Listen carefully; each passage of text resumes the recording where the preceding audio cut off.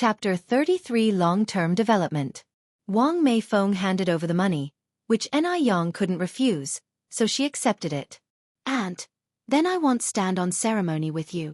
"There's no need for ceremony, young comrade. This money is what you deserve," Wang Meifeng said with a smile. For her son's life was more important than anything else. "What's the significance of this money?" Wang Meifeng was really fond of Anew. This young lady was delicate in her thinking, even considering to avoid discussing these matters in front of the child. Anew faintly smiled. "Aunt, since you said not to stand on ceremony, you can just call me Yang. "All right, Yang," Wang Meifeng cheerfully agreed. When she returned to the room, Anew had already come out of her room and was chatting with the old lady and Xianxia. Yang Guobao sat quietly at one side, as demure as a young girl.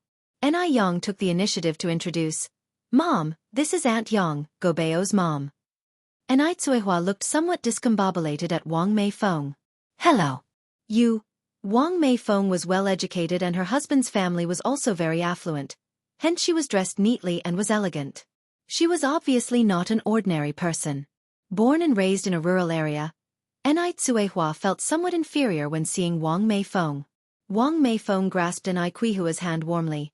"Sister, you are really blessed to have such an outstanding daughter." Anew relaxed a bit, and laughed. "My Yang has been sensible since she was a child." After a while of chatting, Wang Meifeng and the others left the NIS house. Xianxia stared at Anew with disbelief. Yang, I never thought you would have such skills, even medicine." Anew blinked in confusion, but didn't speak up. She remembered that her daughter didn't know medicine, and the Mu family wasn't a family of doctors. Anew laughed and said, "Aunt Xianxia, it's not as exaggerated as you think. It's just a minor skill. Let's eat soon. The stewed carp with kelp and pork tendon will lose its effects once it gets cold." Effects. Xianxia's attention was immediately drawn to this. "What effects does this soup have? There is kelp and pork's feet and carp in it. Can we really eat it? This is my first time seeing such method of stewing soup." People in this era didn't have many demands for food like in later generations. They fancy variety. There was basically only one requirement: that there is rice in the pot and meat in the bowl. Anew served Xianxia a bowl of soup. "It has a beautifying and nourishing effect, and it tastes great too, try it." After saying this, she served Anew a bowl of soup and finally one for herself. All women loved beauty. Upon hearing that the soup had beauty and wellness benefits, Xianxia immediately took a big gulp, then expressed with sincerity, Yang, your cooking skills are amazing. This soup tastes so good." The soup was stewed until it was thick and the color turned into a rich milky white. It combined the freshness of the fish and the gelatinous texture of the pig's feet, and the kelp subtly balanced out the greasiness from these two ingredients. The soup tasted amazingly delicious and was hard to resist. Xianxia never knew that apart from sour fish, there were other delicious foods in the world. "Try this as well." Anew used the serving chopsticks to serve Xianxia some fried shrimp with green peas. "Mom, you should eat more of this dish." All 3 dishes and 1 soup on the table, including the main course leek porridge, were meticulously researched and created by Anew, which greatly beneficial to the human body. In addition to being delicious, these dishes also had beauty and wellness benefits. The culture of traditional Chinese medicine is profound. Beauty comes from a substantial diet. In this life, Anew was not going to shortchange herself, neither externally nor internally. After eating and prepping the pickled cabbage fish soup and the noodles for the next day, Anew went to bed. She slept soundly, deeply, and peacefully that night. Since leaving the big village, everything has been moving in a positive direction. At 3:30 in the morning the next day, Anew got up. At this time, it was still dark out. The stars were brilliant in the sky. After Anew had prepared everything and cooked breakfast, she set off on her bicycle.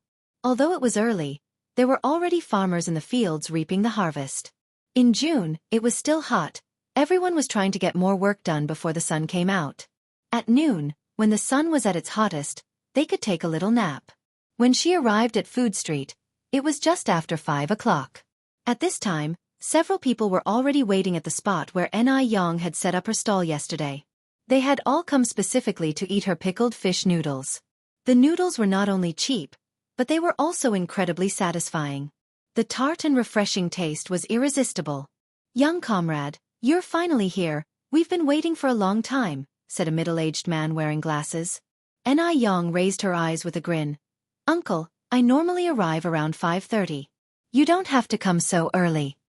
In the meantime, Anew quickly set up the stove, fetched tables and chairs from the nearby hardware store, arranged them swiftly, and then invited the customers to sit down.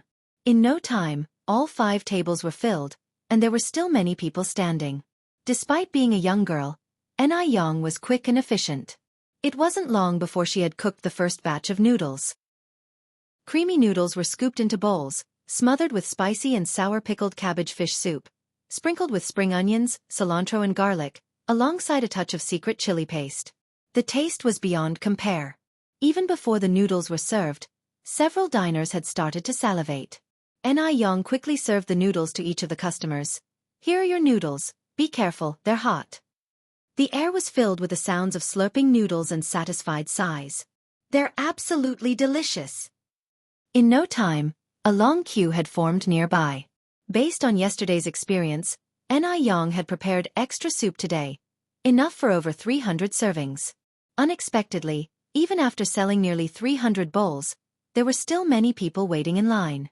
Anew could only say, "I'm sorry, I only have about 20 bowls of noodle soup left.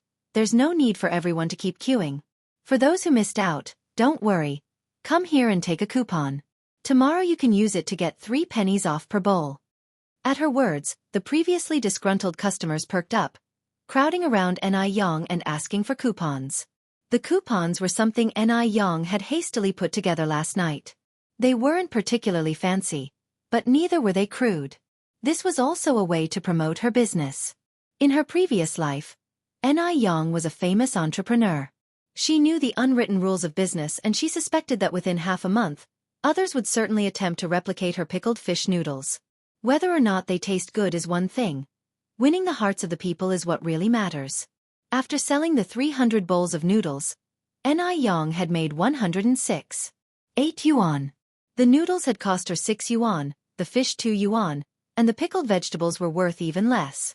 In other words, she had made nearly 100 yuan in profit that morning.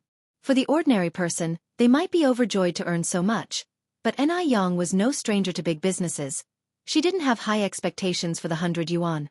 Her sights were set much further. Now that the noodle business was going well, it was definitely time to consider its long-term development. Always running a street stall wasn't ideal, so Anew planned to rent a storefront in a prime location at the market, apply for a permit, and become a legitimate business owner. While Anew was moving the tables and chairs back into the adjacent shop, she was thinking about this issue. "Yang, how was your business today? Did you sell out again?" The voice of the shop owner sounded next to her. Chapter 34. A little girl who sells noodles. Anew was setting up the tables and chairs as she said, "Uncle Lee, surely you aren't a fortune teller, your predictions are so accurate." The shop owner thought Anew was bluffing again, and replied, Yang, there's no need for a girl to work so hard, you know. One advise you once again, read more books." Before the shop owner finished his sentence, a scholarly-looking young man walked out from inside the store, saying, "Dad, have you seen the new pen I just bought?" Only after he finished speaking, the young man noticed Anew arranging the chairs and tables. Anew was facing away from him, and all he could see was her delicate silhouette. There were many customers coming and going every day, and the young man didn't pay any special attention to Anew. However, after hearing his father's words, he felt a bit curious about this girl. She didn't seem very old. Had she already dropped out of school? As his father said, what future could there be without education? "Your new pen." The shop owner frowned slightly. "Let me go and find it for you." The son was 19 years old. His name was Li Wei. He is currently in his senior year of high school. His grades are excellent. He is a leader in his class, handsome, doesn't give his parents any cause for worry. Therefore, the shop owner dotes on his son and caters to his every need. At this moment, Anew had finished arranging the chairs and tables. She smiled and looked back saying, "Uncle Lee, I've arranged the tables, I'll go back now." Her pair of clear peach blossom-like eyes collided with the young man's gaze. In that instant, ripples stirred his heart. Li Wei didn't expect that the ordinary dressed girl in front of him would in fact have such an astounding beauty. She was truly a beauty that could overturn a nation. He had never seen someone so beautiful. Beauty is admired no matter what era it exists in. As Li Wei gazed at her, he was in a stunned silence for a moment before he managed to regain his composure. By this time, Anew had already ridden away on her bicycle. "Dad, who was that just now?" The young man walked into the house and asked. The shop owner, Li Dongliang, while busy searching for his beloved son's pen, responded casually, "Oh, she's just a little girl who sells noodles. I believe her name is Anew. The little girl is young, but quite vain. Xiaowei, we must be down to earth in life, study hard, and secure a good future. Unlike that girl, Anew, who has thrown herself into society at such a young age, can't even read properly. Who knows what will become of her in the future? Her family should have guided her better. It's a pity to let such a good seedling go to waste." Li Dongliang's voice was full of regret. Li Wei frowned slightly, a flicker of doubt in his eyes.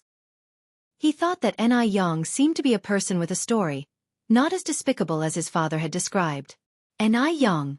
Although he didn't know which characters made up her name, he instinctively imagined the character Ni from the phrase, King Mingxian Nise, and Yan from Fu Yan Niao Niao. Li Wei wanted to say more, but just then Li Dongliang found the silver hero pen in a corner. "Xiaowei, I found your pen, now go to school quickly." Li Dongliang handed the pen to Li Wei. At this time, a hero pen cost 20 yuan. With 20 yuan, you could buy almost 10 pounds of pork. Ordinary families wouldn't dare to make such a purchase, which showed how much Li Wei was favored at home. He was truly the pride of his parents. Upon receiving the pen, Li Wei suppressed his curiosity, put on his school bag, glanced at the neatly arranged tables and chairs and said, "Then I'm off to school." "Go ahead," Li Dongliang smiled with satisfaction. "I'll pick you up after your night classes." "All right, goodbye Dad," Li Wei nodded. Just as Li Wei stepped out of the shop, a woman rushed out from behind him. "Xiaowei, wait! You forgot your milk." "Thanks, Mom," Li Wei smiled as he took the bottle of milk. This heartwarming scene was witnessed by a young girl standing not far away. A look of envy passed in her eyes, then she calmly walked towards Li Wei. "Class president, you seem to have arrived a few minutes late today." Li Wei lifted his milk bottle with a sunny smile on his face. "Bad memory, I forgot to grab my milk." This bright smile almost stunned the young girl. Not to mention that Li Wei seemed like a handsome young man who had stepped out of a movie. His academic performance was also excellent. Most importantly, his family was well off. People couldn't help but want to get close to such a man, regardless of where he went. Anew rode her bike along the busy street. The breeze blew, and her dark hair danced in the air, creating a perfect arc. Li Wei was crossing the street in the opposite direction, holding his milk. In a fleeting glance, he saw the gorgeous face hidden beneath her flowing hair. He paused involuntarily, halting his steps and staring in her direction. The girl beside him noticed his behavior and curiously looked in the same direction, her voice full of confusion. "Class president, what are you looking at?" Li Wei recovered his gaze in an unhurried manner. "Nothing much, we should hurry. It is almost time for school." The girl furrowed her brows in bewilderment but did not question further, falling in step with the young man as they headed in the direction of their school.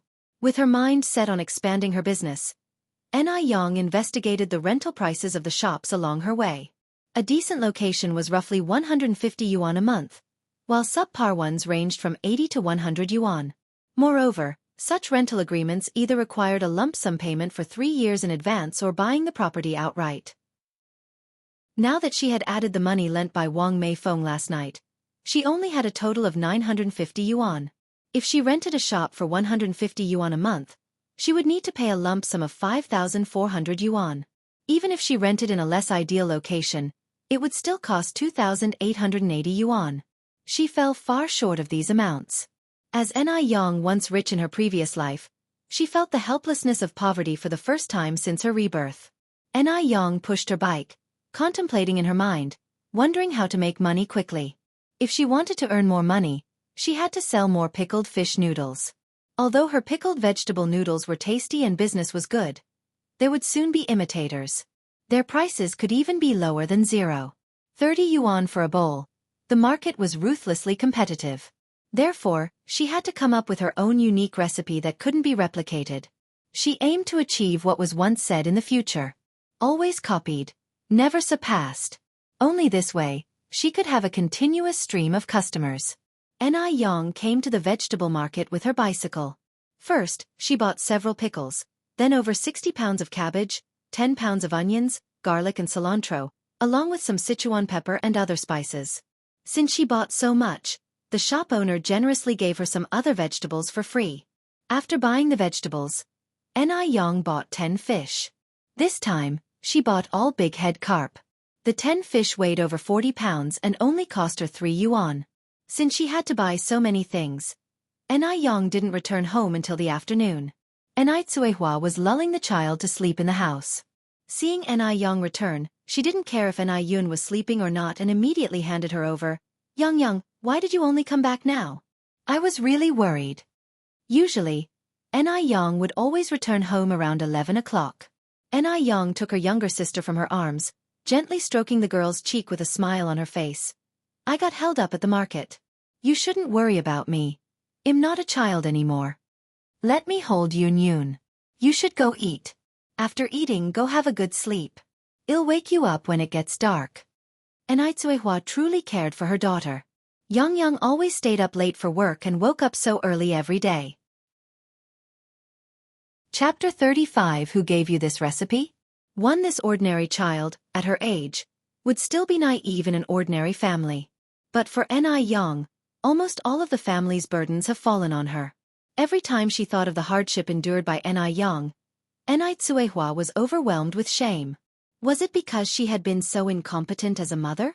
Yang handed her little sister to Cuihua. I'll go to eat first. Yang came to the dining room, hurriedly ate a few bites, left her chopsticks, and went to the courtyard to unload the goods from the bicycle. After the 60 catties of vegetables were unloaded, a large heap was formed. It was indeed a massive task to wash them. Yet, Yang was not afraid of the trouble.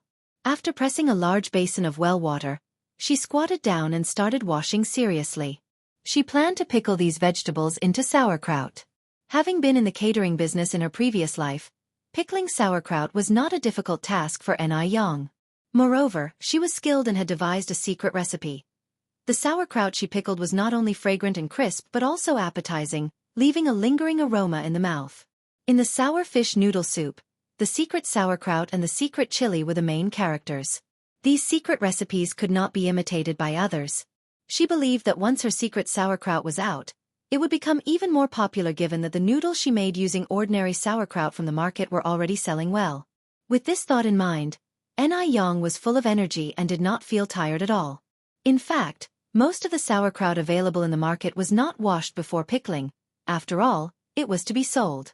But Yang was different. Since she was depending on customers to make a living, she would be responsible for them. Therefore, the food processed by her was always very clean and hygienic, as if it were prepared for herself. Yang, why did you buy so many vegetables? Including you and Auntie and I. There are only 3 of us for dinner. How long do we have to eat such a large amount of vegetables? Cuihua walked over to Yang, full of confusion. It was summer. A large amount of piled-up vegetables could easily rot. Yang explained with a smile, Mom, these are not for us to eat. I'm going to pickle them into sauerkraut. To pickle sauerkraut? Cuihua asked surprisingly. Yang, you know how to pickle the sauerkraut? Actually, anyone could pickle salted vegetables, but not sauerkraut. It takes a certain level of skill to make the vegetables taste pleasantly sour and delicious. Therefore, Cuihua was somewhat skeptical of Yang. After all, Yang had never pickled sauerkraut before. Yang replied with a smile, I've never pickled before, but I've read about it in books. It's actually not that difficult.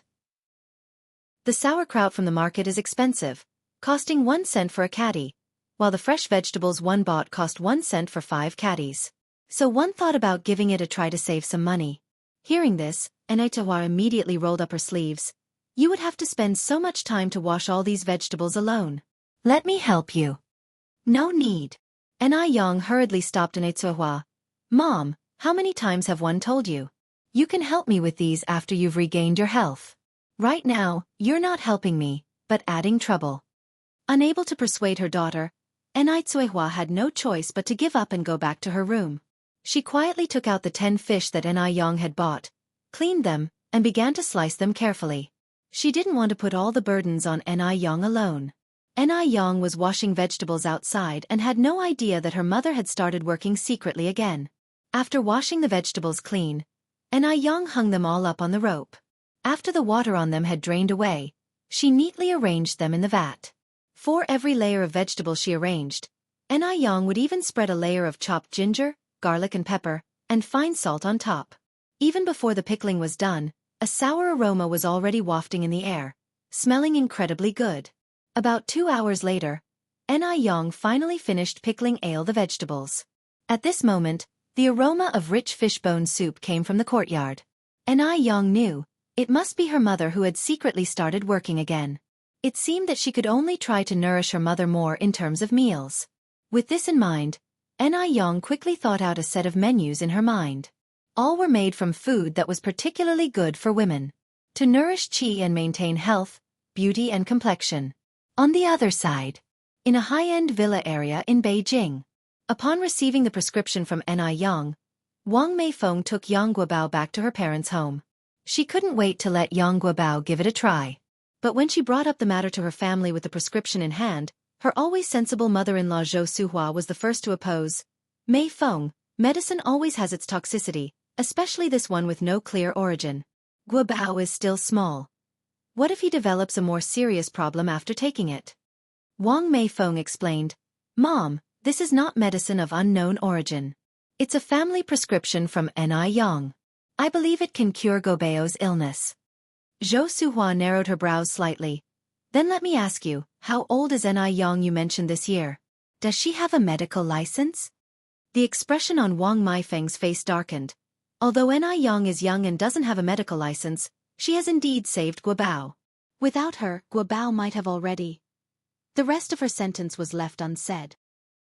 Zhou Suhua sighed and continued, I'm not denying that the girl called Anew may have saved Guobao, but that doesn't necessarily mean she has the ability to heal.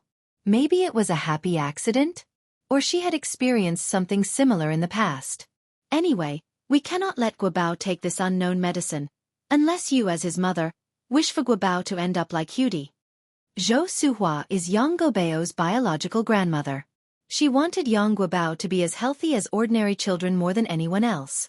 But she couldn't let Yang Guobao take any risks. After all, Yang Guobao was the only descendant of the Yang family. The girl Hudi from the Mo family had taken the wrong medicine for a minor problem and her condition had since become critical and incurable. It was just a matter of a few months now. Hearing this, Wang Meifeng, somewhat agitated, said, Mom, I'm Guobao's biological mother. How could I harm him? What you said just now. Just when a war of words was about to erupt, the father-in-law Yang Dahai, who had been silent up to this point, spoke up. Meifeng, your mother didn't mean that, don't misunderstand. She is also considering the best for Guobao. How about this? You take this prescription to Dr. Wang to have a look tomorrow.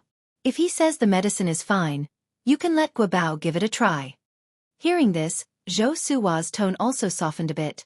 Your father is right. You take Guobao to see Dr. Wang tomorrow. If he says it's okay, we won't object. Given the circumstance, Wang Meifeng could only agree. Early the next morning, Wang Meifeng took Yang Guobao to Dr. Wang's house. Dr. Wang was a renowned traditional Chinese medicine practitioner in Beijing. With a long goat beard and a pair of reading glasses, he looked like a wise old man. After examining the prescription in Wang Meifeng's hand for a moment, he slowly asked, Who gave you this prescription? Chapter 36. Just a swindler from the picaresque worldie. Upon seeing Dr. Wang's inquiry, Wang Meifeng immediately asked nervously, Can this prescription really cure Guobao's disease? Dr. Wang looked at Wang Meifeng, sighed, regretfully shook his head, and said, The ingredients in this prescription are all very common, mostly for general health maintenance and replenishing vitality. Although they are not harmful to the body, they are not effective for epilepsy. Upon hearing this, the color of hope in Wang Meifeng's eyes dimmed instantly. Subsequently, she said, Dr. Wang, please take another look. Are you sure it's of no use at all? Dr. Wang put the prescription on the table and shook his head again, his eyes full of regret. Dr. Wang, Wang Meifeng held back her tears and croaked, Could you please look at it again? Maybe you made a mistake earlier. The person who gave me this prescription said that her family has been practicing medicine for generations. She told me that as long as we persistently take this medicine, Gobeo's disease can be completely cured. Dr. Wang stroked his beard, then opened his mouth. Generations practicing medicine? One think it's just a quack. You need to understand, Guobao has epilepsy. My great-grandfather was appointed by the emperor for his superior medical skills to be an imperial doctor. Do you know what an imperial doctor is? They treat the emperor.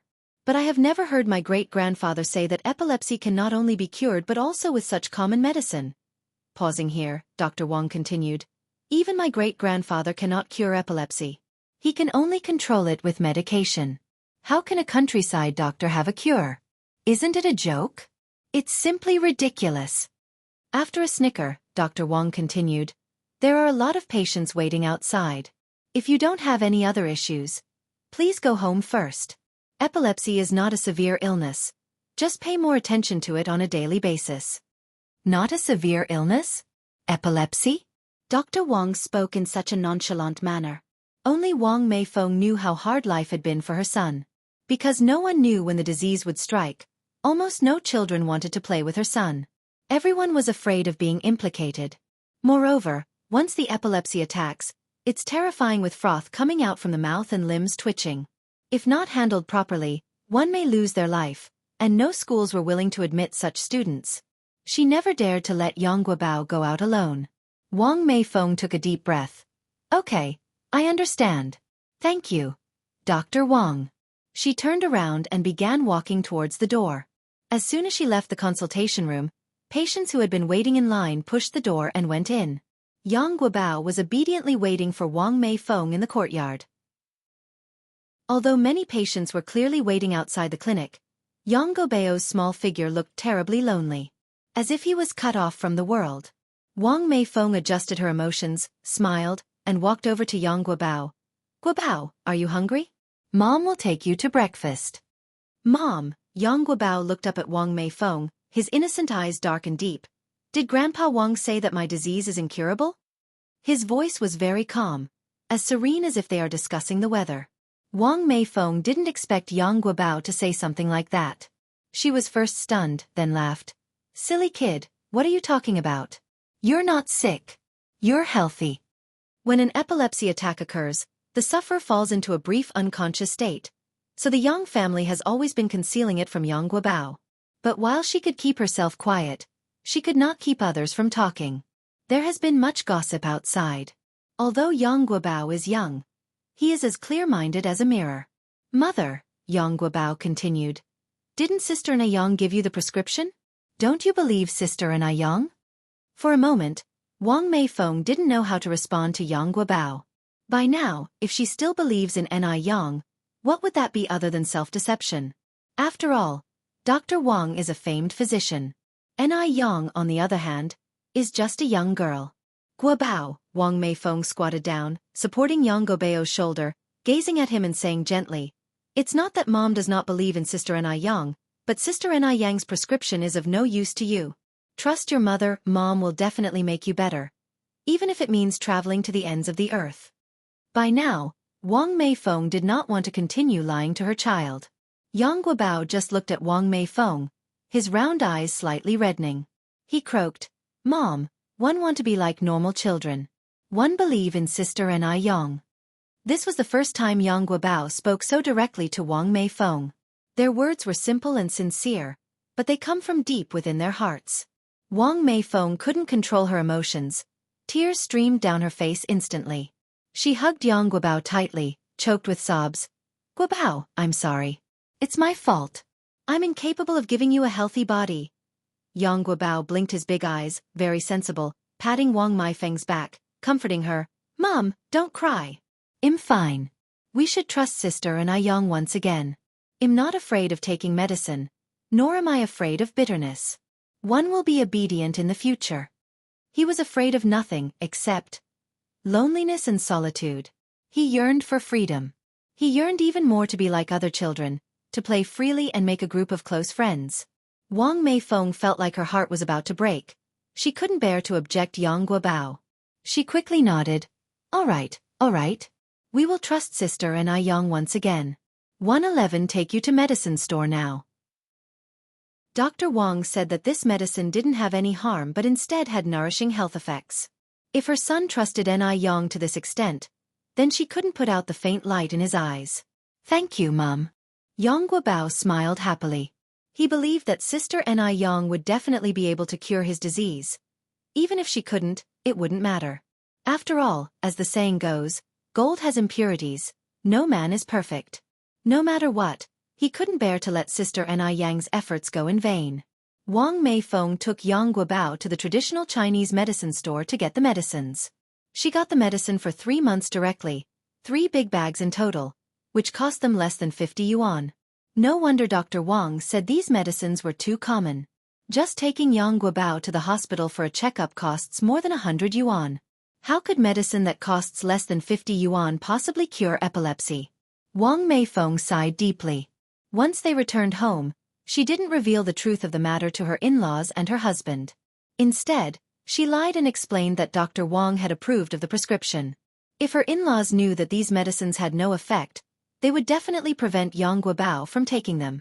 For now, she had to conceal the truth.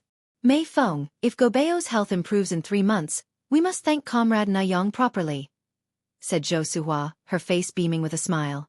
Wang Meifeng's face didn't express much emotion. As she simmered the herbal decoction, she just nodded gently. She darn imagine what Zhou Suhua's reaction of disappointment would be once she found out the truth. However, Yang Guobao was very happy, bouncing around cheerfully and saying, "Grandma, don't worry. Sister Anew is very amazing. I will definitely get better." Morning market. It was already past 9 o'clock. Usually, during this time, Anew would have already closed up shop. However, at this moment, Anew was still busy at her stall. She had prepared 2 large buckets of pickled cabbage fish soup today. More than 500 bowls of noodles in total. 200 bowls more than the day before.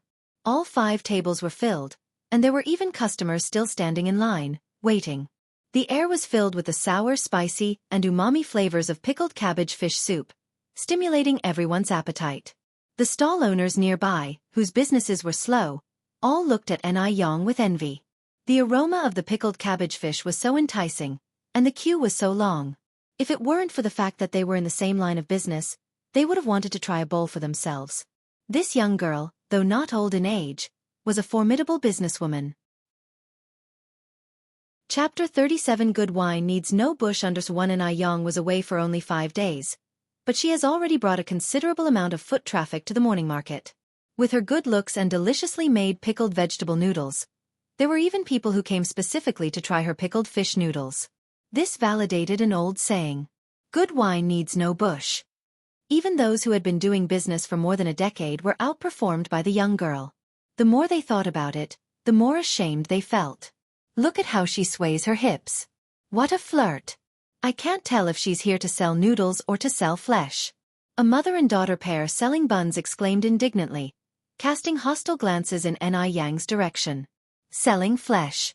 This was an insinuation that Anew was using her looks to attract customers. The mother's name was Sun Chuanxiang and her daughters Zhu Yonghong. Zhu Yonghong watched Anew busily serving customers, feeling a sourness welling up inside her. Anew, who looked even younger than her, was not only attractive but also very business-savvy. In just a few days she had taken all their business away. While Aneyang's stand buzzed like a bustling marketplace, her own sat silent and deserted. Zhu Yonghong was overwhelmed with frustration.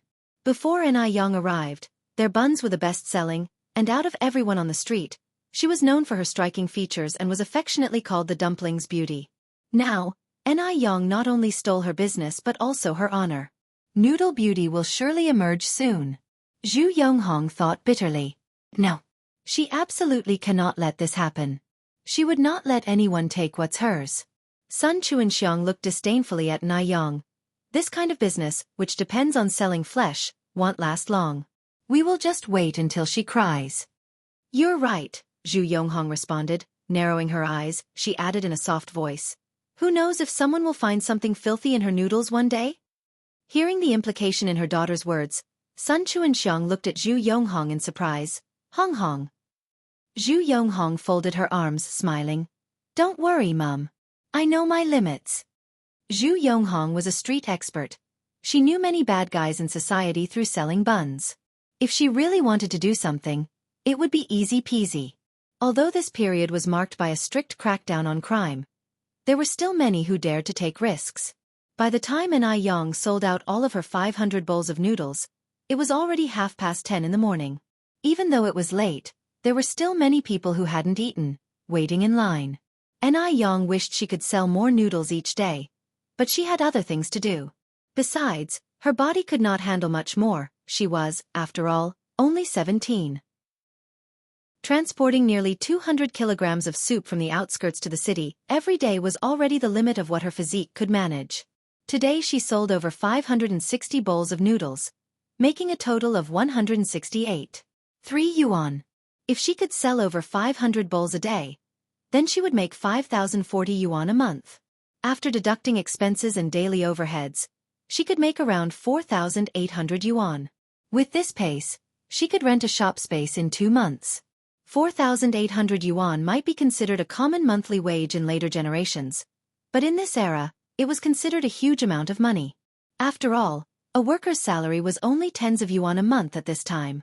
However, the reputation for private enterprise was not great during this period, which is why most families were unwilling to start businesses.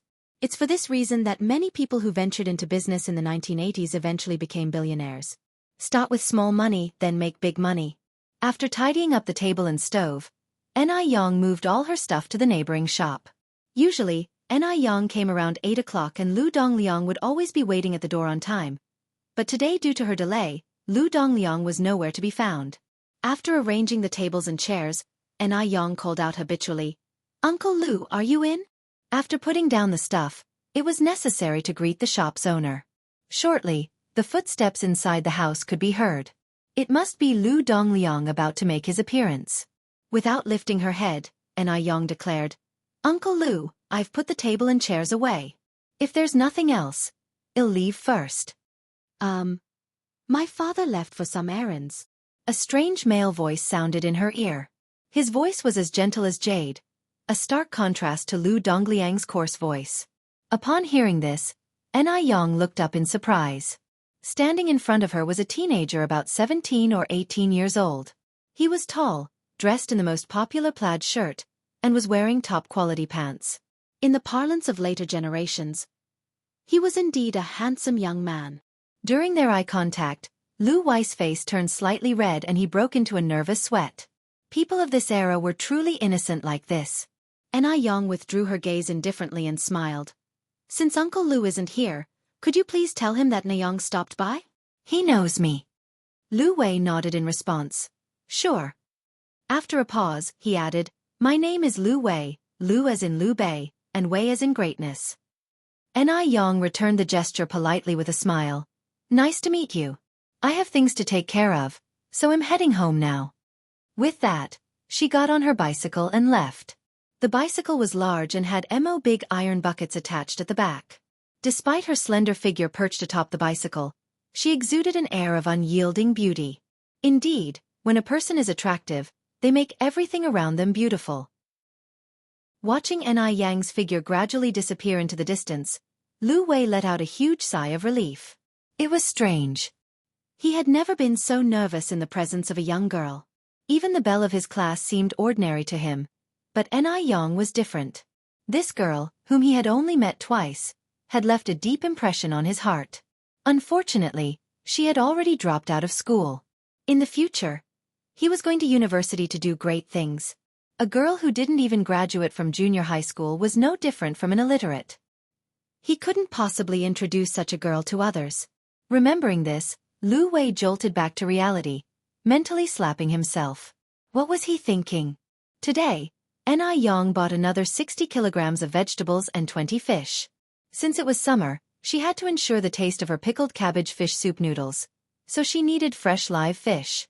Dead fish were absolutely unacceptable. Moreover, dead fish weren't good for health. Doing business must be in good conscience. Only then can it last.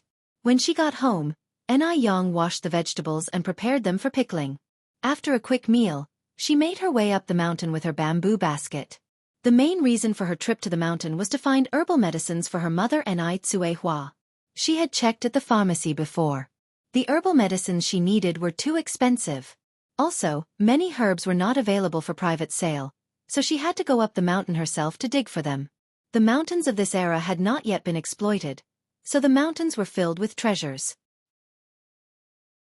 Chapter 38 Treasure Hunt in the Mountains. Yang walked along a mountain trail with a small bamboo basket slung on her back. She encountered quite a few villagers along the way. She politely greeted each one of them. She addressed the slightly older ones as uncles and aunts, and the elders as grandpas and grandmas. Who doesn't love a sweet-talking young girl? Especially one who is as pretty as Yang. As soon as Yang was out of sight, the villagers immediately began to gossip. Don't be fooled by her youthful appearance. She's quite capable. I heard she saved Mai Feng's child when a ghost took possession. What ghost? I heard it was epilepsy. If Zhenzhen was half as sensible as her, I'd be content. An angular-faced, short-haired woman with a sarcastic manner chimed in. Of course she's capable. Otherwise, how could she afford a Phoenix brand bicycle? Upon hearing this, everyone else's expression immediately changed. Yes. It was indeed suspicious that a family headed by a widow and her orphan, which didn't even have a labor force, could afford a bicycle. After all, even those of them who had toiled in the fields all year round couldn't afford one. A middle-aged woman with long hair furrowed her brows a little, saying, Wang Jinfeng, you can't just make assumptions. Perhaps they earned the money. One heard that young girl wakes up early every morning to sell breakfast in the city. Sell breakfast? Wang Jinfeng hinted. Who's to say she's selling breakfast and nothing else? Wang Jinfeng was a notorious gossip in the village, and a typical example of one who wants others to be poorer than oneself. If she saw someone living a better life than herself, she would become discontent and immediately resort to sarcasm and curses, wishing ill luck on them. The long-haired woman, who was more reasonable, immediately retorted, Wang Jinfeng, we're in front of everyone here, and we should ensure we have evidence before we speak. Yang was too young to have her reputation ruined by Wang Jinfeng's. How would she hold her head high in the village in the future? Looking at the long-haired woman, Wang Jinfeng spitefully shot back. So, you witnessed her selling breakfast in the city? Or are you her business partner? Her last sentence was especially pointed. You! The long-haired woman's face turned red in anger. She coughed and retorted, You're just babbling nonsense. You're just stirring up trouble for no reason. I'm stirring up trouble? I think it's you, Zhou Qingshang, who is feeling guilty. Wang Jinfeng widened her eyes, looking very fierce. Zhou Qingshang didn't even know Yang. She must have seen her buying the bicycle and wanted to ingratiate herself, so she stood up for her. Otherwise, why would she be so kind-hearted? Hypocritical.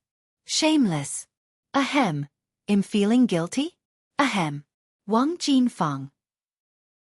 You tell me now, for what reason should I feel guilty? Seeing that the argument was escalating, someone immediately stepped in to mediate. Enough is enough already, let's not quibble over an outsider. Since Zhou Qingshang, who was educated and also felt a bit under the weather, was coughing all the time, she didn't want to argue further with Wang Jinfeng. She picked up her hoe and headed towards the field. How can you reason with such a person? In the mountains. Yang, with her basket on her back, was venturing among the rocks on the mountainous trail, finding many wild medicinal herbs along the way, such as angelica, lingzhi, astragalus, buplurum, and more. At this time, Western medicine was emerging, and traditional Chinese medicine was gradually being forgotten, so the mountains were rich in resources. Yang even discovered a wild ginseng plant that was 100 years old, judging by its 7 leaves. Ginseng is renowned as the king of all herbs and is famed for its abilities to calm the mind, stabilize the soul, reduce palpitations, dispel evil, clarify vision, uplift mood, and stimulate the mind. It is particularly suitable for women recovering from childbirth and suffering from deficiency of vital energy. Yen was overjoyed and took a spade, carefully digging around the base of the ginseng plant, terrified she might break even a single root hair. A moment later, an entire ginseng plant had been unearthed. Although it was wild, the quality of this ginseng was exceptionally good and quite large. At the pharmacy, you couldn't buy such a ginseng for less than several hundred yuan. Yen placed the ginseng in her bamboo basket and continued to wander through the forest. If there was one ginseng in this forest, there had to be more than just one. Sure enough, before long, Yen found a second ginseng plant nearby. However, this one wasn't a 7-year-old plant, but a younger ginseng of 3 to 5 years. Even though it was not an older plant, the effectiveness of this young ginseng still exceeded the ones sold in the pharmacy. Having dug out the second ginseng, Yen was unable to find a third. Ginseng is a plant that one stumbles upon rather than actively seeks. Yen didn't persist in looking for more ginseng but started to dig up some other herbs. During this process, she also discovered a cluster of aloe vera plants. Aloe vera is a valuable asset. It not only enhances beauty but also serves as traditional medicine and can reduce inflammation, detoxify, dissipate blood stasis, and kill parasites.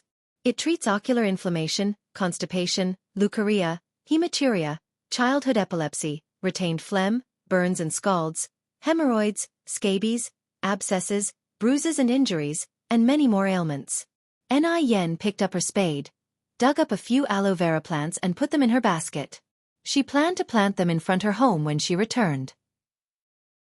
After finishing all these tasks, Yen slung her bamboo basket over her back and started descending the mountain. The lush vegetation and the mountain breezes refreshed her spirit and soothed her mood. As Yen walked, she started to hum a little tune, filled with happiness. Just then, Yen perceived a slight movement and immediately froze in her steps, looking towards a bush nearby. There was a grinding, gurgling noise coming from the bush.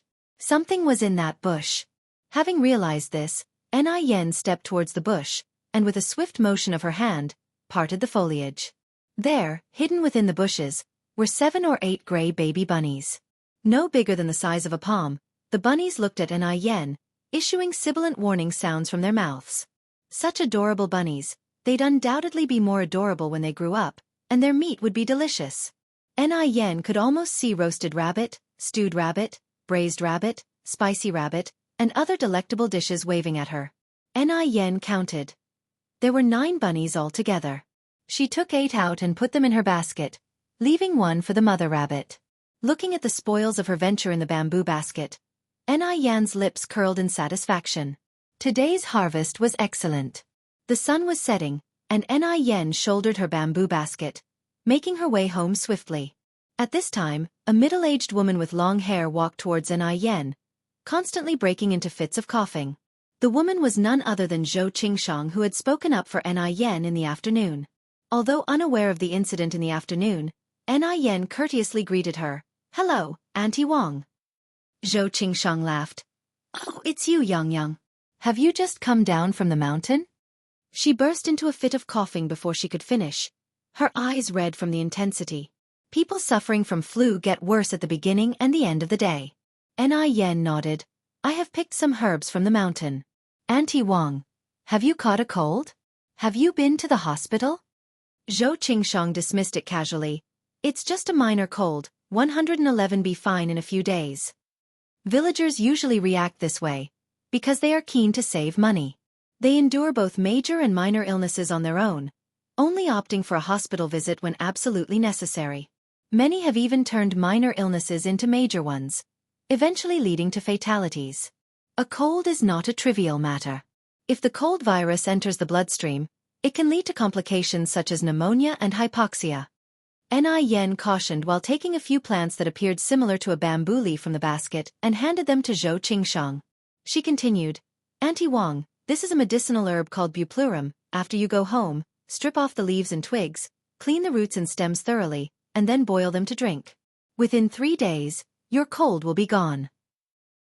According to the Compendium of Materia Medica, betrayal is bitter and sweet. It is capable of dispersing body heat, soothing the liver and lifting yang energy. It is highly effective against colds. In fact, it could cure the cold in a day. 3 days is just a conservative estimate.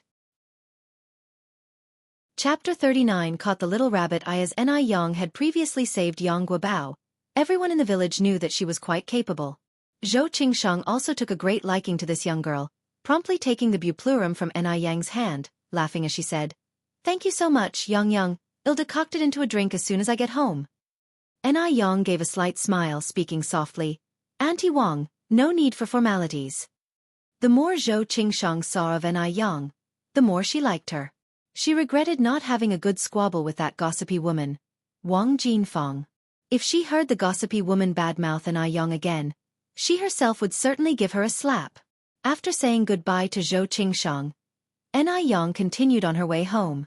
It was already 5:30. Since it was June, the sun was still high in the sky. When Anew returned home, her younger sister, Anew, was wailing loudly, while Anew was trying to calm her down. However, the little girl seemed to have suffered some wrong. The more she cried, the louder she became, refusing to stop despite the placating efforts. "Mom, what's wrong with my little sister? Why is she crying so pitifully?" As Anew pedaled back and forth to shush the child, she said, "All children are like this, it's fine, she'll stop crying in a while, you just go about your business." Anew had never had or cared for children in her previous life, and was clumsy at consoling children, so she could only first leave the room, allowing Anew to soothe her alone. Anew went into the yard, and suddenly remembered that she still had 8 cute little rabbits in her basket. So she found a large cardboard box from her house, and put the little rabbits inside it.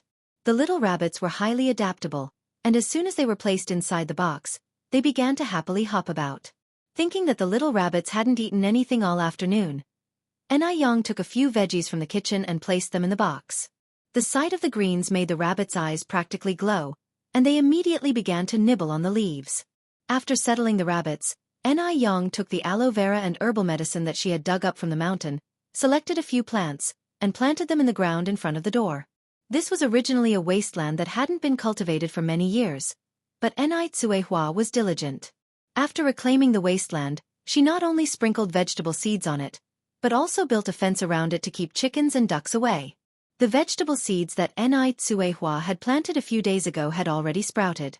Before long, they would be able to eat the vegetables they had grown themselves. It hadn't rained for several days, so after she finished planting the aloe vera and herbs, Anew watered the vegetable sprouts. After doing all these, Anew finally had time to prepare dinner. There were still some river snails she had found before. Tonight, she could cook spicy stir-fried snails. And also a pig's feet and clam soup, carrot stir-fried with meat, and stir-fried leeks. Except for the spicy stir-fried snails, the other 3 dishes all have beauty benefits. Some dishes can help with breast growth, some are good for the skin, smoothing wrinkles and anti-aging, while some are good for the hair. The taste is excellent. She could cook even the most ordinary ingredients into a feast, causing one to be unwilling to stop eating. When dinner was ready, it was already past 7.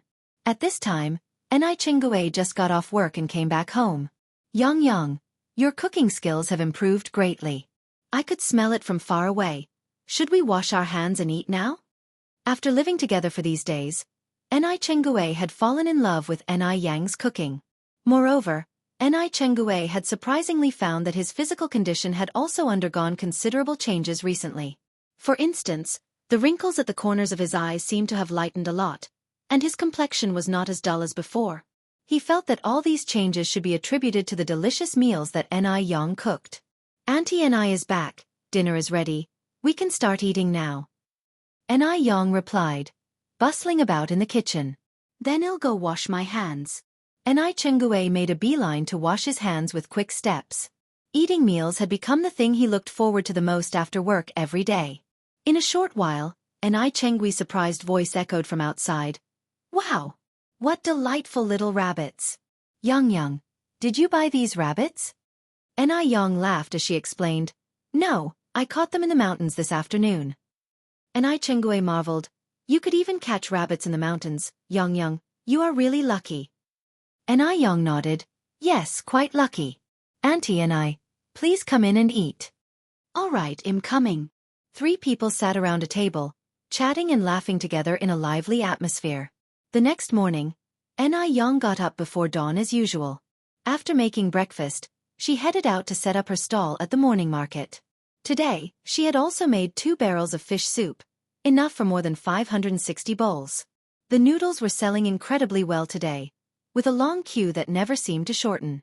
Seeing the success of Aneyang's business, Zhu Yonghong gritted her teeth in frustration. Observing the long queue, Zhu Yonghong decided to take action. She announced loudly, "The price of meat buns has dropped. 6 meat buns for just a cent." Vegetarian buns, which usually cost a cent for 3, were now 6 for a cent, and they were filled with meat. Even if she didn't make a profit, she couldn't let Anew benefit today. As some of the customers in line heard the announcement, they were tempted to run over there. "I'll take 6 meat buns." Zhu Yonghong smiled as she took the money. "Sure, just a moment." Seeing that she had taken half of Aneyang's customers, Zhu Yonghong felt even more smug, her mouth curling into a satisfied smile. Selling 6 meat buns for a cent was indeed unprofitable, even at a loss. However, the loss was only for this morning. She planned to replace the meat tomorrow and add more ingredients, naturally making a profit. Anew, on the other hand, seemed unfazed by the customers flocking to Zhu Yonghong's side and continued to calmly serve the remaining customers her noodles. Such is business. Competition creates pressure, and pressure creates motivation. Someone raised their voice from the crowd. "Hey boss, the bun shop next door has lowered their prices. How about you lower the prices of your noodles too? With 3 cents, I can now buy 18 meat buns." Anew replied with a smile. "Sorry, you get what you pay for. I've already priced my food as low as I can. I can't lose money selling it now, can I?"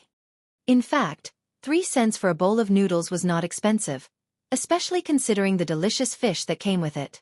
On the street, a bowl of plain noodles would cost 2 cents. But with cheap buns on offer, people inevitably make comparisons. Besides, human nature is greedy. If she really lowered her prices today, they would wonder just how much profit she must usually make from the noodles. Anew had always competed on the quality of the product, not on the price. Just making it cheaper won't ensure long-term business. The key is good taste. On hearing her words, the man sighed. "Oh well, if you can't make it cheaper, 111 just go and eat buns over there." Anew gave a slight smile. "Please do." Seeing her customers constantly crossing over to her side, Zhu Yonghong looked at Anew with a smirk on her face. Yes, it was a provocation. Anew finally realized why Zhu Yonghong was selling her buns at a loss. It was to undercut her. Since she was the one starting trouble, Anew could not just sit back and do nothing. If she didn't react, Zhu Yonghong would think that Anew was like her steamed buns, to be handled as she pleased. Anew raised an eyebrow and met Zhu Yonghong's gaze, a faint smile on her lips. Although her smile was slight, Zhu Yonghong couldn't help but feel a chill. She quickly averted her gaze. She never expected Anew to fight back so openly. Anew had completely exceeded Zhu Yonghong's expectations. She had a feeling that Anew wouldn't be easy to deal with and was very different from the other country folk she had encountered before. Chapter 40. Have you stopped studying? _1 Although Zhu Yonghong snatched away many of her customers, Aneyang's 5 small tables were always full. After all, quality ensures patronage. But Zhu Yonghong did affect Anew. Yesterday, all the noodles were sold out past 10 in the morning, while today they continued to sell until after 11. Whereas Zhu Yonghong packed up early. On her way out, she even sneered at Anew. But, this time, Anew chose to ignore her, concentrating only on her noodles as if she hadn't seen her. The business is more important. She doesn't have the time to squabble with someone irrelevant. Plus, she roughly calculated that Zhu Yonghong sold about 1,000 buns this morning. The current pork price in Beijing is 2 yuan and 80 cents per jin. With the additional ingredients, about 70 to 80 meat buns can be made from 1 jin of meat. Not counting the price of flour and labor, the cost per bun is about 4 cents.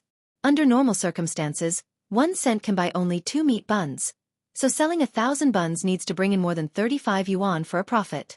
However, selling 1,000 buns at Zhu Yonghong's price of 6 for 1 cent would only garner around 15 yuan. That means Zhu Yonghong lost over 20 yuan this morning.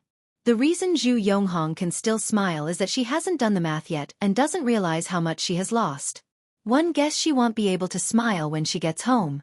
Anew had just finished setting up the tables and chairs when she heard a gentle male voice above her. Anew looked up in confusion. The speaker was none other than the sunny young man Lu Wei. "Is anything wrong?" Anew asked politely. Anew was standing against the light, with people passing by and towering plane trees behind her. Bright sunlight scattered through the leaves, bathing her jade-like face in light. Lu Wei felt his heart was about to jump out. He struggled to control this unusual emotion before saying, Anew, one heard, you've stopped going to school? Yes. Anew nodded. That's right. Lu Wei was surprised that she admitted it so calmly. He then asked, what do you plan to do in the future? You can't be a peddler all your life, right? Have you thought about making a change? Being a peddler is the least promising profession. There was a popular saying at the time, if a young lady wants to experience life and practice haggling, she should marry a peddler. This gives an idea of how low the status of being a peddler was. Anew shook her head. Not for now, one think being a peddler is okay, it's all honest work.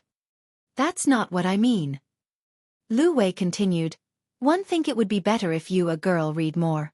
If you encounter any difficulties, you can tell me, maybe I can help. Being a peddler is ultimately not a long-lasting profession. Your future life path is still very long. Girls who are always out in the open, yet illiterate, will find it difficult to find a good husband.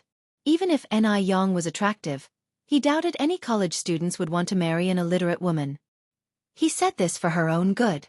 If Lu Wei knew that the peddlers of today would become the first generation of rich people in the future, he would certainly regret his words today. No matter how much people look down upon peddlers today, later generations will be envious of the first generation of peddlers. Anew nodded with a smile and said, thank you for your suggestion, one will consider it seriously. Regardless of what Lu Wei said, she was not going to give up her studies. It's just that the time is not yet ripe. She has not yet found her footing in Beijing. In her previous life, she was a top student at a 211 university. This life can't be too bad either. Lu Wei scratched his head, laughing. You're welcome, if you encounter any problems, you can tell me. Anew politely smiled. Thank you, I will. In a courtyard home in Beijing, Zhu Yonghong, pushing her old bike, walked in beaming with pride. Hong Hong's back. How was business today? Sun Chuanxiang immediately greeted her. She was feeling a bit off today, so she hadn't gone out with her daughter. Zhu Yonghong parked her bike and said laughing, Mom, one sold all the buns today. Upon hearing this, Sun Chuanxiang was astonished. Hong Hong, are you joking with me? She then asked, didn't the woman who sells noodles show up this morning? Mom, what are you talking about? Zhu Yonghong hugged Sun Chengxiang's arm and said, in your eyes, am I not even comparable to that hillbilly? Sun Chuanxiang patted Zhu Yonghong's hand. One didn't mean that, so you really sold over 1,000 buns? Of course it's true. Zhu Yonghong puffed up her chest. You don't know who your daughter is. Hearing her words, Sun Chengxiang's smile became even more kind. Right, how can my daughter not be awesome? Zhu Yonghong held onto Sun Chengxiang's arm and continued.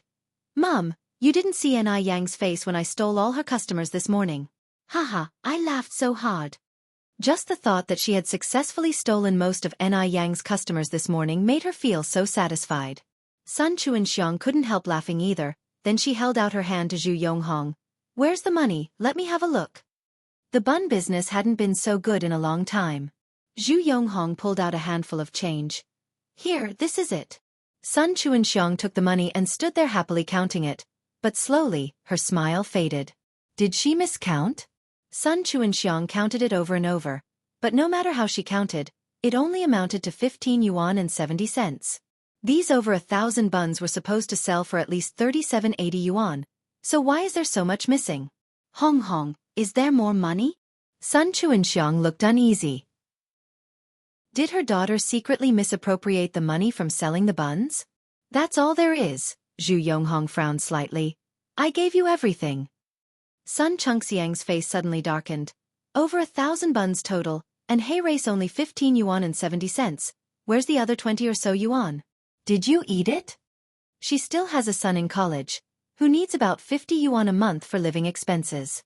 All the money she earns each month goes to her son. Seeing that her son's living expenses for this month have not yet been settled, of course, Sun Chuanxiang is anxious. Don't worry, let me explain. Zhu Yonghong told the whole truth about this morning to Sun Chuanxiang. After listening, Sun Chuanxiang was immediately furious. She threw all the change in her hand at Zhu Yonghong's face. You good for nothing. Rip off. You've squandered the buns I worked all night to make. Go get my money back right now. If you don't bring it back, Don't bother coming back.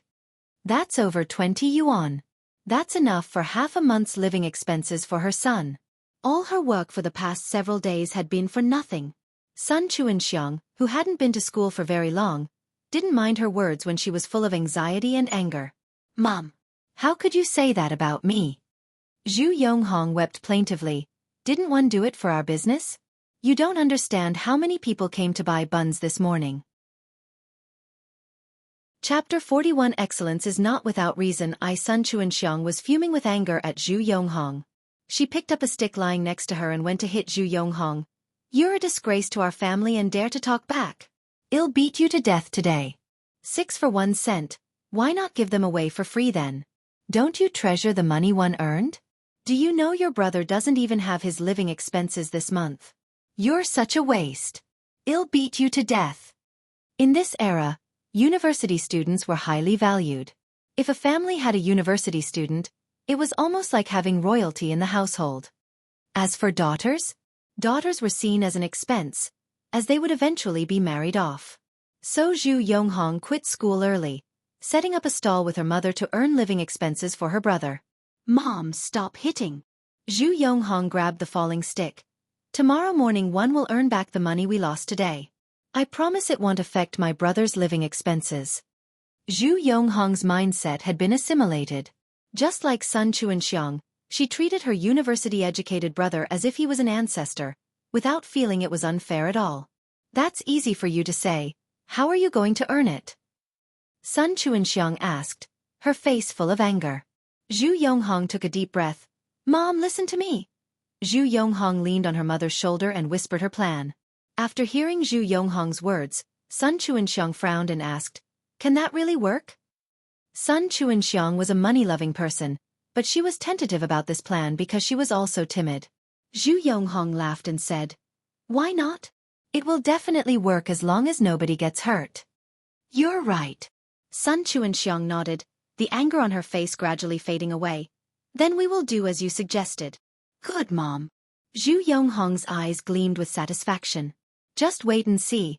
Nobody will want to eat her noodles tomorrow. She will make that little tart experience what desolation feels like. Anew family after lunch, Anew went to the river to check the crab trap she had set a few days ago, and also collected some snails along the way. Not long after she left, Zhou Qingshang showed up at the gate of Anew's courtyard with a basket of vegetables. Zhou Qingshang had come to thank Anew. After following Anew's advice and drinking the decoction made from the roots Anew had given her, her cold was gone overnight.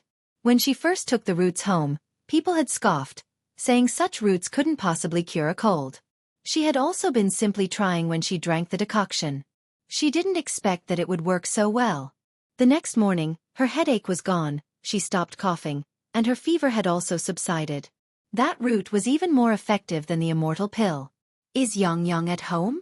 Yes, who is it? Anew appeared confusedly from inside, looking at Zhou Qingshang. May I ask who you are? Zhou Qingshang smiled and said, You must be Yang's mother, right? I live nearby. My family name is Zhou.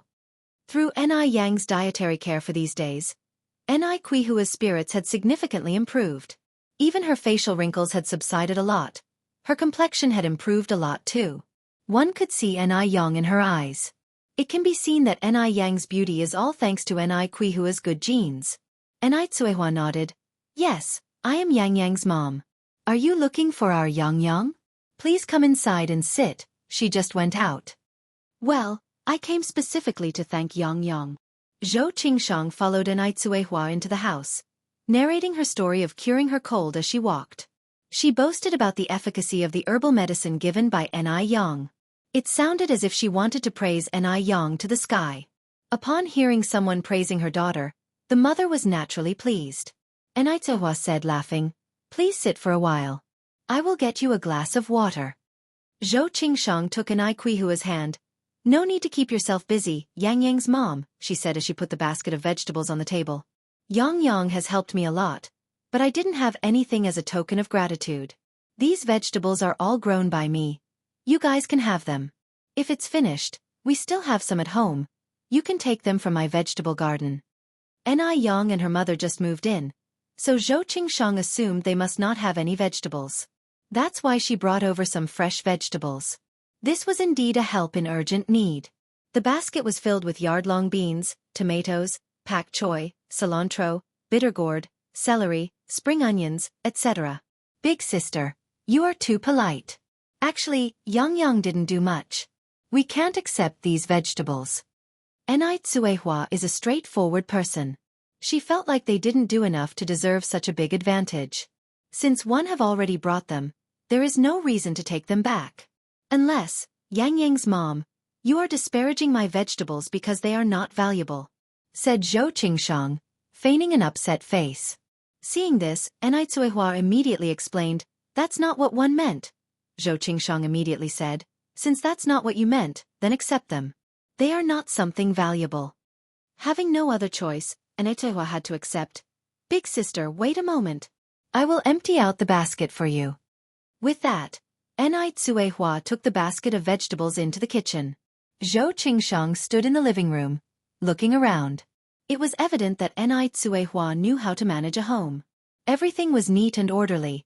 Even there was no trace of dust on the tables. All the furniture was arranged neatly. After a while, Anew came out from the kitchen with the basket. It was not empty. It held 2 apples.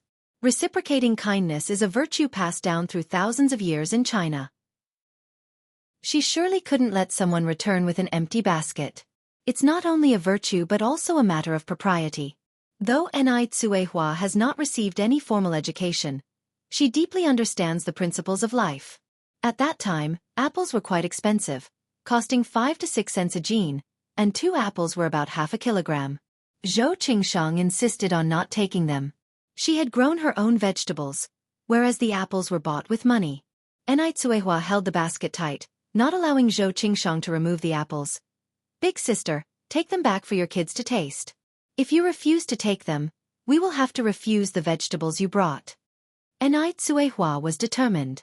With no other option, Zhou Qingshang reluctantly accepted, thinking to herself, it's no wonder that Anew is so sensible. She has a wise and understanding mother. By the river, Anew gathered her fishing trap. This time she got quite a few fish and shrimps, one of which was a grass carp weighing about 7 or 8 gene. Altogether, including the snails that Anew had just picked, there were 2 buckets. As Anew was resetting the trap in the river, Wang Xiaohong approached her from the other side of the riverbank. Wang Xiaohong looked at Anew, who was busy with her fishing trap in the river. A smirk appeared on her face. Heh! Her chance for revenge had come. Anew naturally noticed Wang Xiaohong. She immediately saw the ill intention in Wang Xiaohong's eyes. Anew calmly placed the fishing trap, then walked towards the shore. Seeing Anew approaching, Wang Xiaohong felt vaguely uneasy and hurriedly walked in the other direction. Stop! Anew extended her hand and blocked Wang Xiaohong's path. What's the matter? Whenever Wang Xiaohong saw Anew's face, she felt both hatred and fear.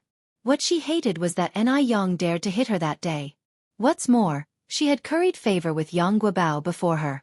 What she feared was that Anew hit her once before. Now she was alone and no match for Anew. Anew cracked a faint smile. Why do you think I'm stopping you? Don't you have an idea in your mind?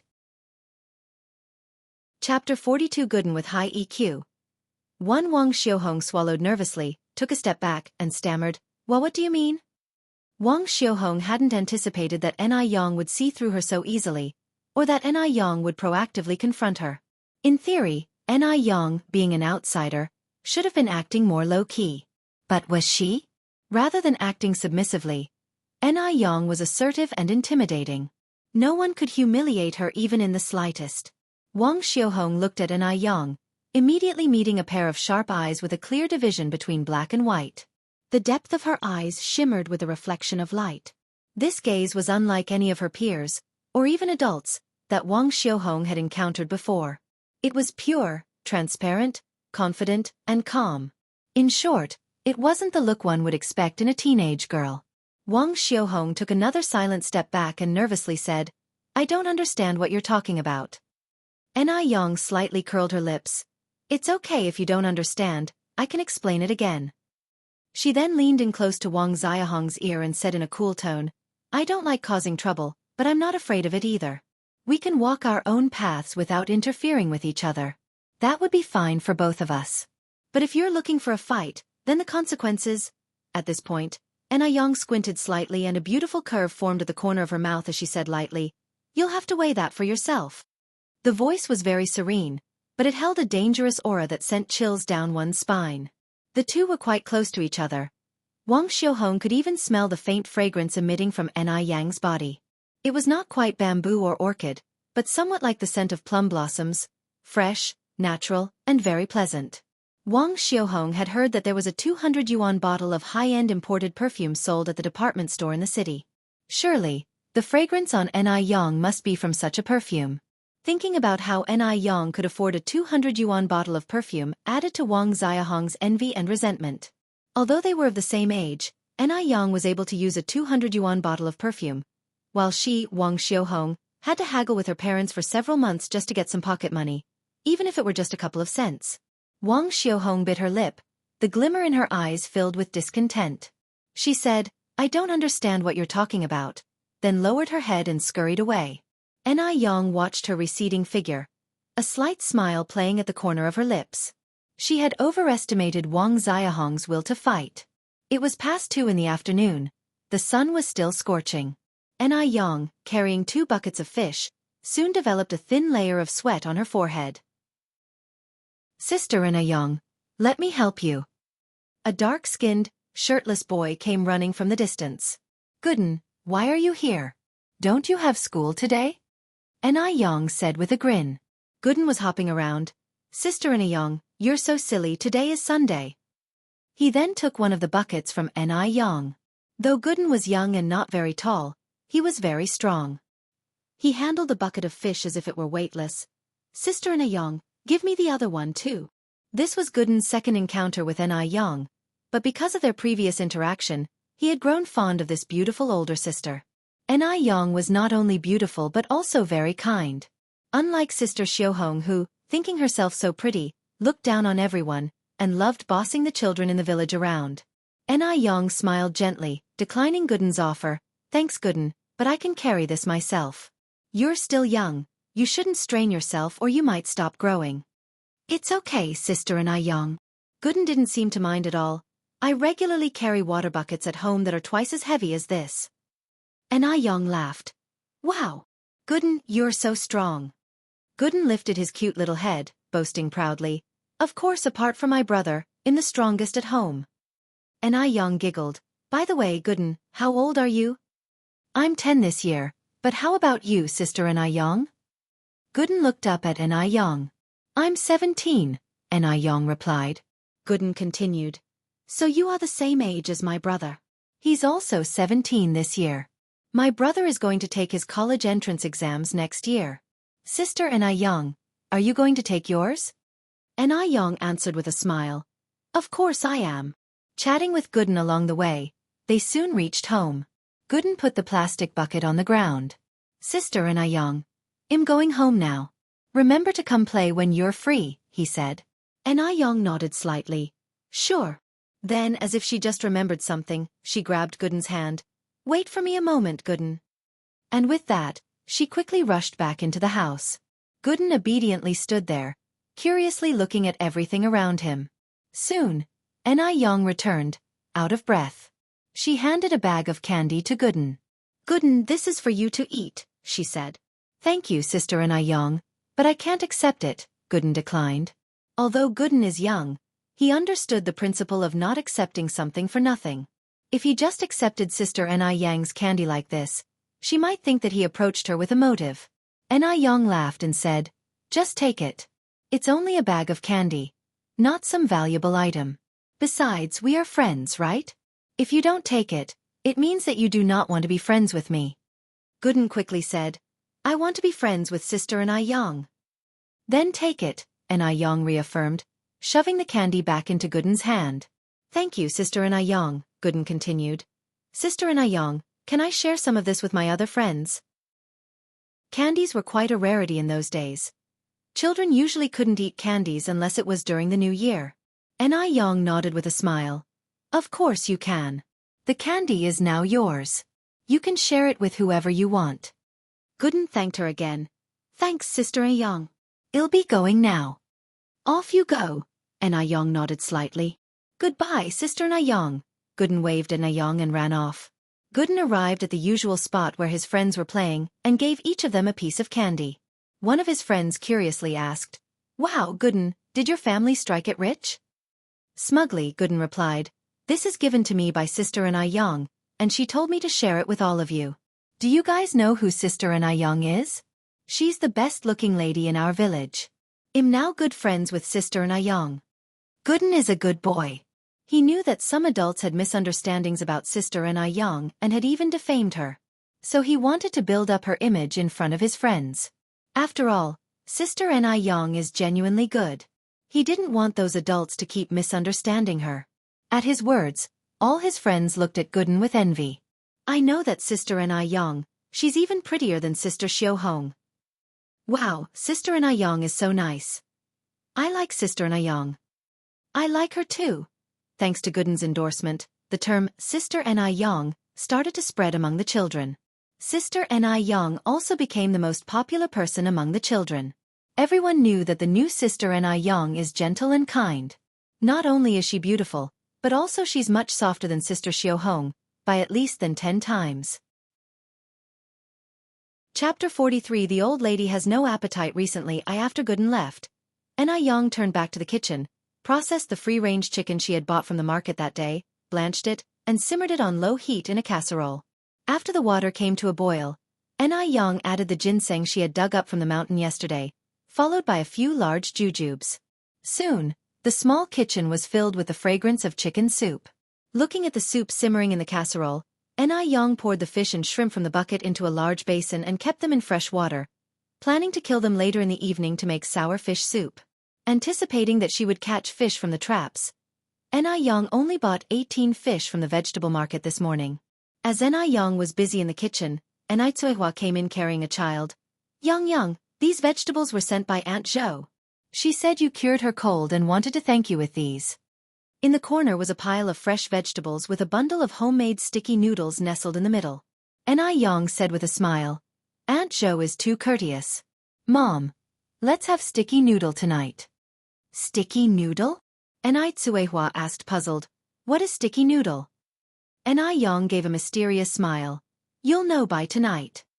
Anew was a person of strong execution. She announced that they would have sticky noodle for dinner, and immediately cut off the tail of the snails, cleaned them thoroughly, heated the wok until it was red hot, drizzled it with rapeseed oil, added 2 spoonfuls of bean paste and fried until the red oil was out. She then put in the chopped green onion, ginger, garlic, star anise, and Sichuan peppercorns and stir-fried them. After these ingredients were stir-fried to bring out their fragrance, she added the snails and stir-fried them over high heat for 5 minutes, then added water. After the water boiled, she put in the cut hog bones, simmered it on a low heat for 3 hours. By then the broth was ready. The flavorful and aromatic broth is the essence of the whole sticky noodle.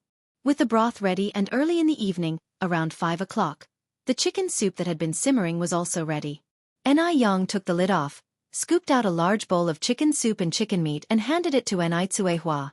This ginseng chicken soup was intended to nourish Xianxia's body. Xianxia was currently weak and needed more nourishment.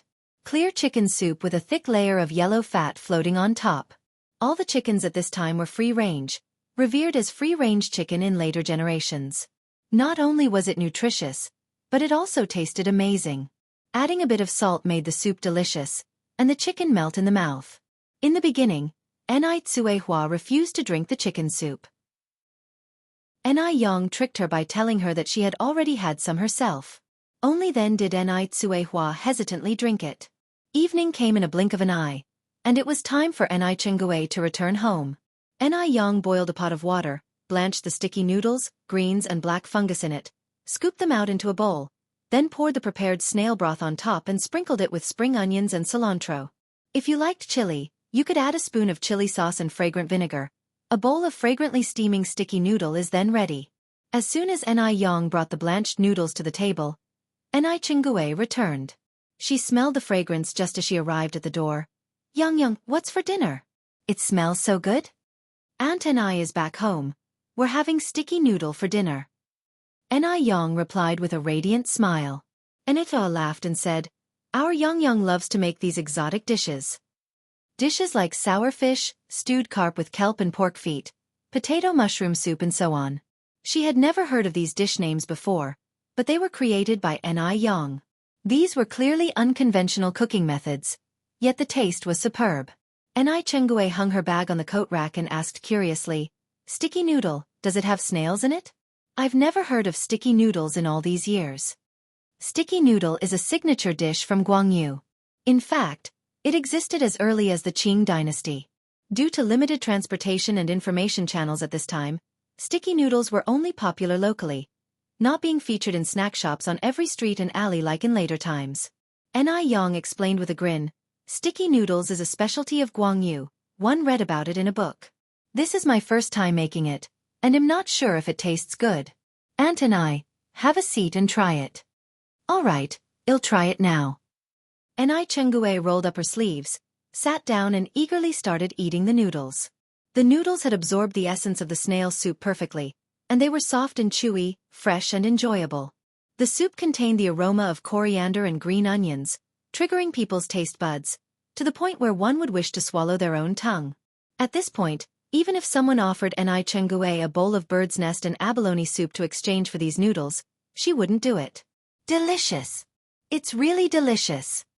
Chengui directly gave a thumbs up and lamented, Yang, whoever marries you in future would have their household's ancestral grave spewing green smoke." Sadly, she didn't have a son, otherwise, she would definitely make Yang her daughter-in-law. In addition to sticky noodles, Yang also made 2 stir-fried dishes. Fried shrimp with green peas and stir-fried carrots with white fungus. Green peas and shrimp had a breast enhancement effect. The combination of carrots and white fungus had the effect of nourishing the skin. Eating beauty foods every day would make anyone beautiful, even if they didn't want to be. Last night while bathing, Yang noticed that her bust size had grown an entire size larger since she first arrived in Beijing. Her eyes also looked more vibrant and alive. It's not just her, the changes to Tsuehua and Chengui were also significant. Having prepared a large amount of rice noodles and 2 plates of stir-fry, Yang was initially worried that there might be leftovers. However, it turned out she was overthinking. The large pot of rice noodles and the 2 plates of stir-fry were consumed thoroughly. Even the bottoms of the plates were shining brightly, reflecting the sight of their consumers. No one would believe the fighting strength of 3 women if they did not witness it themselves. Looking at her creations being so welcoming, Yang felt very gratified. On the other side of Beijing, the Mo family villa. The Mo family's old lattice appetite has not been good lately. Nothing tasted good, partly because she was worried about her granddaughter Mo Hudy, and partly because as she aged, her appetite gradually declined. Everything tasted bland to her. Was her time drawing to an end? The old lady of the Mo family sat in the living room with a face full of worry. No, she hasn't seen her granddaughter get better yet. She absolutely must not fall first. A servant came over at this moment and whispered, "Old lady, you haven't eaten all day. This is the ginseng soup the kitchen has prepared for you. You should at least drink some, or else your body won't be able to hold up." "All right." The old lady of the Mo family nodded. She had just picked up the bowl and took a sip of the ginseng soup when she frowned. After a bout of nausea, she spit out the ginseng soup. "Take it away," she said, waving her hand weakly. The servant unhappily took the tray and went down. Just then, a young man in a suit and leather shoes walked in from outside. Seeing the servant, he asked in a mild tone, "What happened to grandmother? Is she not feeling well?" The servant sighed. "The old lady hasn't had much of an appetite these past few days. She can't eat anything. This is the just-served ginseng soup. Young master, you must think of a solution." This man was the son of the Mo family's second daughter, Song Beiqing. In this upright and proper family, Song Beiqing was an exception. He was a businessman, and a very successful one at that. In his early 20s, he already had tens of millions in assets and was a bona fide billionaire. Hearing this, the assistant following Song Beiqing said, "Madam Wu, is the old lady not having a good appetite?" "Yes." The servant nodded. The assistant then said, "Second master, I remember that the old lady loves noodles. There's a noodle stall on Yurtist Road that makes very tasty noodles with a unique way of eating. Hundreds of people line up there every morning. How about I buy a portion for the old lady tomorrow morning? Maybe she'll regain her appetite. It's a street stall. Song Beiqing frowned slightly. Could the old lady who couldn't even swallow ginseng soup stomach street food? Additionally, was the food from that stall safe to eat? Is it hygienic? The assistant smiled and said, "Second master, don't judge that unassuming stall on the basis of its appearance. The prices there are not expensive, but the noodles are really delicious. I've never tasted such delicious noodles since I was a child." Song Beiqing glanced at his grandmother who was sitting listlessly on the sofa, looking pale. After hesitating for a moment he said, "Then I'll have to trouble you to buy a portion of noodles for my grandmother to try tomorrow morning." Chapter 44. Still overcrowded. Upon hearing this, the assistant was pleasantly surprised. "It's not difficult, it's what I should do." He didn't expect the second master to take his suggestion seriously. He was extremely moved for a while. After all, when had people as high-ranking as Grandma Mo ever tasted street food? However, the taste of that roadside stall was indeed good. The noodles, the pickles, the fish slices, you would want to eat it a second time, a third time after tasting it once. He believed that Grandma would really like it. If Grandma's appetite improved because of this, he would also be credited with great merit. As an assistant, he had to share the boss worries. Song Beiqing nodded and walked towards Grandma Mo. "Grandma, Beiqing is here." Grandma Mo quickly stood up with a face full of smiles. Grandma Mo was a kind elder. She got along well with all her grandchildren. Song Beiqing helped Grandma Mo sit down. "Grandma, I heard from Mom Wu that you're not eating properly again." Grandma Mo sighed. When you get old, your appetite isn't good. One can't eat." Song Beiqing smiled and said, "Grandma, you're not old at all. Xiaoli said that the morning market recently introduced a new way of eating noodles. It tastes very good. 111 have him buy it tomorrow morning and bring it to you." Grandma Mo waved her hand. "No need to trouble him, it would be a waste." Song Beiqing poured a glass of water for Grandma Mo. "Grandma, for Xiao Dai's sake, you should at least try. You can't eat nothing, right?" Mentioning Mo Hudi, the expression on Grandma Mo's face dimmed a little. She compromised. "Okay, let Xiaoli send it to me tomorrow morning to try. In all these years, I've never heard of any new way to eat noodles." In fact, Song Beiqing didn't know what kind of magic this noodle had. But he still mysteriously said, "You'll know by tomorrow morning." Grandma Mo understood Song Beiqing's filial piety and chuckled. "Then I'll look forward to tomorrow morning." Song Beiqing chatted with Grandma Mo for a while, then went to see Mo Hudi before leaving the Mo family. Time went by quickly, and it was the next morning before they knew it. Zhu Yonghong came to the morning market half an hour earlier than usual. She had originally thought that her stall would certainly be crowded this morning, but she didn't expect it to be Ni Yang's place that was actually overcrowded. Ni Yang hadn't arrived yet, but a queue had already formed there. Zhu Yonghong gritted her teeth in anger, then put on a smile and shouted, "Meat buns are cheaper, 6 for 1 cent, 6 for 1 cent." She had prepared more than 3,000 meat buns today. Surely she would be able to make up for the money lost yesterday. Contrary to Zhu Yonghong's expectation, these people did not swarm over like yesterday when they heard 6 meat buns for 1 cent. Only 2 or 3 people came over to buy some because it was cheap. How could this be? Zhu Yonghong's heart suddenly chilled. Clearly, her business was very good yesterday. What kind of magic potion had Ni Yang fed these people? In fact, these customers were all Ni Yang's regular customers. They were used to eating sour fish noodles. Besides, most of them had tried buns yesterday. The taste of those buns was nowhere near half as good as the sour fish. Moreover, the sour fish noodles were not very expensive, only 3 cents a bowl, which included vegetables, noodles, and soup, which was a great deal. Therefore they came early to line up today, waiting for Ni Yang to start his business. Before long, Ni Yang rode her bike over to the scene. The crowd's eyes lit up at her arrival. "Little boss, you finally came." Ni Yang smiled and said, "Sorry to keep you all waiting." A few minutes later, with the help of several customers, Ni Yang swiftly set up the tables and chairs and struck up the stove. The first customer of the day was a young man dressed in a respectable white shirt. He handed his thermos to Ni Yang and politely said, "Hello, could I trouble you for 2 portions, one to eat here and the other packed to go?" Yang nodded with a smile, accepting the thermos. Hello, that'll be 6 cents. Please take a seat over there. One will bring you the noodles shortly. Li Gongqing handed Yang 6 cents, then went and sat down at an empty spot. He had seen Yang more than once, but each time, this young girl would dazzle him anew. As an assistant to Song Beiqing, Li Gongqing often frequented high society events following behind Song Beiqing. He had met many prestigious ladies, but he had never seen one as beautiful as Yang.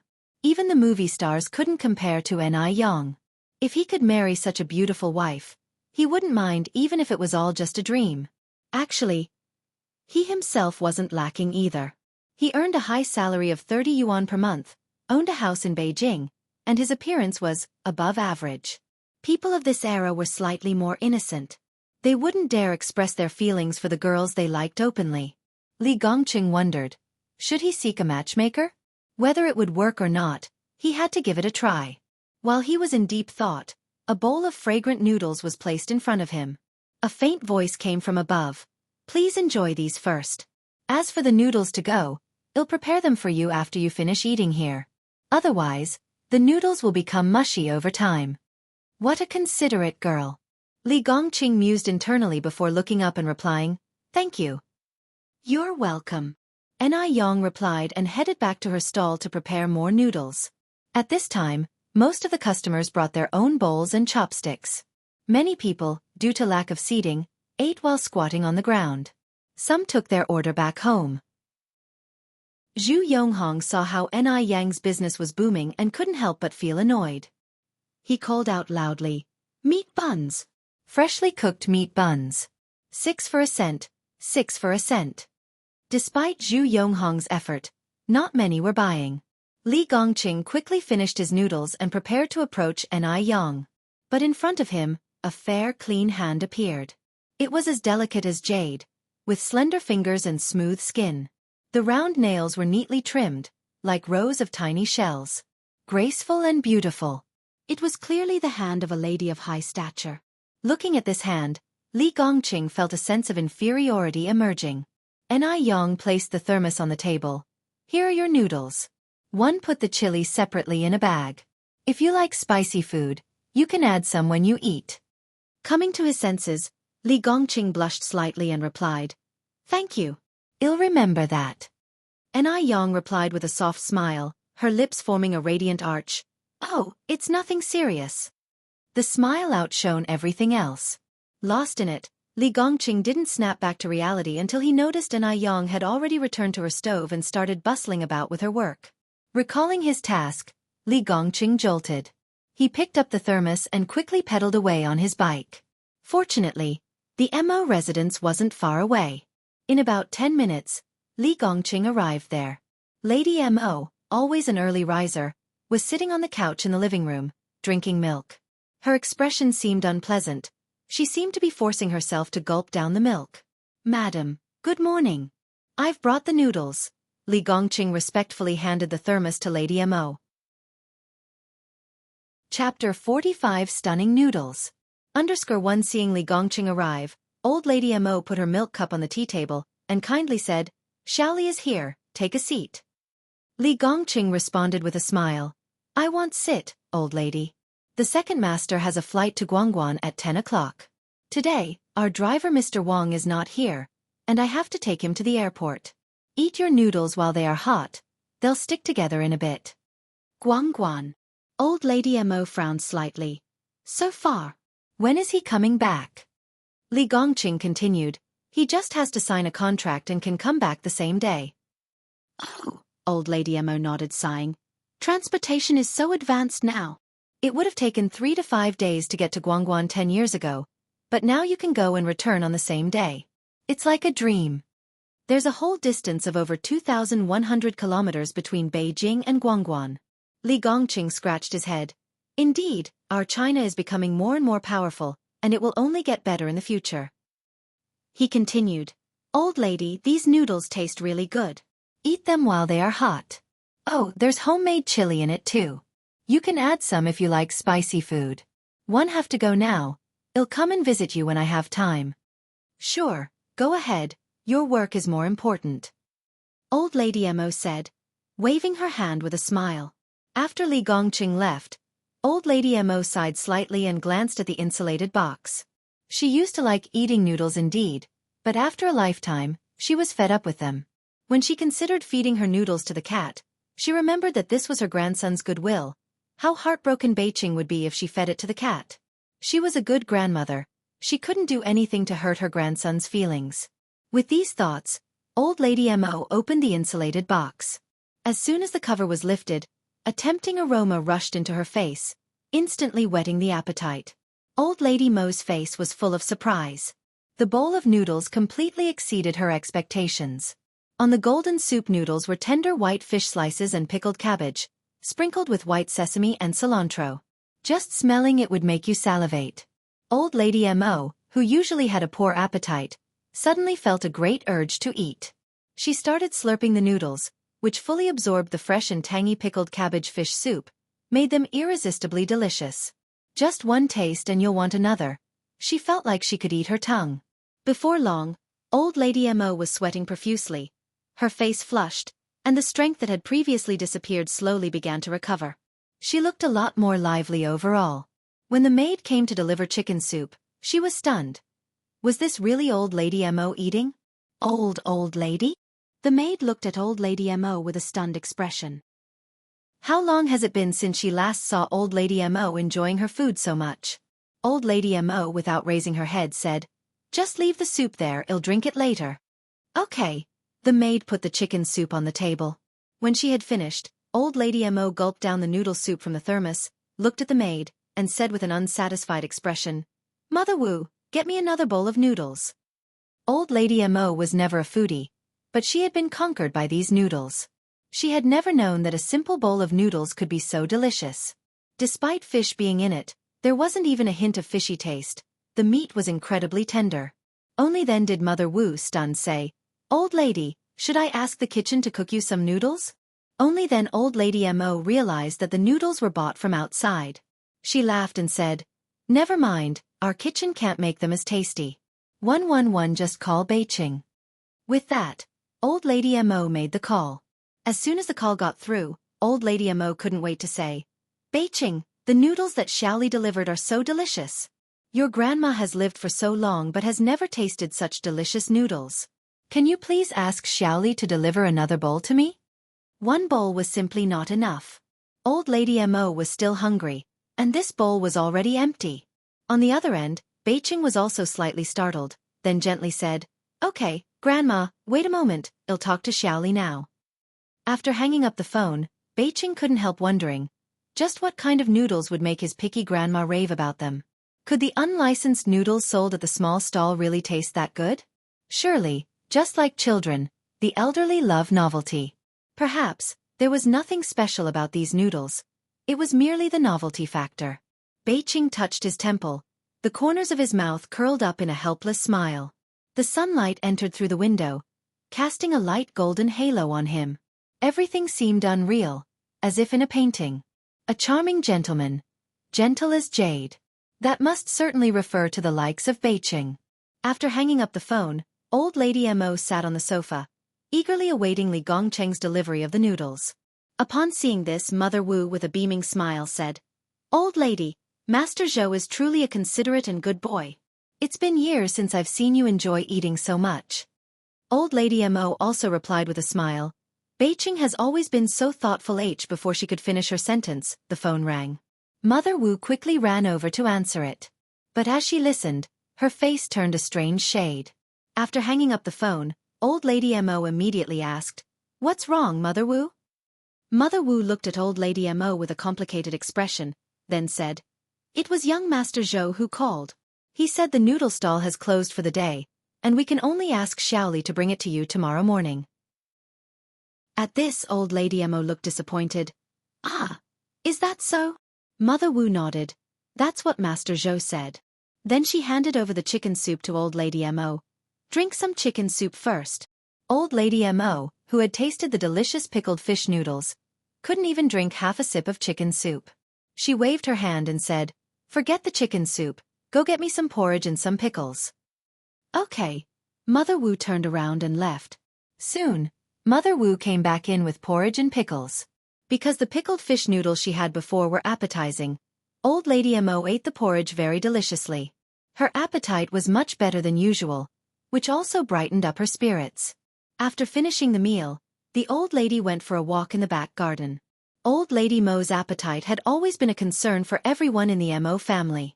After all, to have a healthy body, you need to have a good appetite. Eat well, and you'll be twice as healthy. Mother Wu excitedly called everyone in the Mo family to share this news. Chapter 46. On the verge. Yang closed her stall really early today. It was just 10:30, and the noodles were already sold out. In contrast, Zhu Yonghong not only had not sold half of her buns, but also had a lot of customers coming to question, why aren't today's buns as delicious as yesterday's? While Zhu Yonghong explained with a smile on her face, she was cursing in her heart, thinking, what a bunch of disgusting poor men. Having the audacity to ask why the buns, sold 6 for a cent, were not as tasty as yesterday's. Are they brainless? Can they eat pork with a cent? Don't they calculate how much pork costs per pound? As for what kind of meat was in today's buns, perhaps only Zhu Yonghong knew best.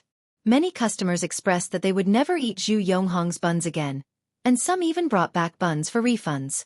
Customers are not fools. When pork was replaced with something else, anyone could taste the difference.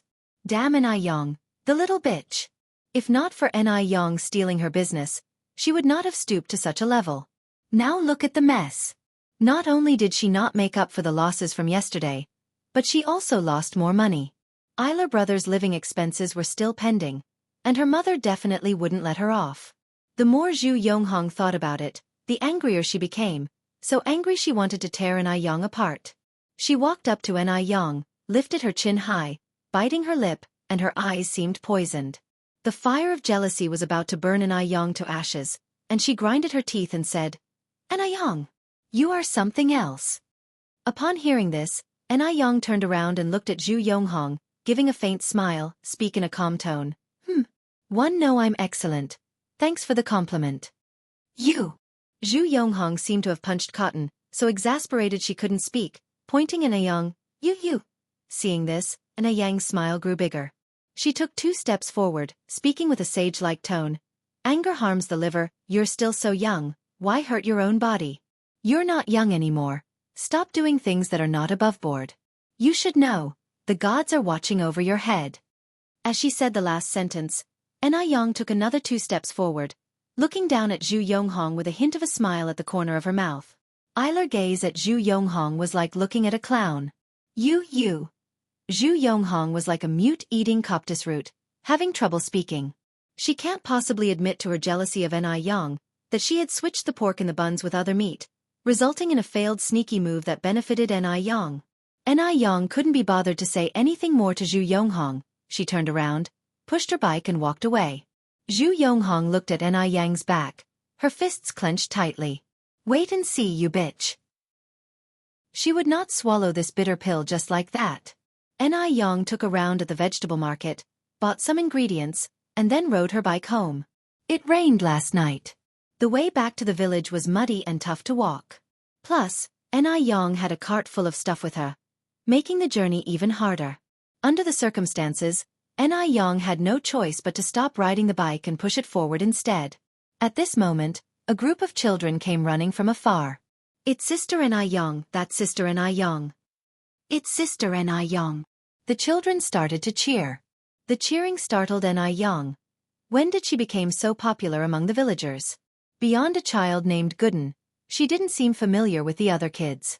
But Gooden went to school today. What are these kids up to? Before Yang could react, the children swarmed her.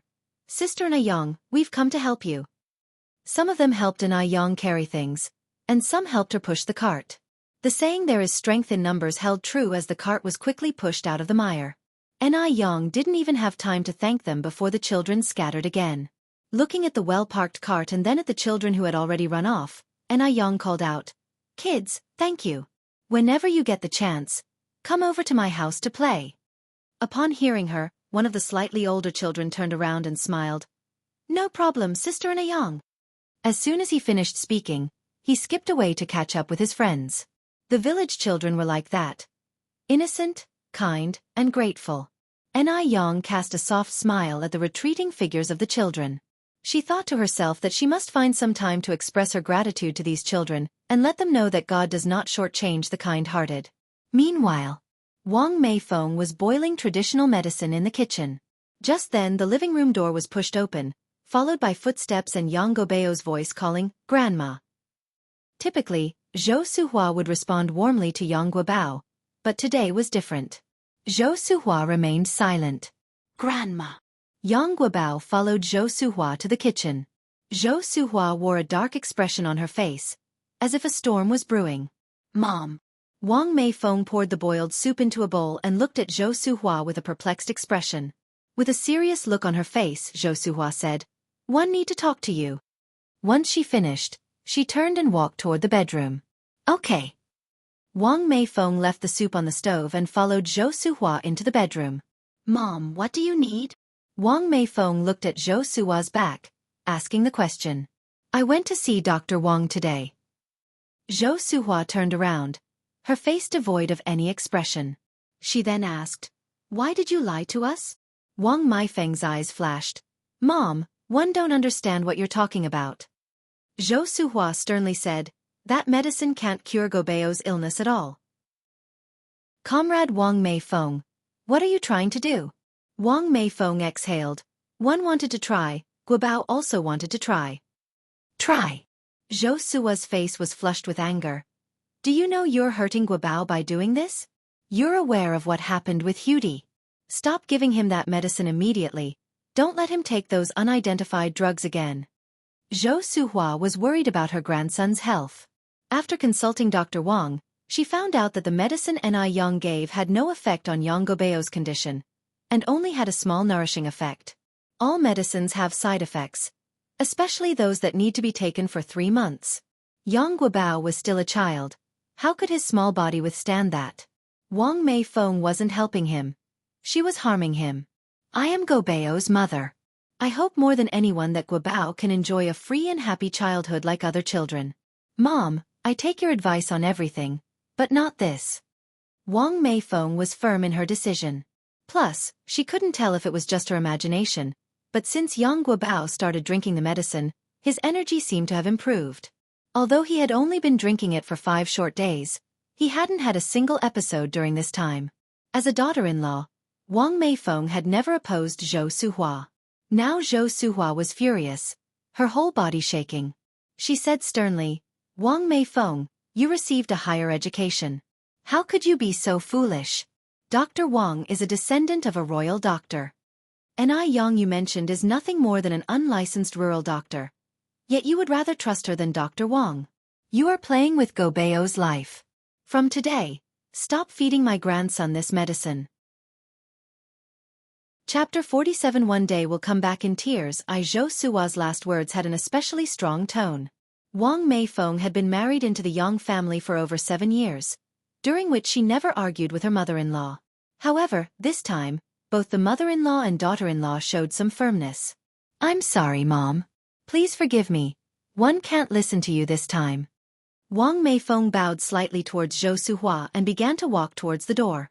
Even if there was only a 1% chance of hope, she was determined to keep feeding the medicine to Wang Guobao. She couldn't let her child's world lose its light. Ever since he started taking the medicine, Yang Gobeo's condition had been really good. He was very positive and optimistic. So this time, Wang Meifeng chose to believe in Yang and herself. "Wang Meifeng!" Zhou Suhua roared angrily, with her shoulders shaking. "Mom!" Wang Meifeng turned around calmly, looking at Zhou Suhua. "If anything does happen to Guobao, I am willing to pay with my life. Is that acceptable?" Words dropped. Wang Meifeng turned back and walked into the kitchen as if nothing had happened, beckoning Yang Guobao to come take his medicine. At this stage, Zhou Suhua was at a loss for words, so she picked up an antique vase in anger and smashed it hard onto the floor. There was a clatter as shards flew everywhere. Yang Guobao, who was drinking his medicine, was frightened and shivered. He looked helplessly at Wang Meifeng. "Mom, what's wrong with Grandma?" Wang Meifeng laughed lightly. "Perhaps the grandma is a little upset. You go cheer her up for a bit when you finish your medicine." "Okay." Yang Guobao nodded and said in a very sensible manner, I will go after finishing my medicine. All right. Wang Meifeng nodded with a slight smile. Just then, Zhou Suhua's voice echoed in the air. Wang Meifeng, if anything happens to my grandson, one will never let you off. What an outrage. She was completely outrageous. Wang Meifeng simply was not fit to be a mother. She had no idea what that barefoot doctor with no reputation had given Wang Meifeng, that she had so much trust in her. Zhou Suhua was shaking with anger. Because of Wang Meifeng's stubbornness, the entire in-laws' house isolated Wang Meifeng. Her husband, Yang Chongqing, was also not very willing to talk to her. Mother-in-law Zhou Suhua even threatened to fast to manipulate Wang Meifeng. With no other options, Wang Meifeng decided to take Yang Guobao to her mother's rural house to avoid further escalation of the conflict. Seeing Wang Meifeng's determination, Yang Chongqing sighed in anxiety.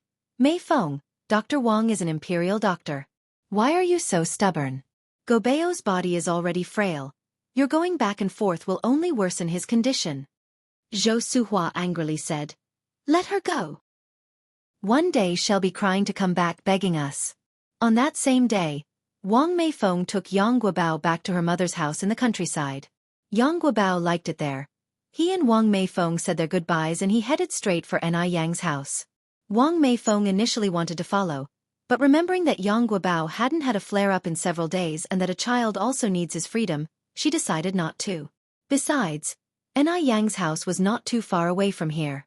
When Yang Guobao arrived, Enai Yang was concentrating on something. She was writing at the stone table under a big tree in the yard. It was a huge osmanthus tree. The leaves were very dense, blocking out the intense sun and bringing a cool breeze. In this scorching summer, sitting under the big tree was even more comfortable than sitting in an air-conditioned room. Sister! Yang Guobao trotted up to Enai Yang. At his words, Enai Yang looked up in surprise. Guobao, how come you're here? Yang Guobao replied with a smile. Because one missed my sister, so I came. Enai Yang reached out and poked Yang Guobao's head. You little imp! Look at you sweating so much. Here, have a drink. Enai Yang poured him a cup of tea. Yang Guobao picked up the cup and drank all the tea in one go, wiping his mouth with his sleeve. Thank you, sister, he said before turning his eyes towards the paper on Enai Yang's table. Sister, what are you drawing? Enai Yang smiled slightly. A blueprint. Blueprint. Yang Guobao stroked his chin, then said, Sister, are you in the architectural field too? My cousin often has to draw blueprints. No, Enai Yang shook her head.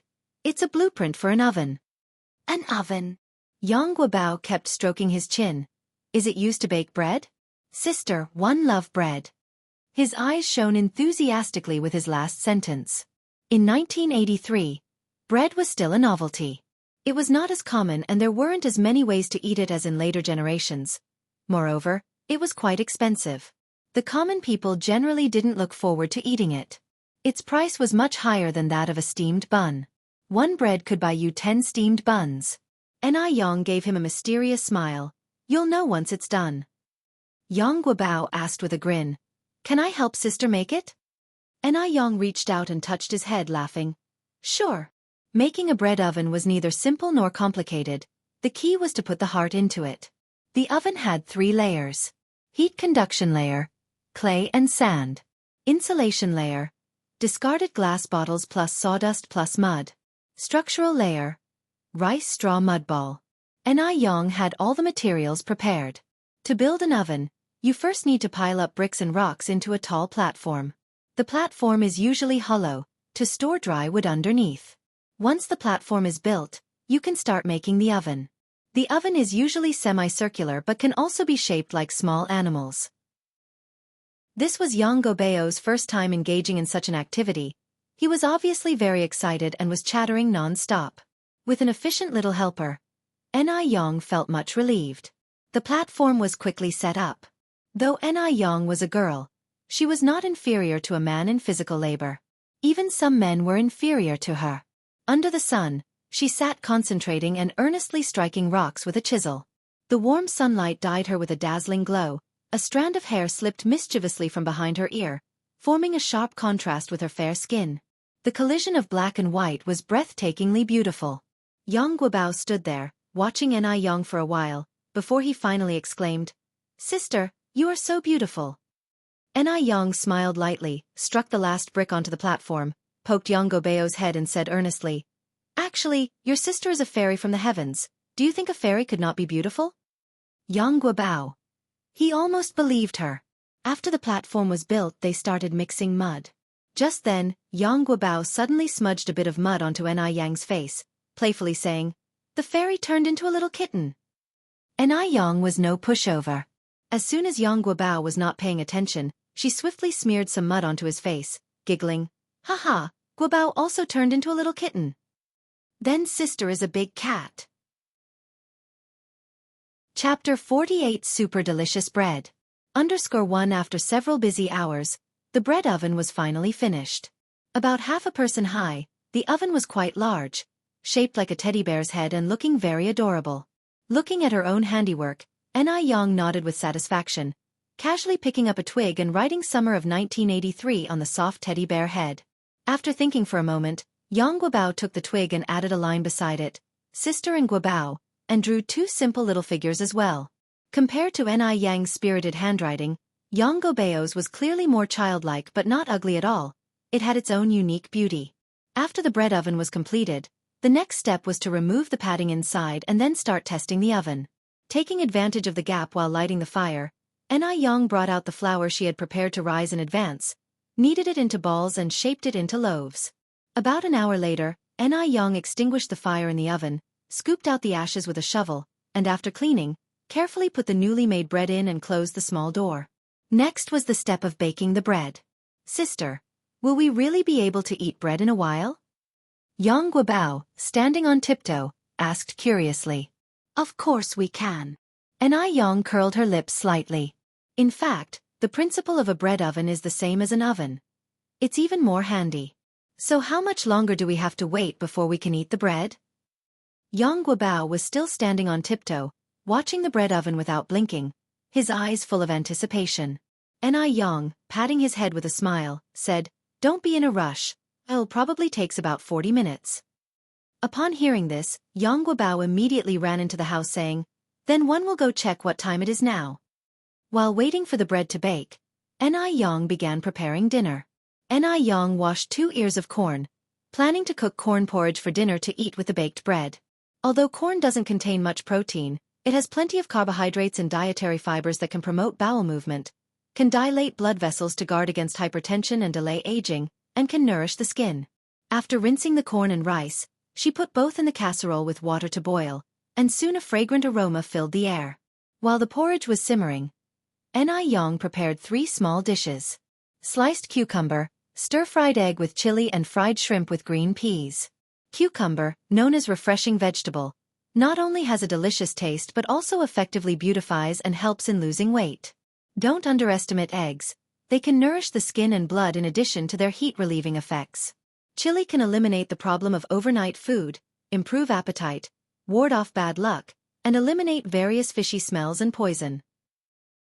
And as for fried shrimp with green peas, there is no need to mention, it helps in breast enhancement. Breasts. The second most important part of a woman's body. In order to make meals more effective, Anew made a special beauty food combination recipe. Every meal combined very well. Anew as usual prepared a medicinal soup for Anew. Jianghu was watching the fire in the stove while she went to deliver the medicinal soup to Anew. Through half a month of diet therapy and medicinal therapy, Aney's condition has significantly improved. Her originally pale complexion has become lighter, wrinkles around her eyes slowly disappeared and she looks much more energetic. "Mom, first drink the medicine. When Auntie Anew comes back, we can start the meal." Anew handed the bowl in her hand to Anew. Anew took the bowl, curiously asked, "I just heard a lot of noise in the yard, what are you doing?" Anew mysteriously said, "We made something good, wait till dinner time then you will know." Anew laughed helplessly. "You?" After coming out of Aney's room, Anew and Jianghu went together to fetch bread from the oven. Jianghu, holding a plate and with a face full of excitement, followed behind Anew. He sniffed like a kitten. "Sister, I think I can already smell something delicious." Anew smiled faintly. "Really?" Jianghu nodded frantically. Really, really. Upon reaching the oven, Yen opened its little door. Immediately, a scent of milk pounced upon them. Inside the oven were a dozen golden baked bread, and the fragrance was emanating from these pieces. Wow, so beautiful! Yang Guobao couldn't help exclaiming.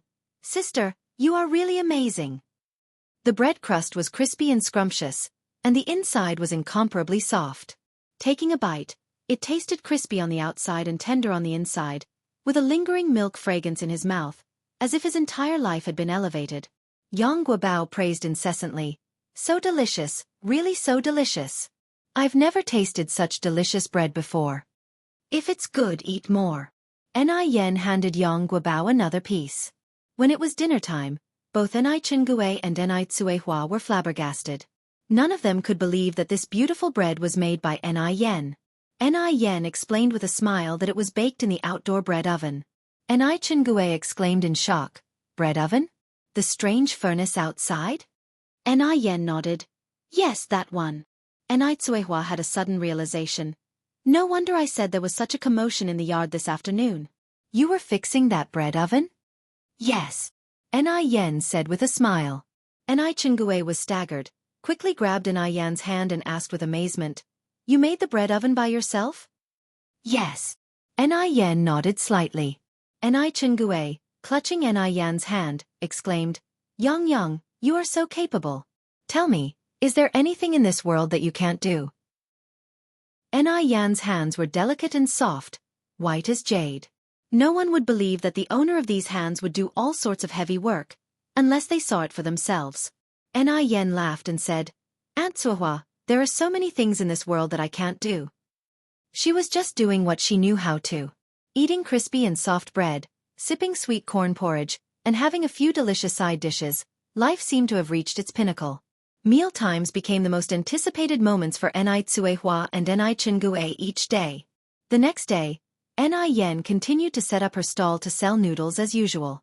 It was still Li Gongqing who was first in line in the morning. 3 bowls of noodles, 2 to go. Yen took the money handed over by Li Gongqing, glanced at him. She had a deep impression of this customer. Not only was he the first in line every morning, but he also always took 2 portions to go, come rain or shine. What Yen didn't know was that the old lady of the Mo family had been completely obsessed with the pickled fish noodles. She felt uneasy if she didn't have 2 bowls a day. If the noodles could be kept for a long time, she would have wished to have them for every meal. The Mo family was very grateful for the pickled fish noodles. If it weren't for these pickled fish noodles, who knows what might have happened to the old lady by now. The morning customers were still plentiful, and the long queue never seemed to shorten. Zhu Yonghong's buns were still selling at 6 for a cent, and although the business wasn't doing particularly well, her mood was excellent in the morning. She hummed tunes and sneak peeks towards Yen's direction every now and then.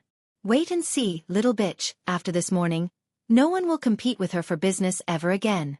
Thinking of this, a smug smile tugged at the corner of Zhu Yonghong's mouth. Chapter 49 Ingeniously Solve I. Here are your noodles. Yang served the steaming noodles to a tableful of customers with a friendly smile on her face. Just then, a violent thump echoed from the neighboring table. Boss! Can you come here? Yang slightly furrowed her brows and turned around in confusion. She smiled and asked, How may first assist you? The table was occupied by 2 stocky, frowning, and fierce-looking men who seemed to be troublemakers. Yang could predict how things were going to unfold. Having spent many years in the restaurant industry in her previous life, she had encountered all sorts of people and situations. Look at this! One of the men stood up and slapped the table, glaring at Yang. Yang looked down to find a fly floating in the golden noodle soup. That was disgusting.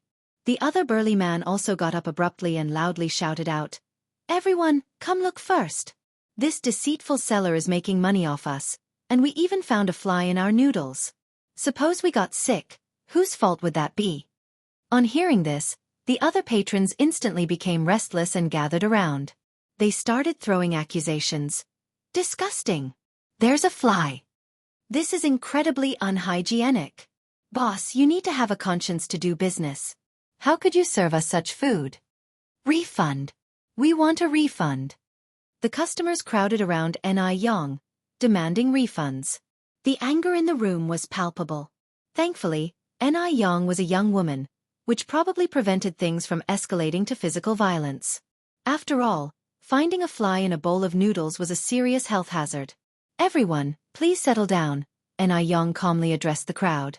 Her face was free of stress. A faint smile played around her lips. She looked at everyone calmly, displaying an air of authority that was hard to resist. Miraculously, the crowd fell silent and turned their attention to her. Zhu Yonghong folded her arms, watching the unfolding drama with anticipation. She wanted to see how Yang would get herself out of this situation. There was a fly in the noodles. Even smooth talk wouldn't quell the crowd's anger. As Yang looked at the crowd, she opened her mouth to speak. "Everyone, rest assured. I, Yang, would never dishonor my conscience. I will bring clarity to this matter and provide a satisfactory explanation." One of the stocky men walked out and said sarcastically, "You've never dishonored your conscience? Your words sound even better than singing. But my brother and I found a fly in our food. What is your explanation? Today, unless you eat that fly yourself, this matter won't be settled." "Yes. We insist that this deceitful seller eats the fly herself." Voices from the crowd echoed. "Eat it up! Eat it up!" Others chimed in fervently. Watching all this, Zhu Yonghong's smirk deepened. "Despicable woman, you're finally getting your dues. You won't be so arrogant now." Yang seemed unfazed. She casually raised her hands in a manner that exhibited great authority, immediately bringing quiet to the crowd once more. "If this fly had actually fallen into the noodles due to my negligence, then you are right to ask me to eat it, and I wouldn't object. But it's clear someone dropped it into the soup on purpose, to stir up trouble. I, Yang, am not a pushover." Her tone was light but decisive, cutting convincingly into every ear present.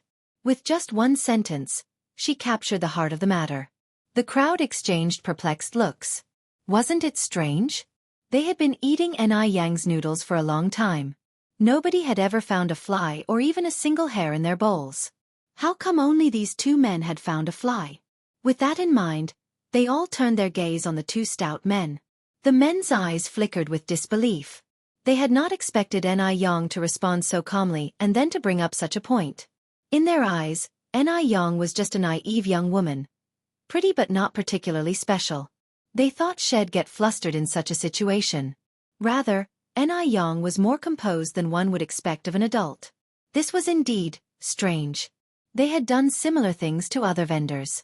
Most had chosen to keep the peace, secretly giving them money and begging them not to make a scene. Why hadn't it worked on Yang?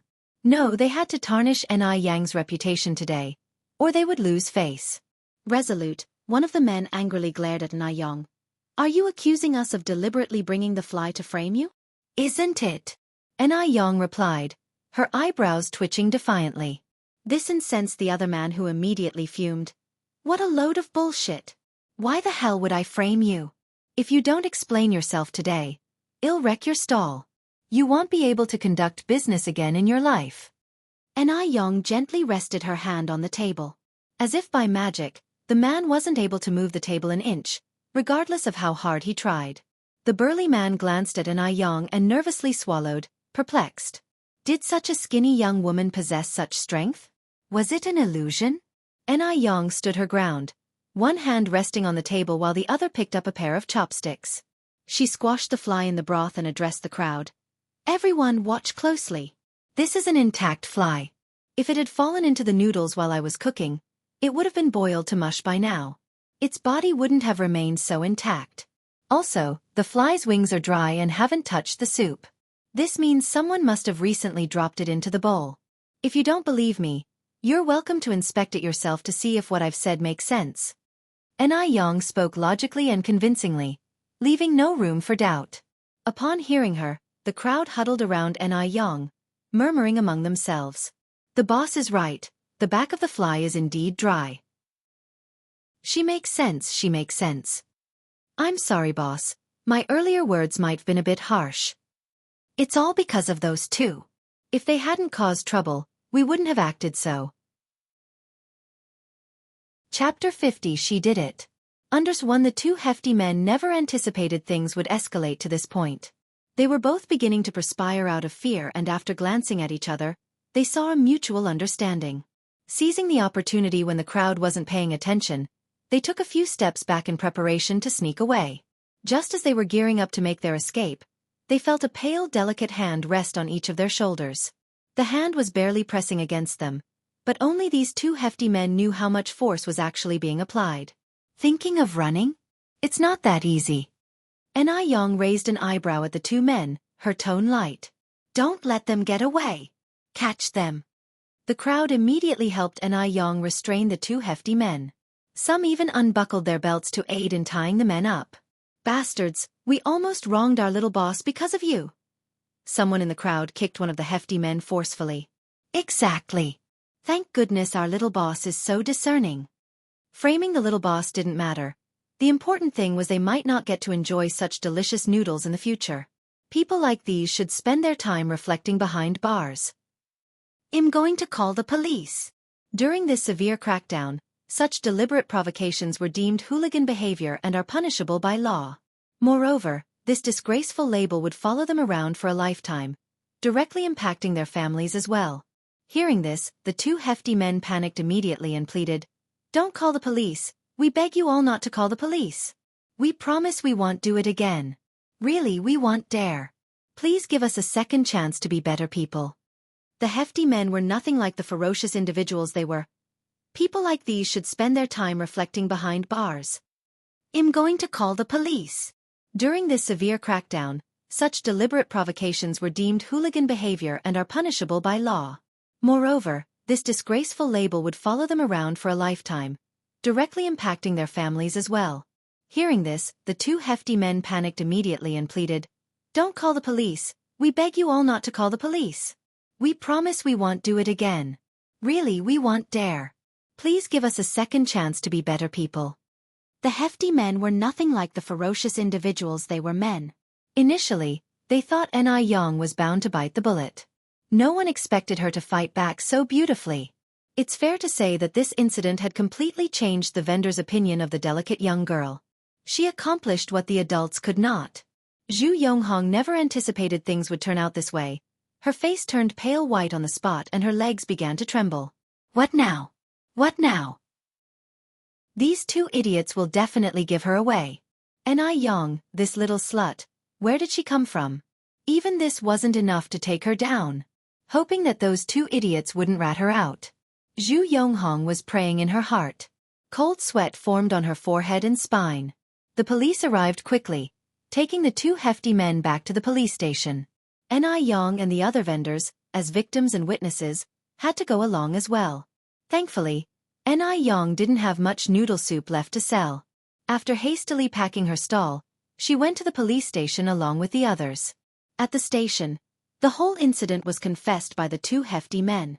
As it turned out, Jianghu, the bun seller, was the mastermind behind everything. Learning about the truth, the other vendors couldn't help but lament, who would have thought that young Jianghu was this kind of person? TSK. She looks decent, but she carries out actions that are inhumane. I knew from the look of that mother and daughter that they were no simple figures. How could we have such people on our street? Now that the truth surfaced, Jianghu was destined to pay for her crimes behind bars. When the police arrived at Zhu's house, Jianghu was having dinner. She had held a ray of hope deep down.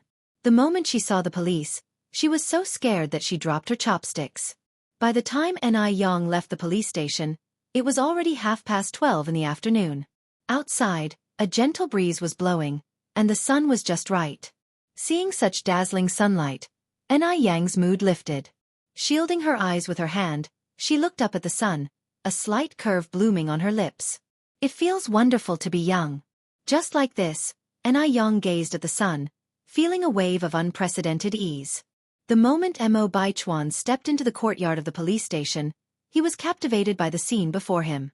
The person in the sunlight was smiling faintly, radiant as a summer flower, bathed in golden light. A gentle breeze blew, causing her hair to dance in the air, forming a perfect curve. It was indeed a stunning scene as if depicted in a painting. The person seemed familiar. Mo Baichuan slightly narrowed his eyes. His deep phoenix eyes were filled with darkness, his lips almost drawn into a thin line. The aura around him instantly turned cold. He remembered. This was Mu Yang, the same little rural girl who had saved him, and then conveniently stole his watch. Such a good-looking face, he wouldn't forget. The young girl was so pretty, it was puzzling why she had to resort to stealing. What a waste of a beautiful face. Furthermore, had she seen him? If she had seen him, why would she act so indifferent? Was it a tactic of playing hard to get? However, according to Li Xianxian's investigation, Mu Yang was already married. Since she was already married, why play hard to get? Couldn't she behave more modestly? Also, why did she steal his watch? For a moment, hundreds of thoughts ran through Mo Baichuan's mind. Just then, his assistant reminded him, "Mr. Mo, it's time for our meeting with Mr. Lin." Mo Baichuan replied, still exuding an awe-inspiring demeanor. "Let's go in." At that moment, Yang was also heading towards the door. The two of them brushed past each other. Amid the gentle breeze, Mo Baichuan took a soft sniff. It seemed he detected a pleasant scent.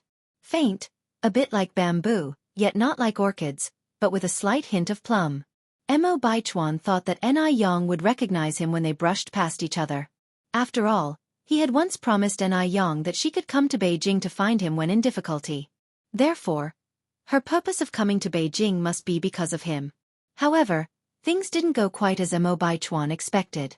Not only did Yang fail to recognize him, but she didn't even spare him an extra glance. Time flies quickly. In the blink of an eye, 3 days had passed. Yang's business had been thriving for these 3 days. Today, it had been raining continuously since morning. After selling off all the noodles, Yang rushed home. Rainy days were perfect for lounging at home and watching TV while munching on some sunflower seeds. But considering she hadn't yet managed to buy a TV, Yang had to scrap that plan. Yang went to the kitchen, kneaded some dough, sliced some tomatoes, apples, and bananas, and lit the oven to prepare to bake some bread and dried fruit as snacks. Just as she finished preparations, Yang Guobao, hand in hand with Gooden, came in from outside with a smile. Sister Yang. Chapter 51. Hosting a party. The stylish famous doctor from Jianghu. Guobao, Gooden, you came. Yang turned around and smiled. Through spending several days with Yang, little Yang Guobao has made his second friend in Jinghua village, Gooden. Both of them are about the same age and they get along very well.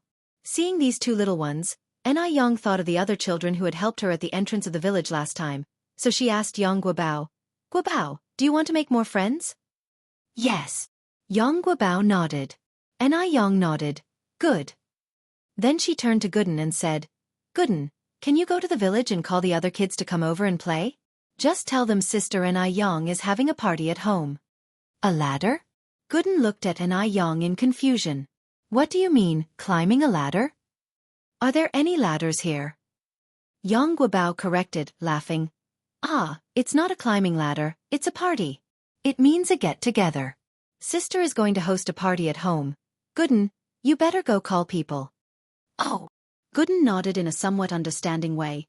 "All right, I'll go now." Even though he had never participated in a party and didn't know the real meaning of it, he still ran out quickly. Taking advantage of Gooden's absence, Yang quickly cleared the fire in the bread kiln and started baking the bread and sliced fruits. Yang Guobao curiously asked, "Sister, can fruit be baked too?" Yang smiled and nodded. After the fruit is baked, it becomes crispy dried fruit, which tastes very good. Having tasted the cake made by Yang Guobao couldn't help but swallow his saliva. In no time, Gooden brought the kids from the village to the family's home. "Hello, Sister Yang." Everyone greeted her very politely. When he suddenly saw so many people, Yang Guobao was a little scared. After all, he had always lived under the care of his parents and grandparents. He immediately hid behind Yang, revealing only his fluffy little head. Yang rubbed his head and said with a smile, "Don't be nervous, say hello to everyone." Gooden directly grabbed Yang Guobao's hand and pulled him in front of everyone, introducing enthusiastically, "This is Penghu, this is Xiaohua, this is Xiaoming, this is Taidan, this is Guochang." Everyone gave Yang Guobao friendly smiles. Normally, these children would be too scared to interact with Yang Guobao because of their parents' advice. After all, in their eyes, Yang Guobao was a sickly boy.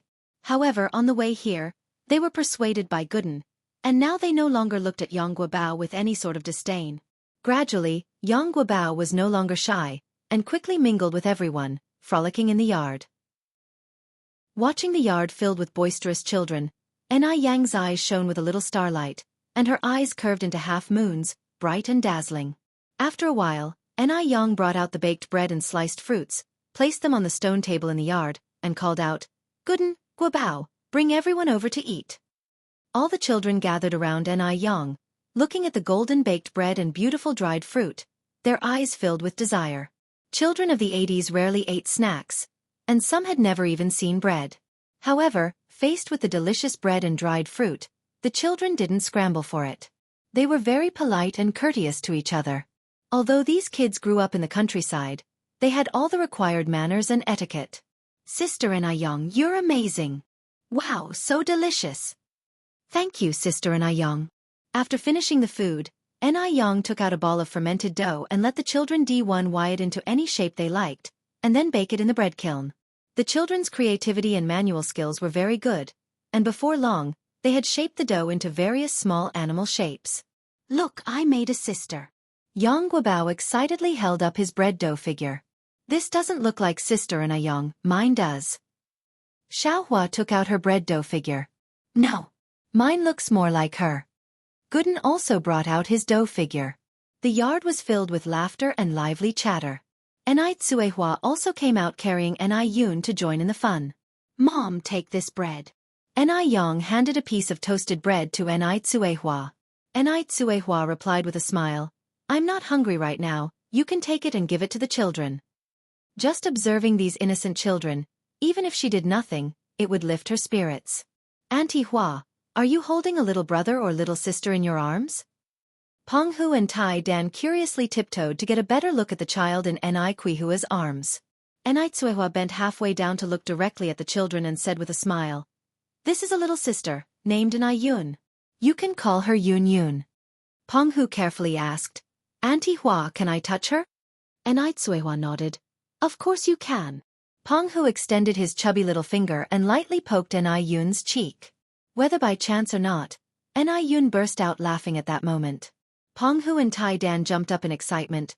"She's smiling, she's smiling." Meanwhile, the Mo family villa area. Mo Baichuan, rushing back to the Mo family residence as soon as he was released from the police station, didn't even bother to change his uniform. The elderly Madame Mo anxiously sat on the sofa waiting for him. The last time she met her grandson was during New Year's. Life at the base is busier than other places. The higher your position, the busier you are. With Baichuan being so busy, Madame Mo could barely remember what her eldest grandson looked like. As soon as Mo Baichuan stepped through the front door, he was immediately hugged by Madame Mo. "Chuan Chuan, my oldest grandson. Granny has missed you so much." "Granny." Mo Baichuan also reached out and hugged Madame Mo. The sight of a grandmother and her grandson embracing each other was incredibly heartwarming. Mo Baichuan, helping Madame Mo to the couch, said, "Granny, how have you been feeling lately? A while ago I heard from Madame Wu that you haven't had much of an appetite?" Madame Mo replied, "I'm okay now, but it's all thanks to Beiqing. If it weren't for him sending me pickled vegetable noodles every morning, I'd probably have starved to death." Her words about starving were far from an exaggeration. The time when Madame Mo lost her appetite, she couldn't eat anything at all. She's 89 years old now, and even the slightest discomfort could directly jeopardize her life. Mo Baichuan continued, "Beiqing is thoughtful, and am grateful for his care while I was away." Madame Mo gripped Mo Baichuan's hand tightly. "You all are good kids who respect your elders. By the way, how has Xiaodai been doing lately?" Mo Baichuan asked. Mo Hudi's illness was nearly incurable. At the mention of this, Madame Mo's expression darkened. "Still the same," Mo Baichuan continued. "Didn't we hear about a famous doctor from Jiangnan who may be able to cure Xiaodai's illness?" Madame Mo sighed. "We did send someone to invite him, but the doctor has a high-status ego and flat-out refuses to treat anyone with the surname Mo or Yang. One have no idea how our two families managed to offend him." "How could this happen?" Mo Baichuan frowned. Suddenly, Madame Mo seemed to remember something. That's right, Chuan, that Jiangnan doctor was recommended by Xianxia. If you have time, ask Xianxia about it. Maybe she can persuade the doctor to come. Mo Baichuan nodded. Madame Mo sighed. Xianxia is so considerate, remembering Xiao Dai's illness. If that doctor from Jiangnan can indeed cure Xiao Dai, then Xianxia will truly be our family's benefactor. Just then Song Beiqing, dressed in a tailored suit, walked in through the door. Mo Baichuan immediately rose from the sofa, walked towards him with a rare smile on his dignified face, and opened his arms slightly. Beiqing. Song Beiqing hugged Mo Baichuan. Third brother, welcome back. The two embraced tightly. One was in a shop uniform, the other in a well-tailored suit. The former was rebellious and cold, emitting an intimidating aura of an elite. The latter, standing tall, his eyes gleamed like stars, radiating an aura of a scholar. Both standing together, even without doing anything, were a sight for sore eyes, outshining the pretty boys on the silver screen. Moreover, the two brothers, just 1 year apart, have shared a deep bond from childhood, even better than that of biological brothers in other families. Chapter 52. Please come back. First update. When the ages of the pair of cousins were only 1 year apart, they loved each other deeply from childhood and were closer than most siblings. Third brother, are you going to stay at home a little longer this time, to spend more time with our grandmother? Song Beiqing spoke lightly. Coach Mo's eyes were also filled with anticipation as she looked at Mo Baichuan. Mo Baichuan knitted his brows slightly. I might not be able to, I came with duties this time, I will have to go back the day after tomorrow. Coach Mo was surprised for a moment. Ah? So soon? Then she added regretfully, I was planning to get you to meet the Zhou family's daughter tomorrow. Mo Baichuan was quite old, but he hadn't even held a girl's hand yet. Coach Mo was really anxious. Every day, she thought about arranging a blind date for Mo Baichuan, but to her disappointment, he was always too busy. Hearing this, the memory of a beautiful face appeared in Mo Baichuan's mind. He fist-bumped his lips to disguise his embarrassment and said seriously, I'm still young, there's no rush. You are already 26. Still young? Coach Mo couldn't help but feel anxious. When your grandmother was at your age, your aunt was already running around. I don't care. You must meet the Zhou family's young lady tomorrow. I'm telling you, not only is she a beauty, but she's also a top-grade student who studied abroad.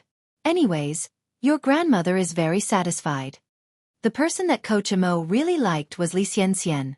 But Mo Baichuan had no interest in Li Xianxian at all. With no other choice, Coach Mo had to introduce other girls to Mo Baichuan, as a backup plan. Mo Baichuan pulled Song Beiqing to his side as to take the bullet for him. Beiqing is only a few months younger than me, isn't he also a bachelor? Song Beiqing mercilessly added, I only just broke up with my girlfriend. Unlike you, a perennial bachelor, who has not even held a girl's hand before. Coach Mo nodded in agreement. What Beiqing said is right, he doesn't have a girlfriend because he hasn't found the right person yet, which is not like your case. Speaking of this, Coach Mo looked at Mo Baichuan, then continued, Tell me, what do you think about the little lady Xianxian? When Li Xianxian was mentioned, Mo Baichuan said casually, Nothing special. Granny, please tell Grandpa not to pair me with any more random people. Upon hearing this, Coach Mo's expression changed. What do you mean by random people? Xianxian is not a random person. She's a savior of our family. It's okay if you don't like her, these things take time. Plus, I've already arranged a meeting for you with the young lady from Zhou family. Tomorrow morning, you'll meet her at the cafe at the intersection of West Street. She's an overseas student, so when you go, it would be best if you bring a bouquet of flowers.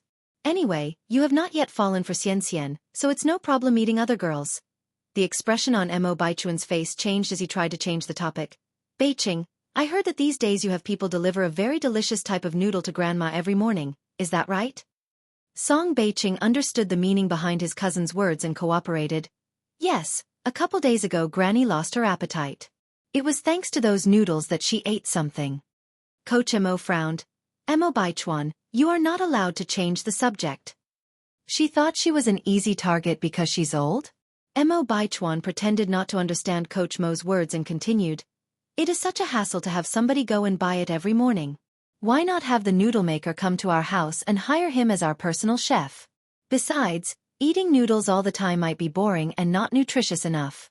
If we invite the chef to our house, he would not only be able to make fresh noodles for my grandma, but he could also cook her other dishes. If he's able to make such delicious noodles, his cooking skills must also be top tier. Upon hearing this, Coach Mo, who was very angry earlier, lit up instantly.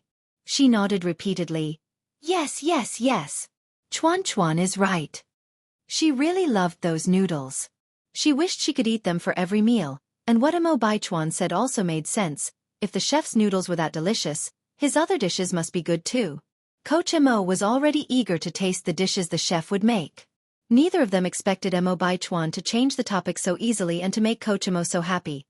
Song Beiqing had nothing but admiration for Mo Baichuan. Song Beiqing laughed. Okay, Granny, first thing in the morning, I'll have Xiaoli go and take care of it.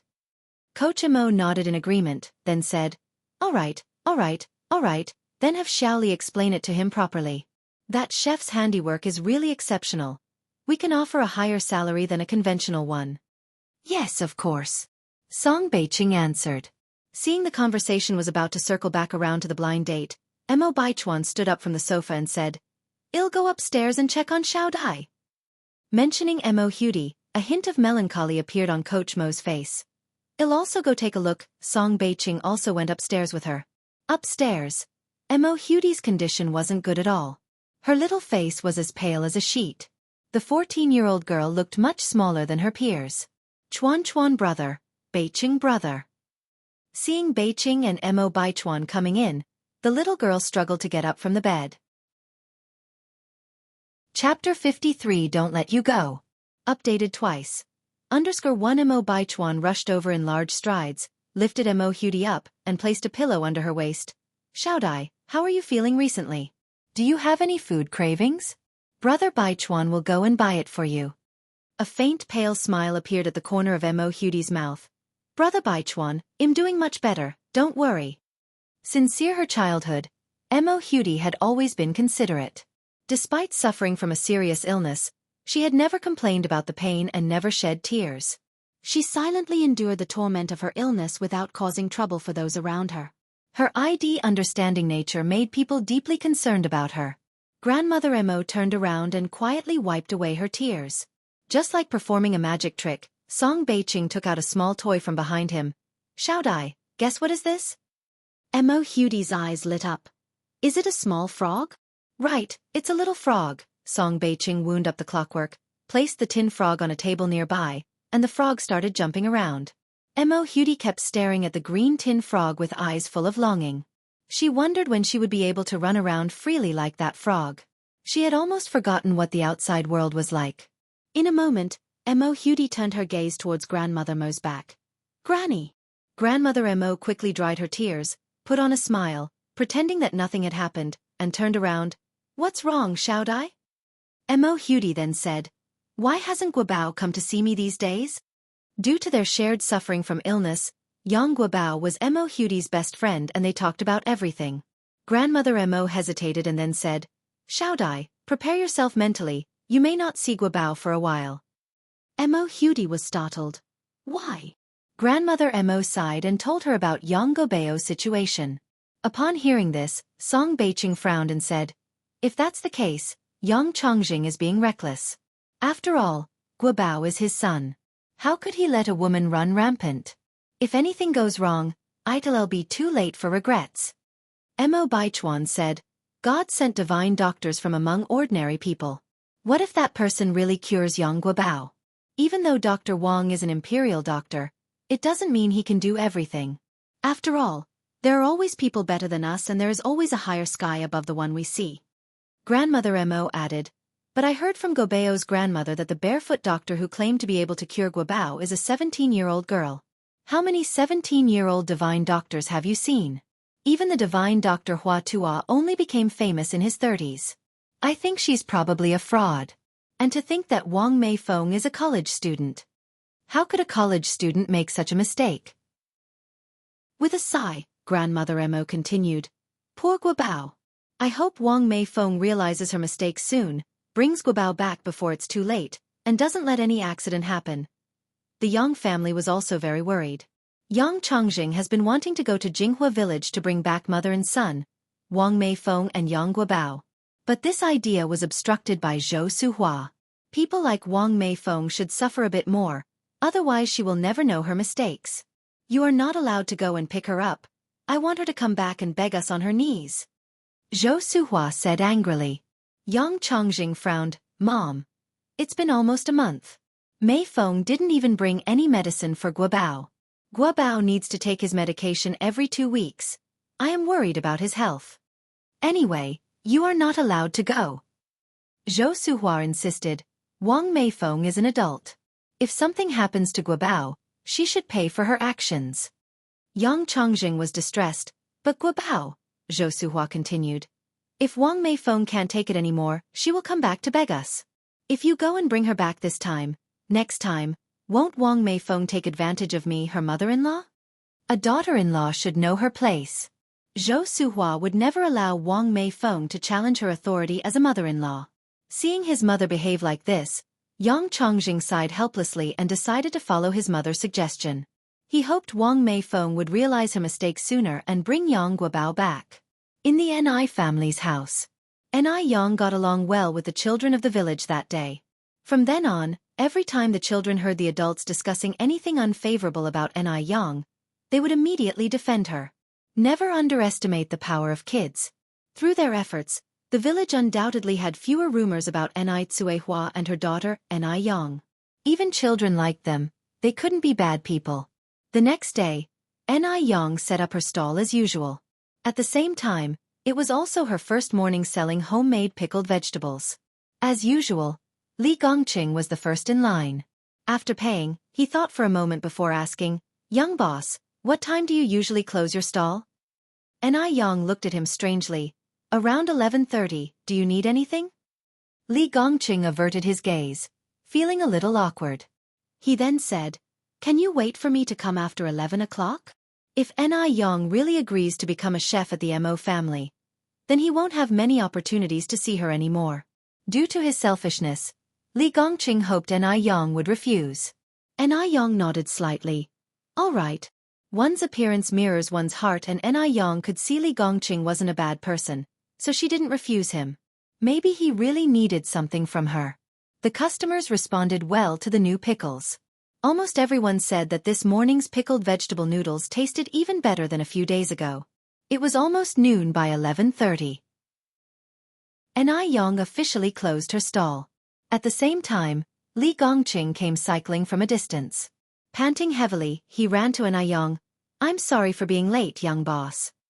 Ni Yang smiled lightly. "No problem. I just started to pack up.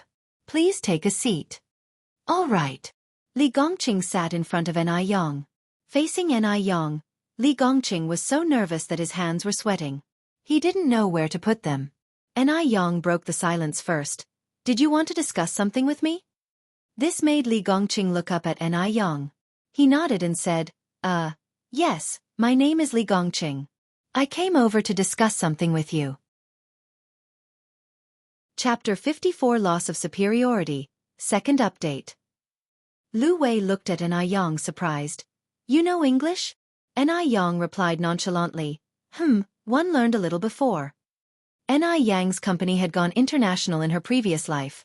How could she not know some English? And in her past life, she had graduated from a 211 university. But Lu Wei was shocked. Because in his heart, aside from being beautiful, Ni Yang had nothing else going for her. After all, Ni Yang was just a simple village girl from the countryside, while he was an intellectual. How could Ni Yang possibly know English? And she spoke so well. Could it be a fluke? Preserving this line of thought, Lu Wei continued. "Then can you come over and see if there's any difference between these two words?" Ni Yang walked over, looked at the words Lu Wei was pointing out, then said, "This one is pronounced admiring. One, although it and admirable are both adjectives, the former refers to things or people that inspire admiration, often serving as a predicate or a descriptive word. The latter means worthy of admiration and can be used to describe things or people, primarily as an attribute." Her tone was gentle, pure, and measured, like breezes in April, pleasing to the heart and delightful to the mind. After Ni Yang explained, Lu Wei was stunned. He couldn't help but ask, "Ni, Yang, what's your educational background? I have a junior high school education, Yang replied calmly. I just passed high school last year, but for some reasons, one didn't go. She learned English in junior high?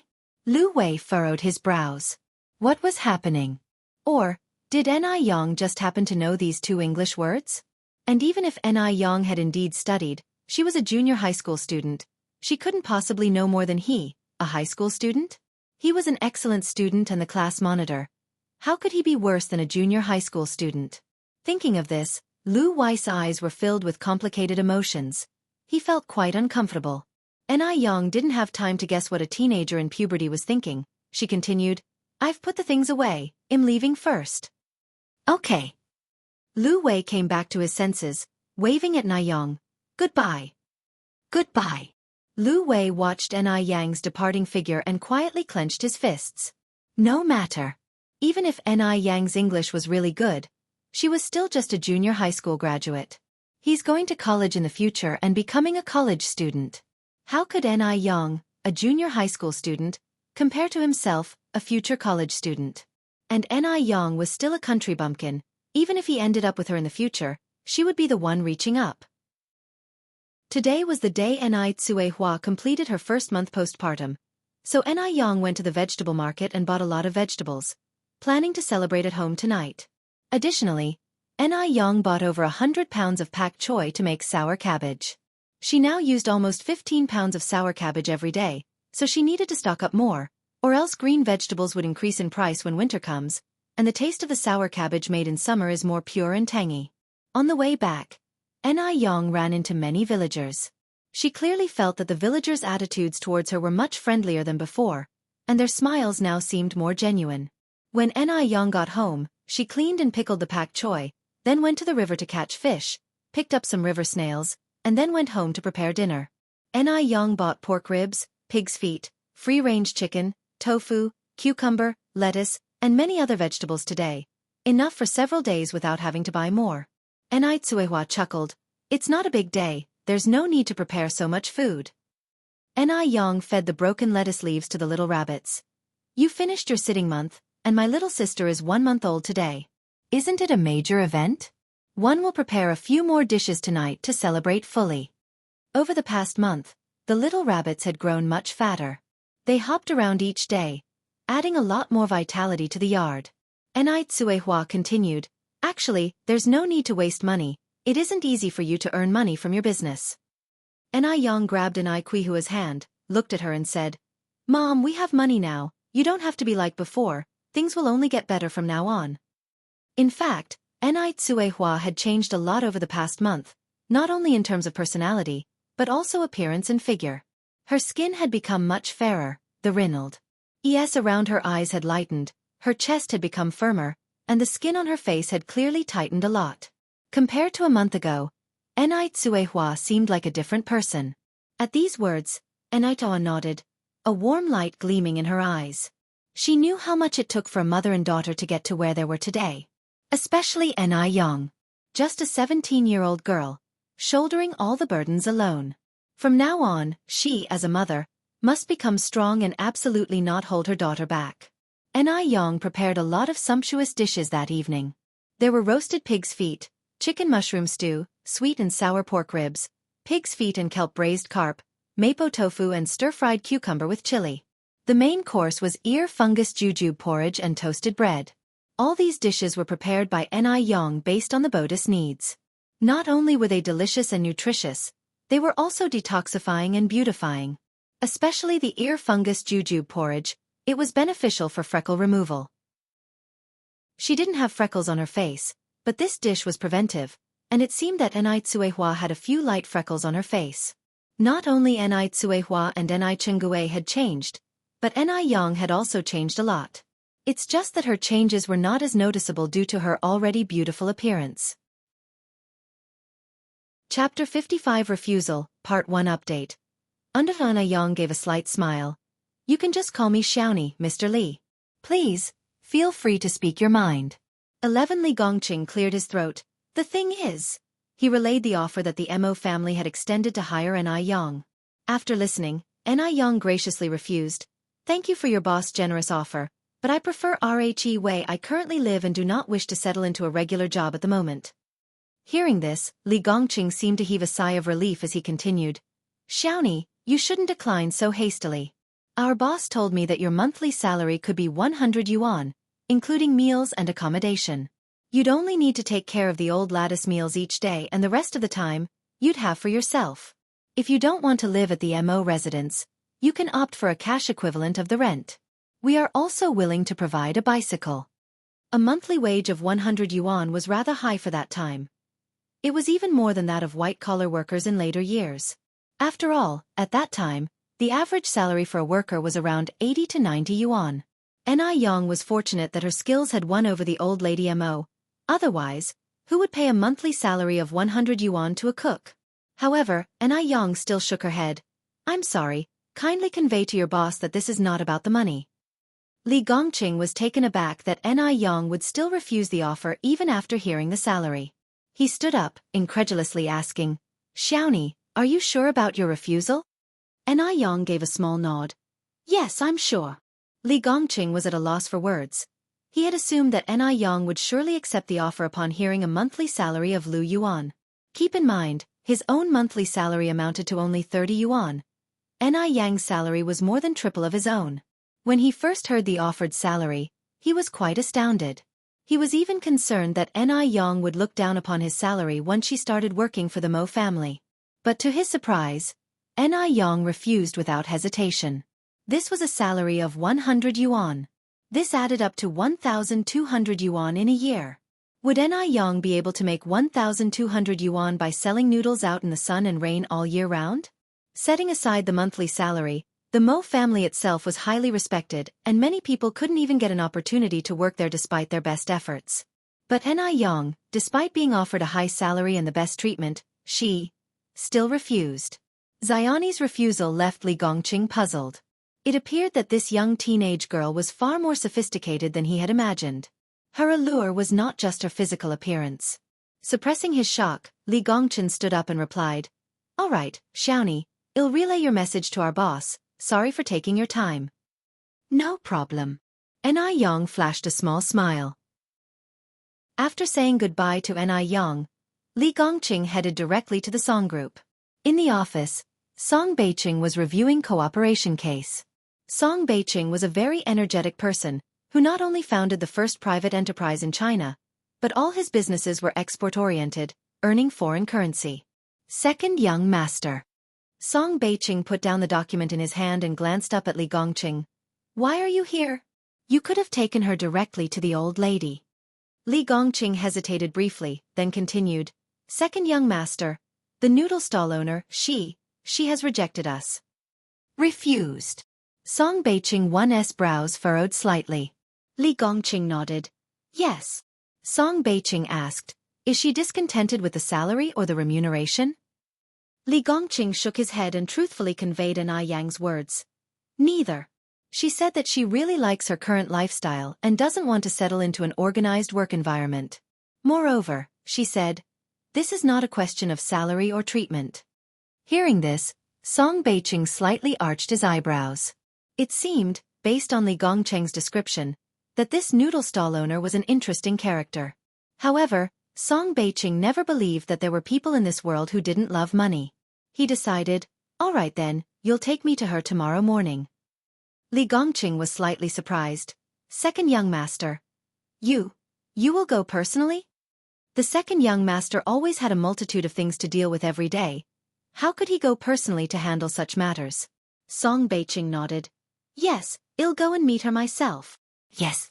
Song Beiqing wanted to personally meet the noodle stall owner. Having contested in the business world for so many years, he had never met someone who didn't care about money. Someone who was even setting up a stall, yet was claiming not to care about money. Wasn't this a joke?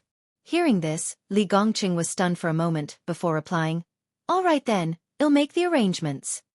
Okay. Song Beiqing nodded lightly. You may leave now. Li Gongqing complied and withdrew. Elsewhere, Ni Yang continued with her routine of raking chairs and tables over to Lu Dongliang, the shop owner's place. Today was Saturday, and Lu Wei sat outside reading English on a small stool.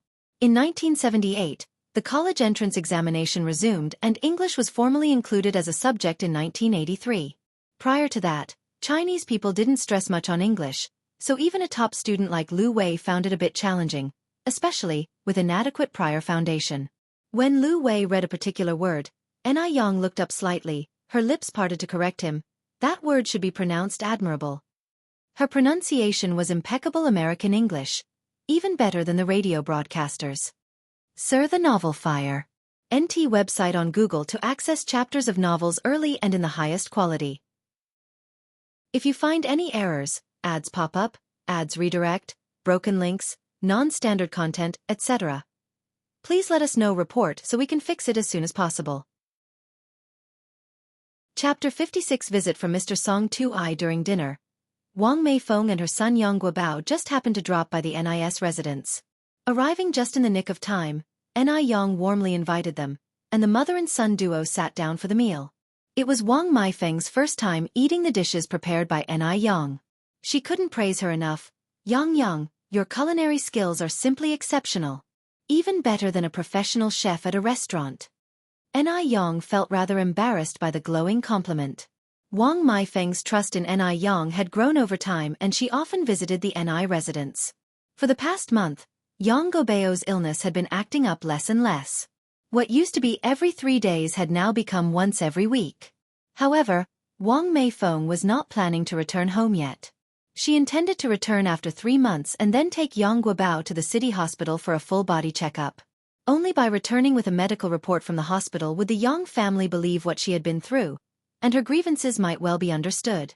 And only then could they, as mother and son, truly be accepted by the Yang family. After they finished the meal, Wang Meifeng offered to do the dishes, but Ni Yang quickly retorted, "Absolutely not, Aunt Wang. You're our guest. We can't have you doing the dishes." Wang Meifeng, however, insisted, "One need to return the favor. Washing a few dishes is nothing. If you refuse, I may feel uncomfortable visiting your home in the future."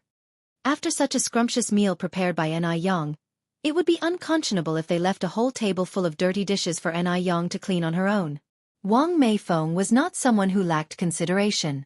Seeing how determined Wang Meifeng was, Ni Yang reluctantly agreed, "All right, then let me help by drying the dishes." In the kitchen, Wang Meifeng and Ni Yang washed the dishes. Meanwhile, Ni Chenggue was chatting with Ni Tsuehua in the living room. Looking at Ni Yun, she smiled. "This child is growing so quickly, Hua. You're fortunate to have such competent and adorable daughters. Unlike me, I only have a disobedient daughter who married and moved far away." Ni Chenggui's eyes welled up with tears as she spoke. Isla's life had been tough.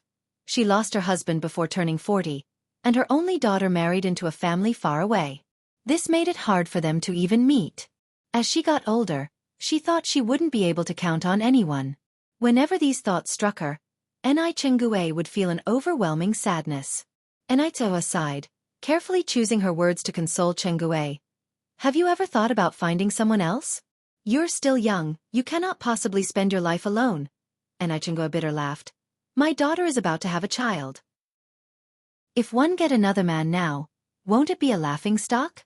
This era was not as progressive as the modern times. If a woman lost her husband, she'd often stay a widow for life. Upon hearing this, Ni Tsuehua fell into a deep silence, tightly hugging the child in her arms. Words failed to escape her lips. Back in the kitchen, Wang Meifeng finished washing the last dish and looked at Ni Yang. "Thanks to the medication you provided last time, Guobao's condition has improved tremendously. It's been over a week since he last fell ill. By the way, I forgot to ask you last time. Are there any restrictions while consuming the medication? Like what he can or cannot eat?" Ni Yang smiled. "There isn't any particular dietary restriction. He just should avoid foods that can reduce the potency of the medicine, like bananas and pineapples." Although these fruits should not be eaten with traditional Chinese medicine, they were quite precious and rarely accessible, especially in rural areas. Even catching a glimpse was tough, let alone consuming them. Wang Meifeng nodded in understanding. "Okay, I got it, Yang. Thank you." If it hadn't been for Ni Yang, Yang Guobao wouldn't be where he is now. Over the past month, not only had Yang Guobao's physical health improved significantly, but his mental state and personality had also undergone a tremendous transformation compared to a month ago. When Yang Guobao was in Beijing, he only had one friend, Mo Flu Dai. Since Hudi fell ill and was bedridden, no other children were willing to play with Yang Guobao.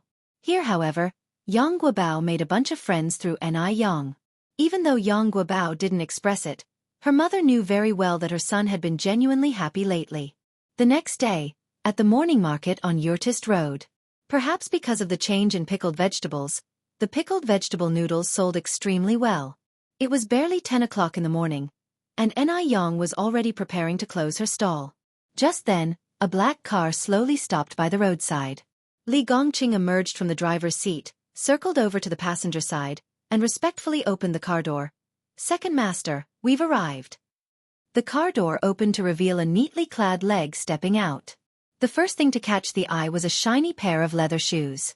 Moving upward, the man was seen wearing a tailored handmade suit, a neat tie, and his fine phoenix eyes were hidden behind gold-rimmed spectacles. He stepped out of the car, and his eyes turned towards the alleyway. "Is this the place?" he asked, sounding incredulous. He hadn't expected that the noodles, so highly praised by the elderly lady of the Mo family, would be from such a decrepit alleyway. "Yes, second master, this is the place," Li Gongqing replied respectfully. Song Beiqing nodded slightly and said, "Lead the way." "Right away, second master. Please follow me." Li Gongqing strode ahead. "Xiaoni." Li Gongqing brought Song Beiqing to Ni Yang's stall and called out to her, "Mr. Li." Ni Yang looked up in surprise, a faint smile appearing on her face. Ni Yang was facing away from the sun. As she turned her head, it seemed as if her smile was the only thing left in the sunlight. Illuminating like a starry river, everything else became a mere backdrop. Song Beiqing hadn't expected that the noodle maker would be a woman, and such a young one at that. In Song Beiqing's imagination, whoever could make such delicious noodles should at least be an old craftsman with decades of expertise. Just as Song Beiqing was still recovering from his surprise, Li Gongqing introduced, "Xiaoni, this is my boss. Second master, this is the noodle master, Xiaoni." The first sentence was addressed to Ni Yang, and the latter was for Song Beiqing. Song Beiqing quickly collected his thoughts and extended his hand toward Ni Yang. "Hello, Miss Ni. I'm Song." After reaching out, Song Beiqing regretted it a bit. He was accustomed to shaking hands in business environments, but this time he was dealing with such a young girl. Would she understand that shaking hands was a courtesy? At that time, China had not yet adopted the more open customs of foreign countries, and the practice of shaking hands was not widespread. If this young lady misunderstood and thought he was acting indecently, it would be quite embarrassing. Caught in this predicament, Song Beiqing didn't know whether he should retract his hand or leave it hanging mid-air. Just as Song Beiqing felt embarrassed, Ni Yang politely smiled and lightly shook his extended fingers. "Hello, Boss Song. You can simply call me Xiaoni." Chapter 57 Visit from Mr. Song Tui during dinner. Wang Meifeng and her son Yang Guobao just happened to drop by the NIS residence. Arriving just in the nick of time, Ni Yang warmly invited them, and the mother and son duo sat down for the meal. It was Wang Meifeng's first time eating the dishes prepared by Ni Yang. She couldn't praise her enough. "Yang, your culinary skills are simply exceptional. Even better than a professional chef at a restaurant." Ni Yang felt rather embarrassed by the glowing compliment. Wang Meifeng's trust in Ni Yang had grown over time and she often visited the Ni residence. For the past month, Yang Guobao's illness had been acting up less and less. What used to be every 3 days had now become once every week. However, Wang Meifeng was not planning to return home yet. She intended to return after 3 months and then take Yang Guobao to the city hospital for a full-body checkup. Only by returning with a medical report from the hospital would the Yang family believe what she had been through, and her grievances might well be understood. And only then could they, as mother and son, truly be accepted by the Yang family. After they finished the meal, Wang Meifeng offered to do the dishes, but Ni Yang quickly retorted, "Absolutely not, Aunt Wang. You're our guest. We can't have you doing the dishes." Wang Meifeng, however, insisted, "One need to return the favor. Washing a few dishes is nothing. If you refuse, I may feel uncomfortable visiting your home in the future." After such a scrumptious meal prepared by Ni Yang, it would be unconscionable if they left a whole table full of dirty dishes for Ni Yang to clean on her own. Wang Meifeng was not someone who lacked consideration.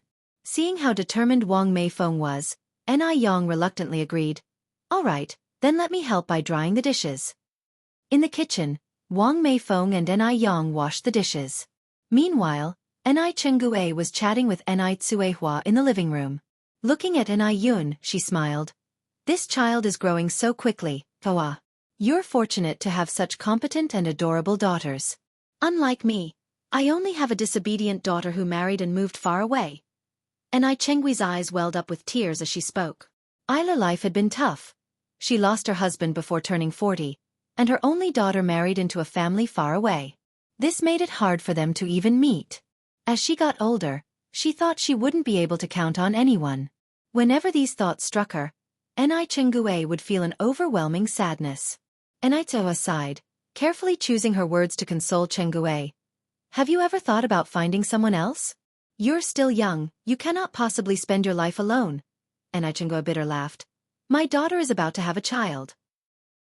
If one get another man now, won't it be a laughingstock? This era was not as progressive as the modern times. If a woman lost her husband, she'd often stay a widow for life. Upon hearing this, Ni Tsuehua fell into a deep silence, tightly hugging the child in her arms. Words failed to escape her lips. Back in the kitchen, Wang Meifeng finished washing the last dish and looked at Ni Yang. Thanks to the medication you provided last time, Gobeo's condition has improved tremendously. It's been over a week since he last fell ill. By the way, I forgot to ask you last time. Are there any restrictions while consuming the medication? Like what he can or cannot eat? Ni Yang smiled. There isn't any particular dietary restriction. He just should avoid foods that can reduce the potency of the medicine, like bananas and pineapples. Although these fruits should not be eaten with traditional Chinese medicine, they were quite precious and rarely accessible, especially in rural areas. Even catching a glimpse was tough, let alone consuming them. Wang Meifeng nodded in understanding. Okay, I got it, Yang. Thank you. If it hadn't been for Ni Yang, Yang Guobao wouldn't be where he is now. Over the past month, not only had Yang Guobao's physical health improved significantly, but his mental state and personality had also undergone a tremendous transformation compared to a month ago. When Yang Guobao was in Beijing, he only had one friend, Mo Flu Dai. Since Hudi fell ill and was bedridden, no other children were willing to play with Yang Guobao. Here, however, Yang Guobao made a bunch of friends through Ni Yang. Even though Yang Guobao didn't express it, her mother knew very well that her son had been genuinely happy lately. The next day, at the morning market on Yurtist Road. Perhaps because of the change in pickled vegetables, the pickled vegetable noodles sold extremely well. It was barely 10 o'clock in the morning, and Ni Yang was already preparing to close her stall. Just then, a black car slowly stopped by the roadside. Li Gongqing emerged from the driver's seat, circled over to the passenger side, and respectfully opened the car door. Second master, we've arrived. The car door opened to reveal a neatly clad leg stepping out. The first thing to catch the eye was a shiny pair of leather shoes. Moving upward, the man was seen wearing a tailored handmade suit, a neat tie, and his fine phoenix eyes were hidden behind gold-rimmed spectacles. He stepped out of the car, and his eyes turned towards the alleyway. Is this the place? He asked, sounding incredulous. He hadn't expected that the noodles, so highly praised by the elderly lady of the Mo family, would be from such a decrepit alleyway. Yes, second master, this is the place, Li Gongqing replied respectfully. Song Beiqing nodded slightly and said, Lead the way. Right away, second master. Please follow me. Li Gongqing strode ahead. Xiaoni. Li Gongqing brought Song Beiqing to Ni Yang's stall and called out to her. Mr. Li. Ni Yang looked up in surprise, a faint smile appearing on her face. Ni Yang was facing away from the sun. As she turned her head, it seemed as if her smile was the only thing left in the sunlight. Illuminating like a starry river, everything else became a mere backdrop. Song Beiqing hadn't expected that the noodle maker would be a woman, and such a young one at that. In Song Beiqing's imagination, whoever could make such delicious noodles should at least be an old craftsman with decades of expertise. Just as Song Beiqing was still recovering from his surprise, Li Gongqing introduced, Xiaoni, this is my boss. Second master. This is the noodle master, Xiaoni.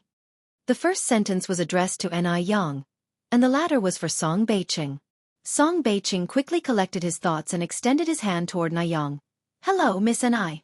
I'm Song." After reaching out, Song Beiqing regretted it a bit. He was accustomed to shaking hands in business environments, but this time he was dealing with such a young girl. Would she understand that shaking hands was a courtesy? At that time, China had not yet adopted the more open customs of foreign countries, and the practice of shaking hands was not widespread. If this young lady misunderstood and thought he was acting indecently, it would be quite embarrassing. Caught in this predicament, Song Beiqing didn't know whether he should retract his hand or leave it hanging mid-air. Just as Song Beiqing felt embarrassed, Yang politely smiled and lightly shook his extended fingers. "Hello, Boss Song. You can simply call me Xiaonie." Chapter 58 Sky High Invitation. _1 The girl's hand was soft, delicate, and slightly cool to the touch. It left him with a strange sensation, as if it could reach his heart, causing him a hint of lightheadedness. What surprised Song Beiqing more was that this girl knew how to shake hands. Not only that, but she also understood the protocol very well. She barely grasped his hand, quickly let go after a light grip, showing courtesy without feeling awkward, as though she had undergone professional training. If she were some kind of socialite, that would be one thing. But she was just a noodle seller. After letting go, Yang asked, "May I first know the reason for Mr. Song's visit?" Song Beiqing slowly began, "Ms. Anai, you should be very clear about the purpose of my visit." Compared to the term Miss, Comrade was more popular in this era. But since Song Beiqing was a businessman, and with his international outlook, his thinking was far ahead of most people. Yang was smart. She knew what Song Beiqing meant. Her red lips slightly parted, rejecting softly, "Thank you for your kind intentions, Mr. Song. If you are here for that matter, one must apologize. One might disappoint you." Song Beiqing smiled in response. "Is Ms. Anai really not considering it anymore?" Yang shook her head slightly. "No need." Half closing his eyes, Song Beiqing softly said, "I've heard that Ms.'s business is very good. Every morning people line up to buy your noodles. If you sell about 600 bowls of noodles every day, and each bowl is for 3 cents, then including cost, you earn about 180 yuan per day, which is 5,400 yuan per month. Comparing this amount, it seems the 100 yuan monthly salary one offered was indeed too little." It was only after calculating that he realized how shocking the numbers were. This young girl might be of tender age, but her earning ability was anything but. No wonder she had scoffed at his previous offer of a 100 yuan monthly salary. It seemed that it wasn't about her not loving money, but rather his offer lacking in comparison to her appetite. Song Beiqing looked at Yang and continued, "I apologize, Ms. Anai, for the lack of sincerity in my previous offer. Now, 1 am willing to hire you for double your current monthly income. What do you say?" At these words, even Li Gongqing was astonished. Twice the income? The second master just said that Yang earns 5,400 yuan a month. So how much was double?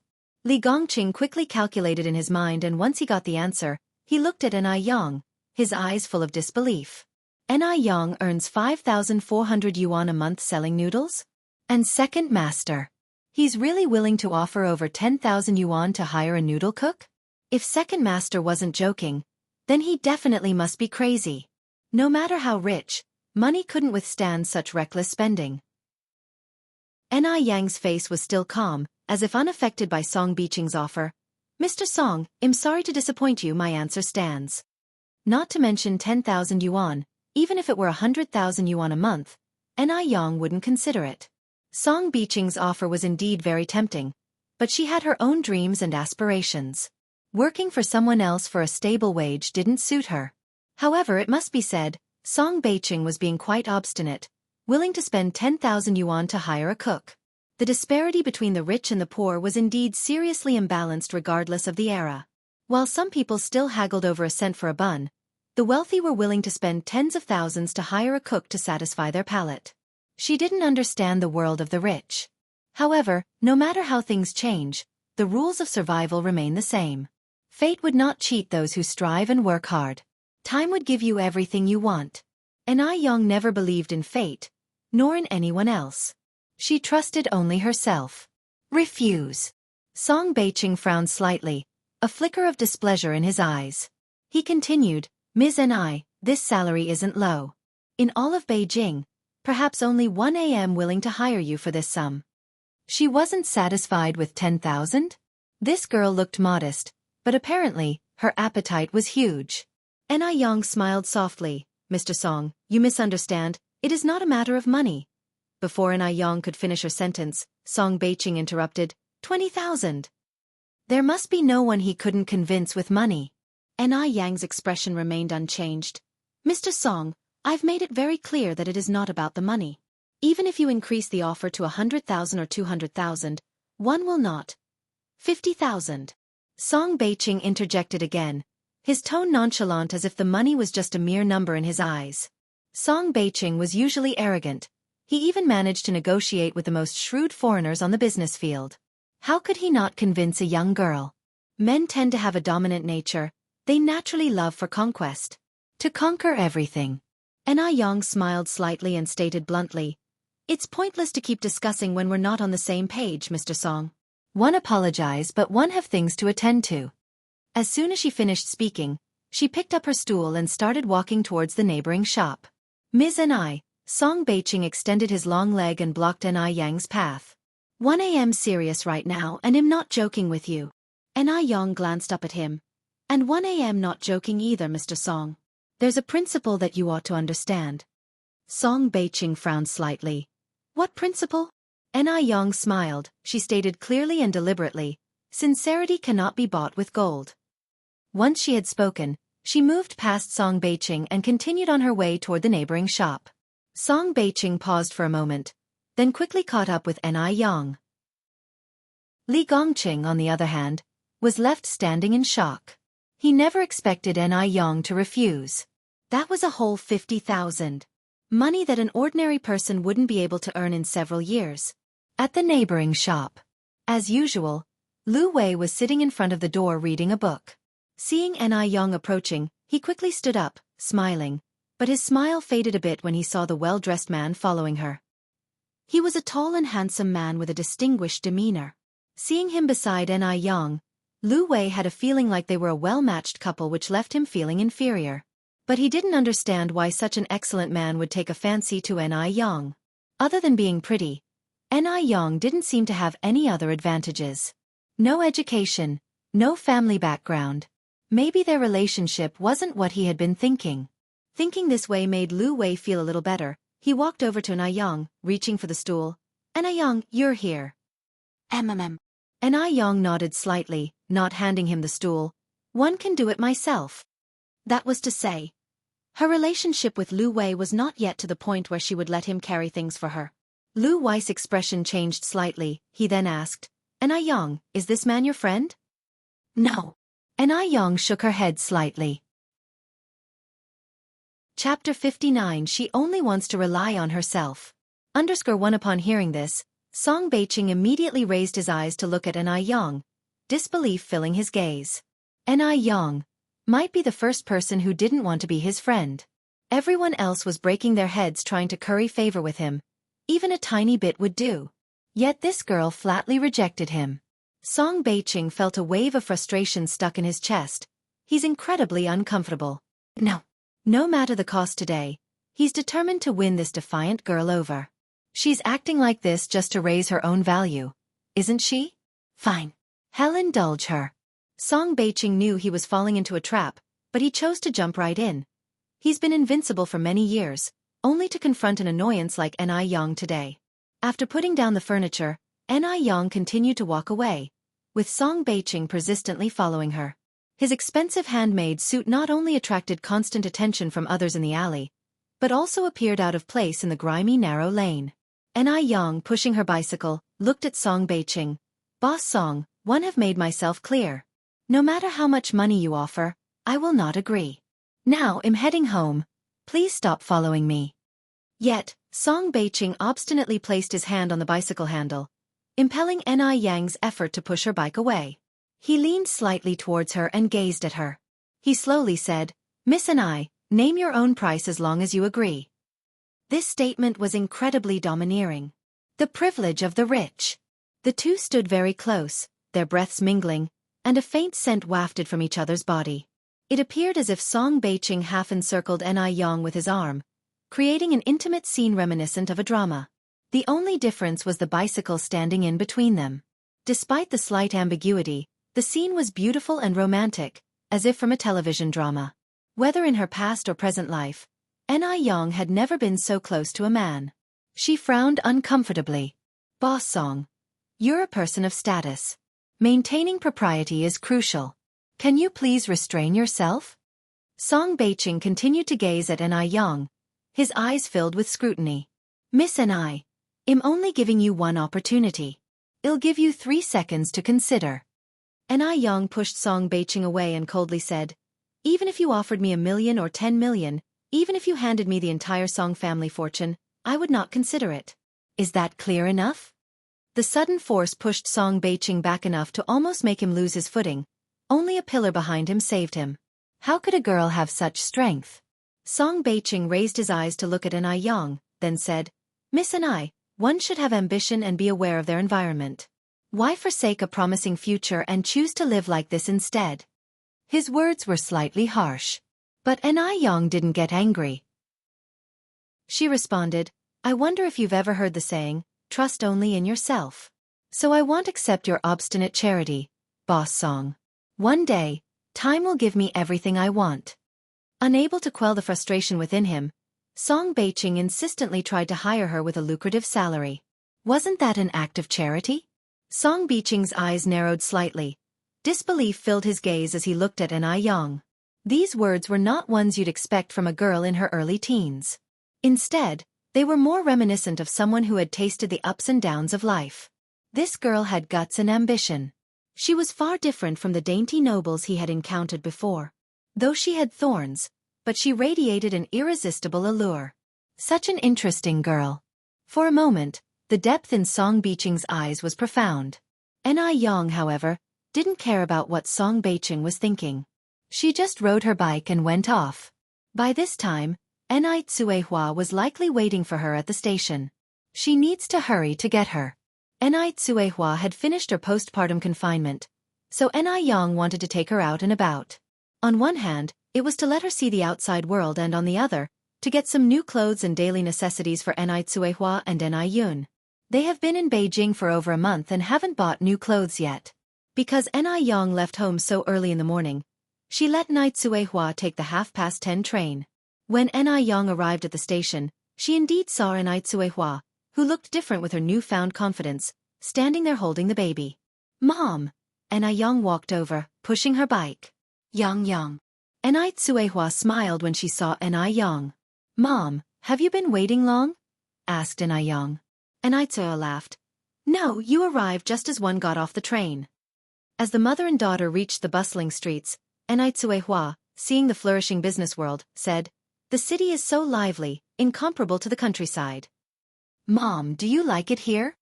Anew asked with a smile. Yes, Anew nodded. Who wouldn't like the city?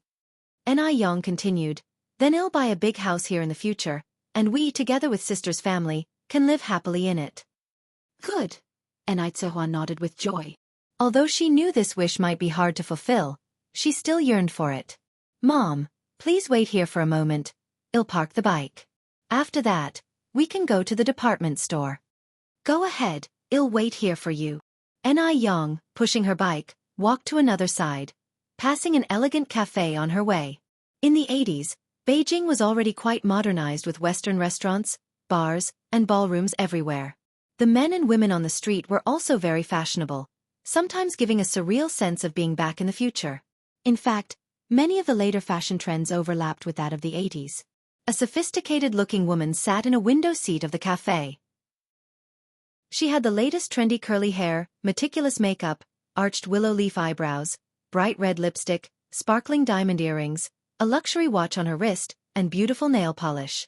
Everything about her screamed, rich heiress. Why isn't he here yet? She kept looking at her watch, her brow furrowed with anxiety. She had heard that Mo3 had an odd temperament, cold and aloof, and hard to approach. It seems the rumors were true. But she relished impossible challenges. Mo3, huh? She would conquer him. A confident smile played on the heiress' face. It was only due to Madame Mo's insistence that Mo Baichuan reluctantly agreed to meet this girl. He couldn't express how much he didn't want to go. The driver, who was driving the car, dared not even breathe too loudly. The atmosphere in the car was so oppressive. He was afraid of unintentionally irritating Mr. Mo. Chapter 60: Domineering Counterattack. Just then, the smoothly driving car suddenly hit a large pothole. With a splat, a splash of murky dirty water flew up, jolting the inside of the car in an upheaval. Mo Baichuan, sitting in the back seat, stayed as calm as Mount Tai. On the other hand, the sudden force caused the driver to harshly knock his head on the steering wheel, seeing stars. As Yen was splashed with dirty water all over, she was completely baffled. What on earth was going on today? Was this Mercury in retrograde? First, she encountered the mad Song Beiqing, and now she was covered in dirty water. She took a deep breath, telling herself to stay calm. Anger brings premature aging. She shouldn't be hard on herself. At that moment, the driver's door opened, and a young man stepped out from the car. He walked up to Yen, apologized sincerely. "Comrade, are you all right? I'm really sorry. I'm not familiar with the road conditions here. One didn't know there was a pothole here. Are you okay?" Yen was wearing a white buttoned short shirt and black wide-leg trousers that day. Her attire contrasted sharply with the fashionable women on the street. However, she managed to bring a lively vibe to her retro outfit. Since her trousers were black, they didn't seem to be in too bad a condition, but her shirt was a miserable sight with all the dirty water stains on it. Yet, even though she was covered in dirty water, she didn't appear disheveled, but rather uniquely elegant, giving a vibe of a college student from the Republican era, innocent and lovely. This must be the essence of beauty like jade. Seeing that the driver was truly remorseful, Yen had no intentions to pursue further, she opened her lips to speak. "I'm all right, it's just my clothes are all dirty." Before Yen could finish her sentence, the car window at the back seat gradually came down, interrupting her. "Xiao, haven't you dealt with people like this before? You still don't know how to handle this?" There was a heavy oppressiveness laced within that cold voice. He was angry. The master was angry. Xiao, the driver, felt a shiver run down his spine and quickly bowed to Yen. "I'm really sorry, comrade. Take this money and buy yourself a new outfit. We have to go now because of some urgent business." As he finished talking, he took out a large bill from his pocket, handed it to Yen, and turned around to get back into the car. Honestly speaking, Xiao had seen plenty of such situations after being with Mo Baichuan for so long. There were many socialites in Beijing who tried their best to get his attention, using all kinds of tricks. But he felt that Yen was not like them. Her eyes were pure, lacking any hint of slyness. Moreover, Yen certainly wasn't the one intentionally splashing herself with water. Xiao, being a driver, was able to distinguish who the schemer was and who the victim was in this situation. The usually calm and collected third master Mo seemed a bit impulsive today. Yen really wasn't angry initially, but that cold voice from the back seat stirred up her anger. She walked up to car door, yanking it open, retorting, "Excuse me, sir, could you please explain what you mean by people like this?" The man leisurely looked up, and in an instant, Yen's gaze was caught in a pair of deep, icy phoenix eyes. The phrase "born with a remarkable appearance" must have been coined for him. His slightly pursed lips, high nose bridge, his flawless phoenix eyes emitting a chilling coldness, each of his exquisite features seemed as if they were personally sculpted by God. Together they created a powerful and captivating aura around him. Even in the midst of a scorching summer, he could make people shiver from coldness. This was a dangerous man, and also a familiar man. Yan's pupils contracted slightly, and she quickly recognized him. Wasn't this the mysterious man she encountered in Dam Village last time? What a small world. She really didn't expect to run into him here again today. Though slightly shocked, Yang didn't let any trace of it show on her face. Mo Baichuan's eyes were deep as he watched her, mouth parting slightly. "Do I have to spell out exactly what I mean by that kind of people?" His voice, as always, was cold. In Mo Baichuan's eyes, this accident was anything but coincidental, instead believing it was deliberately plotted by Yang. How could it be that, just like that, water splashed onto her, and specifically on his car? Besides, wasn't Yang, wearing such a pure and simple outfit, too inconsiderate? Could a married woman wear such clothes? Since she was already married, why couldn't she live out her days in peace and humility? Stick to a simple and honest life with someone else? Even if the other party was an old man, it was her choice. Also, Mo Baichuan still didn't understand why Ni Yang stole his watch. Considering all the above, especially the fact that Ni Yang was married, Mo Baichuan didn't think highly of her, and that's why he had spoken out of turn. Moreover, whenever he saw her, he couldn't help but lose some control over himself, even becoming jealous of that old man he had never met. It seemed Ni Yang hadn't recognized him. She raised an eyebrow slightly and said, "Let me guess, you're saying that it's my fault one got soaked because your car splashed water on me?" It seems she really saved a scum last time. Rude and unreasonable, filled with arrogance and self-importance, and acting as if no one else existed. She wondered which family's spoiled brat he was. Such a waste of a handsome face. Mo Baichuan looked at her with a usual frigid face.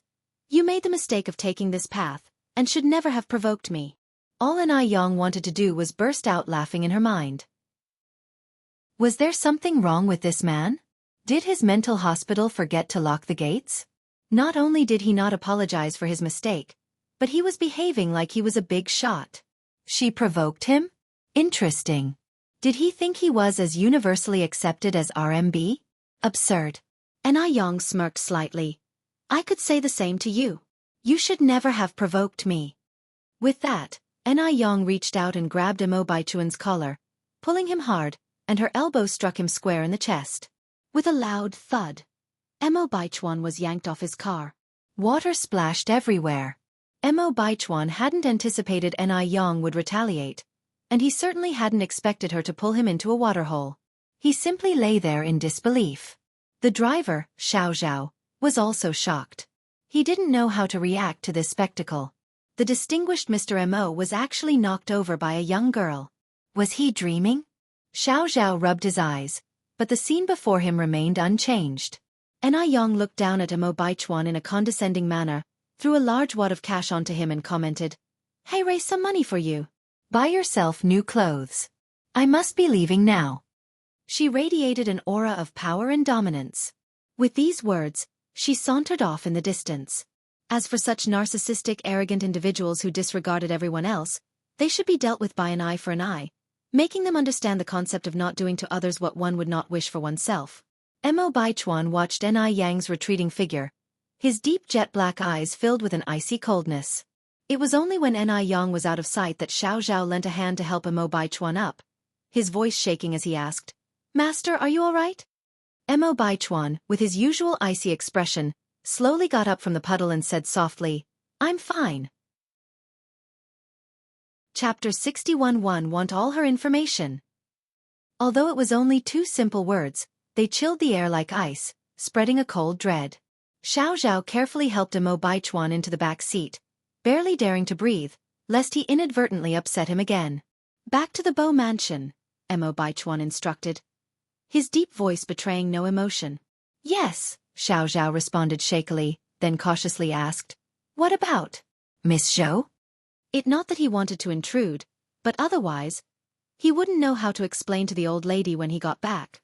Miss Zhou was at the cafe, waiting for Mo Baichuan's arrival. What mess has this turned into? Mo Baichuan lightly lifted his eyes, and the rearview mirror reflected a chilling cold light. Startled, Xiaoxiao closed his mouth abruptly, not daring to utter another word. Stepping on the accelerator, the car shot off like an arrow. Mo Baichuan half leaned on the back seat, his eyes half closed. No one knew what he was thinking. Despite his silence, there was an ominous feeling of looming crisis. The car stopped at a small Western-style house. Xiaoxiao carefully got out of the car, opened the door for the passenger, but Mo Baichuan showed no intention of getting out. He just sat there. Finally, gathering his courage, Xiaoxiao said, "Master, we've arrived." Only then did Mo Baichuan turn his attention towards him. His deep eyes were completely dark as he ordered, "I want all the information about that girl today. Remember all of it. Even her ancestors' details. And I want it by 7 o'clock tonight." He always felt that he hadn't investigated Xianxia thoroughly enough. Because Ni Yang was nothing like he had imagined. Xiaoxiao stood up straight, answering, "Yes." Oh my! His master was harsh. The young lady had just retaliated in kind, but he was unsparing. He wouldn't even give her ancestors a break. Watching Mo Baichuan's retreating figure, Xiaoxiao nervously wiped his forehead. Ni Yang arrived at a store, casually picked out a set of clothes to change into, paid, and then hurried to Ni Quihua's side. The moment Ni Tsuehua saw Ni Yang, she grabbed her hand. She was so eager, she didn't even notice Ni Yang's change of clothes and immediately blurted, Yang, one think I just saw your uncle. Ni Tsuehua had her own family too. In her family, she had an elder brother named Ni Dazhu who had married a transferred educated youth in his earlier years. After the policy changed, he and his wife moved to the city. Ever since Ni Dazhu left for the city, Ni Yang had not seen her uncle and his family. In this period, there was also little correspondence. No one knew where Ni Dazhu had ended up. Mom, are you sure you saw him clearly? That was really uncle? Ni Yang asked, frowning slightly. Ni Tsuehua nodded assuredly. I saw it clearly. That was definitely your uncle. If I wasn't worried that you'd be worried about finding me when you got back, I would have chased after him. Ni Tsuehua was not confused. There was no way she could mistake her own brother. Did you see which way uncle went? Ni Yang continued, asking. That way. Ni Tsuehua pointed in a direction. I saw your uncle going through that gate. Then let's go over and check it out, Ni Yang said, grabbing hold of her sister's hand. Mother and daughter headed in that direction. Unlike the bustling streets, this was a residential area for factory employees. There was a guard at the gate, and anyone entering or leaving who wasn't an employee of the factory would need to register. At this time, most factories were state-owned enterprises, very formal. Workers were not only allocated dormitories but also received good benefits. It was like being a public servant in the future world.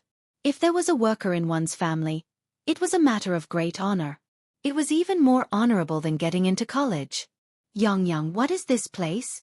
Ni Tsuehua asked curiously, looking at the gate. Ni Yang explained to Ni Tsuehua. After hearing the explanation, Ni Tsuehua exclaimed, My goodness! So by what you're saying, your uncle is now a worker. Ni Yang nodded. It seems so. Ni Tsuehua exclaimed, Your uncle was a total simpleton when he was younger. I can't believe he's made something of himself now. At last, someone from our Ni family has become accomplished. Let's go and find your uncle and aunt. Ni Yang continued, Don't rush in yet, Mom. Let me confirm with the gatekeeper first.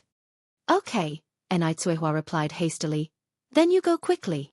Ni Yang approached the gatekeeper. The gatekeeper was very amicable and informed Ni Yang in detail about Ni Daz's situation. Ni Dazhu had become a permanent worker here 3 years ago. He lived here with his wife Lu Wan and their daughter Lu Xianxia. Also, the gatekeeper added that Ni Dazhu was usually henpecked, often acting like a timid mouse around his wife. Lu Xianxia? Ni Yang scowled slightly. Wasn't her cousin's name Ni Xianxia? When did it change to Lu Xianxia? Had Ni Dazhu become a kept man? What's the matter, young lady? How are you related to Ni Dazhu? The guard asked, curious. Ni Yang smiled and said, He's my uncle. The guard laughed. What a surprise Ni Dazhu has such a beautiful niece. He then wondered, scratching his head. How come I've never heard about Ni Dazhu having a niece? Especially such a beautiful one. People often say nephews resemble their uncles. But looking at Ni Yang's delicate features, she bore no resemblance to Ni Daz's rough and plump look. This was strange indeed. Ni Yang offered a small smile and thanked the guard before heading back to Ni Tsuehua. Mom, uncle and aunt indeed live here, but... Let's go find your uncle and aunt, Ni Tsuehua said, pulling Ni Yang inside before she could finish her sentence. Mom, wait a minute, why don't we buy some gifts to take them? Ni Yang suggested. Ni Tsuehua was eager to see her brother and stubbornly pulled Ni Yang inside. She dismissed the idea saying, Yang, your uncle and I are siblings. We don't worry about formalities like that. We'll take care of the gifts later. I haven't seen your uncle in so many years. Ni Tsuehua had never thought that she would see Ni Dazhu again in her lifetime. At this moment, all that she could think of was seeing her brother. The gatekeeper called out enthusiastically behind them, Young lady, Ni Dazhu lives in Building 68, Unit 101. Don't get it wrong. Ni Yang smiled and replied, Okay, thank you, sir. You're welcome. The guard waved cheerfully. With the guard's help, Ni Yang quickly found Ni Daz's residence. The workers' dormitory was vibrant with a strong sense of the times. There were children playing in the courtyard, adults washing clothes, chatting and laughing. It was very lively. On seeing the strangers approaching, they all threw curious looks at them. "Which family do you belong to?" A woman washing vegetables asked them. Anew, holding her child, smiled and said, "We have come to look for Anew. I am his sister." "Sister?" The woman washing vegetables said in surprise. "I thought Daju was an only child in his family. Where did this sister come from?" Chapter 62. Our house is not a refugee camp. Under one. Upon hearing this, Anew didn't take the washerwoman's words to heart, instead smiling and saying, "You might be mistaken, 1 a.m. and Ida's sister." The washerwoman didn't say anything more, looking at Anew with a complicated expression. "Mom, let's go knock on the door." Anew looked back towards Anew. "Okay." Anew nodded, following Anew forward. After the mother and daughter left, the yard began buzzing with discussion. "What do you think that was all about?" "Who knows? Lu Wan has always been a deep thinker. I think Anew is a coward." Could he behave so scared of his wife if he wasn't a coward? Followed by a round of quiet laughter. Anew led her mother and sister to the door of room 101 and softly knocked on it. The door was quickly opened. "Who is it?" The one who opened the door was a curious-looking girl of about 18 or 19 years old, peering at Anew with a smile on her face. Anew gently smiled. "Cousin Xianxia, 1 a.m. Anew." Upon hearing this, the smile on Lu Xianxiang's face immediately disappeared. Her gaze passed over Anew to focus on Anew behind her. Anew immediately greeted her with a beaming smile. "Xianxia, I'm your aunt." Unexpectedly, Lu Xianxia not only failed to greet them, but her face suddenly turned cold. She turned around and walked inside impatiently, shouting, "Mom! There are people looking for you." Upon seeing this, the smile on Aneyang's face slowly faded. It seems, her cousin wasn't particularly welcoming towards them. Anew quickly pulled Aneyang's hand, whispering, "Xianxia is young and doesn't understand, don't mind her, your uncle and aunt will come out in a moment." Anew nodded slightly. After all, they hadn't come all this way just to see this cousin of hers. "Who is it?" Lu Wan, who was cutting vegetables in the kitchen, asked. "Don't know." Lu Xianxia sat down on the sofa to watch TV. "Didn't you go and open the door? How can you not know?" Lu Wan wiped her hands and walked out of the kitchen. While eating sunflower seeds, Lu Xianxia said, "Why don't you go and see for yourself?" She couldn't be bothered dealing with those poor relatives from the countryside. Lu Wan walked out with a puzzled expression on her face. "Sister-in-law. It's me, Culling." Seeing Lu Wan coming over, Anew immediately greeted her with a smile. "Aunt." Anew followed behind politely saying hello. Lu Wan was stunned for a moment, then finally reacted and smirked. "Oh, it's you guys. How did you find this place?" Anew said, "I saw my brother on the street, and then asked around until I found this place." "Oh." Lu Wan nodded and then continued, "Well, since you're here, come in and sit for a while." Anew could tell that Aunt Lu Wan didn't seem very welcoming either, but Anew seemed oblivious, following Lu Wan into the house while exclaiming, "Sister-in-law, your home is really beautifully decorated." Rural people will always be rural people. Look at her behaving like Lu Lao Lao visiting the Grandview Garden. Lu Wan glanced at Anew, a hint of disdain flashing in her eyes, casually remarking, "Oh, it's nothing. It's a house allocated by the company, we just casually decorated it." Once they entered the room, Lu Wan looked at Lu Xianxia who was cracking melon seeds and yelled, "All you do is crack melon seeds. Go quickly and get the sofa cover one washed yesterday." "Such a bother." Lu Xianxia murmured with dissatisfaction, coldly retreating to get the sofa cover. Lu Wan turned around and looked at Anew and her daughter, smiling. "I've been too busy these days, haven't even had time to cover the sofa with a cover. I'm sorry that you two will have to stand for a while." She covers the sofa when guests come? This Lu Wan is really interesting. Anew slightly raised her eyebrows, but didn't say anything. After all, Lu Wan was her elder, and it wouldn't be appropriate for her to say something out of turn. Anew laughed and said, "Not at all tired, just standing here for a while is fine. Don't fuss over me. Coming to my brother's house feels just like being at home." "Her own home?" Lu Wan scoffed silently in her mind. Anew Tsuehua really didn't consider herself an outsider. This was Lu Wan's house. How was it related to Anew Tsuehua in the slightest? She wondered how they even managed to find this place. Disgusting. Lu Xianxia took out the sofa cover and handed it to Lu Wan. Here. Lu Wan quickly covered the sofa and then looked up at Anew Tsuehua, smiling. Please have a seat. Anew Tsuehua sat down with the child in her arms. No sooner had Anew sat down, Lu Xianxia suddenly stood up from the sofa, her eyebrows knitted and her face expressing disgust. What is this horrible smell? It's unbearable. Lu Wan also covered her nose and hinted in a meaningful tone. Yes. One can smell it too. How awful. Please open the windows and let some fresh air in. Anew Tsuehua didn't react immediately. Instead, surprised, she said, There isn't any smell. I haven't noticed anything. She remembered Lu Wan as a gentle and virtuous woman, so she didn't give it much thought. When Lu Wan was a young educated urbanite, sent to work in a small countryside village, she was indeed gentle and virtuous. But now, she was far from the pitiful Lu Wan of those days, no longer feeling the need to suppress her own temperament to please others. In the words of Feng Shui, fortunes have reversed, and now it's Anew Daza's turn to try to win her over. Lu Wan laughed and said, The smell is awful, perhaps it's your sense of smell that is off. Anew Yang knew perfectly well what Lu Wan and her mother were up to, but kept silent to let Anew Tsuehua see their true colors and to prevent her from being deceived in the future. Having gone through so many things, it was about time Anew Tsuehua, as a mother, grew up. Really?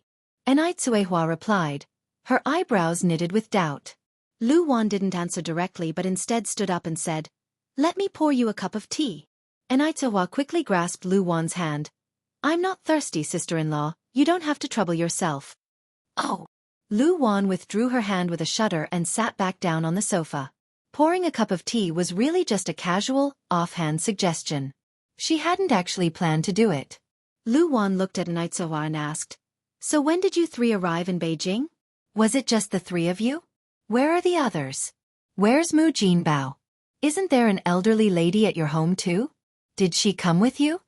Concerning this, Anew Tsuehua sighed helplessly.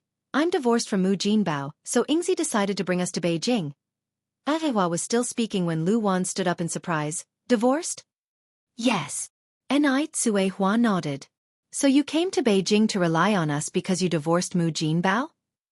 Lu Wan was taken aback, staring at Anew Tsuehua in shock. A divorced woman, with 2 children in tow. Was she planning to freeload off their family? Oh God. The mere thought of it made Lu Wan's scalp crawl. She was now regretting letting them in. She should never have let them step into their house. What a predicament. Getting rid of them would not be easy. Anew Tsuehua thought that Lu Wan was reprimanding her for not visiting them sooner. So she quickly explained, No, sister-in-law, it's a misunderstanding. We didn't know you all lived in Beijing. Otherwise Yingzi and One would have come to visit you earlier. Luckily, One bumped into my brother on the street today. Come visit earlier? What did she mean by that? At this moment, Lu Xianxia chimed in from the side mockingly. Our house is not a refugee camp, you know. Lu Wan immediately turned to Lu Xianxia, pretending to scold her. What kind of language is that, young lady? She then turned back to Anew Tsuehua, smiling. Xianxia's just playing around, don't take it to heart. Chapter 63 Do not do unto others what you do not wish for yourself. Lu Xianxia is her own niece. As an elder relative, how could she possibly feud with her blood niece? Anew laughed and shook her head. I don't mind, it's just a child's. The sentence hanging. She continued. Sister-in-law, you've been good with my brother for these past years, right? Lu Wan nodded. We're doing all right. But that's mostly thanks to my own younger brother. Otherwise, do you think Anew Dazhu could have become a worker just by his own merit? If my brother hadn't pulled some strings for him, he wouldn't have accomplished much of anything. Anew Tsuehua gave an awkward laugh and changed the subject. Sister-in-law, are you and my brother both working at the factory now? Instead of answering, Lu Wan asked, Did Yang quit school? Yes. Anew Tsuehua nodded and confessed with shame. It's really my failing as a mother. It's been hard on the child, Lu Wan continued. It's really a pity that Yang dropped out of school so early. What was her educational background? Although Anew Tsuehua wasn't sure of Lu Wan's intent, she still answered, Middle school. Middle school? When Lu Xianxia heard this, she instantly felt relieved. Even though she wasn't as pretty as Anew, her educational level was much higher. She was in her senior year of high school, and could take the college entrance exam next year. In the future, she would go to college and marry someone from the city. No one in the city would want to marry an illiterate like Anew. By that time, she would rank above Anew, and so would her children and her descendants. Anew, a bumpkin, was destined only to be a green leaf accentuating the beauty of a flower. Thinking like this, Lu Xianxia felt a great sense of superiority. Her gaze towards Anew became increasingly disdainful. Lu Wan said with great regret, Only middle school. One was thinking of asking my brother to find a way to get Yang a job at the factory. But now, the factory only hires those with high school education and above. How did things turn out this way? In reality, Lu Wan only wanted to cut Anew off. Anew work in the factory? Dream on. Anew and her daughter were simply acknowledging their kinship with them because their family had flourished as factory workers. Such shamelessness. Want to take advantage of their family? No chance. Anew laughed and said, That's all right, sister-in-law. I appreciate your kindness. Actually, one wanted Yang to continue studying anyway. Before Anew could finish, the door was opened. Anew, dressed in a worker's uniform, walked in from outside, carrying a slab of meat. Seeing him, Anew got up excitedly. Brother! Anew stood there frozen, taking a moment to react. There was no joy that should come from a long-awaited reunion with family on his face. Rather, a hint of distaste. Suihua? What are you doing here? Seeing Anew's reaction, Anew knew, this uncle was completely hopeless. He was no longer the Anew from Dam Village. Anew didn't think about it too much and quickly pulled Anew closer. Yang, this is your uncle, say hello. Anew obediently said, Hello, uncle. Anew frowned deeply. Why did you bring the child with you? Lu Wan crossed her arms and stood aside, adding a sentence like she was watching a play. Suihua divorced Mu Jinbao, so she purposely came to Beijing to seek refuge with you. Hearing this, Anew's face changed instantly. What? Divorced? How could you get divorced? Why did you get divorced? What shameless thing have you done? Mu Jinbao wants to divorce you? How did the Mu family end up with someone like you?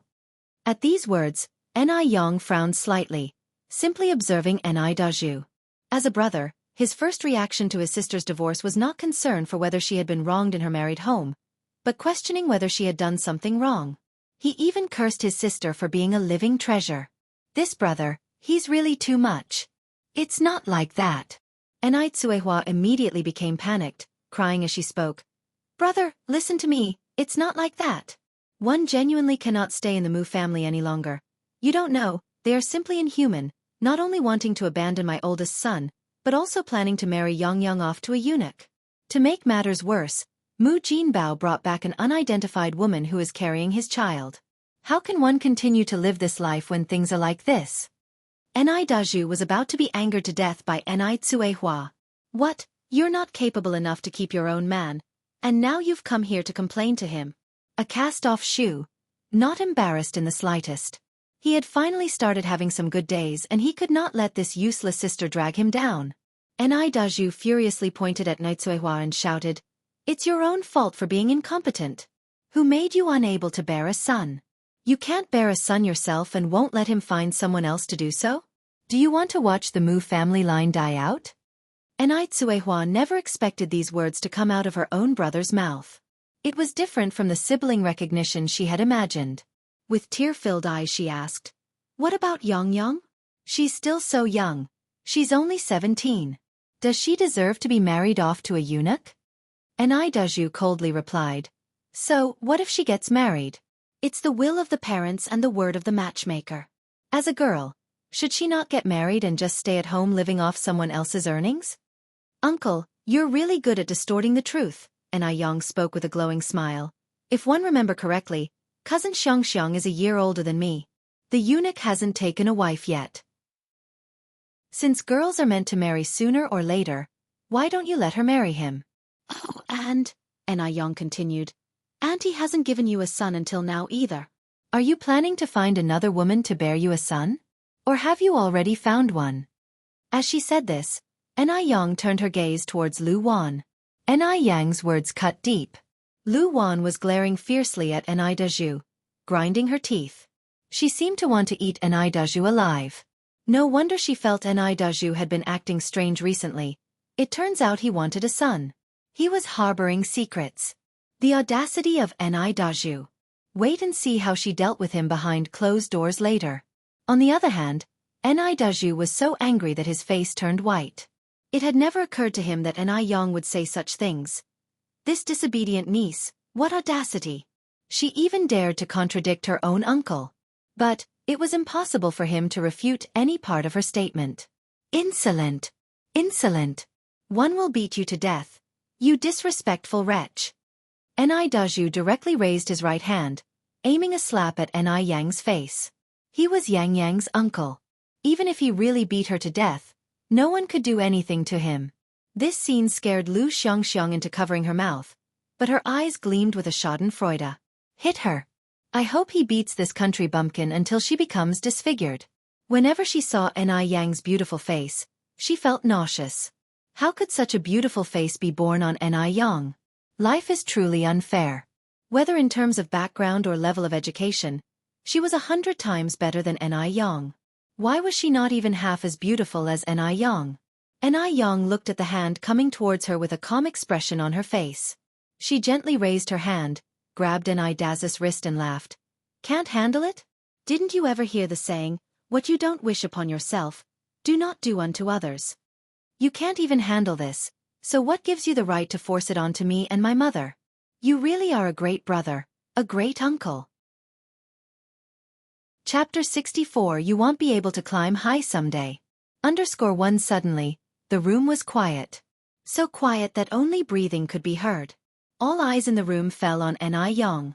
No one expected that Yang would easily grab Dazu's hand, let alone that the country girl would say such words.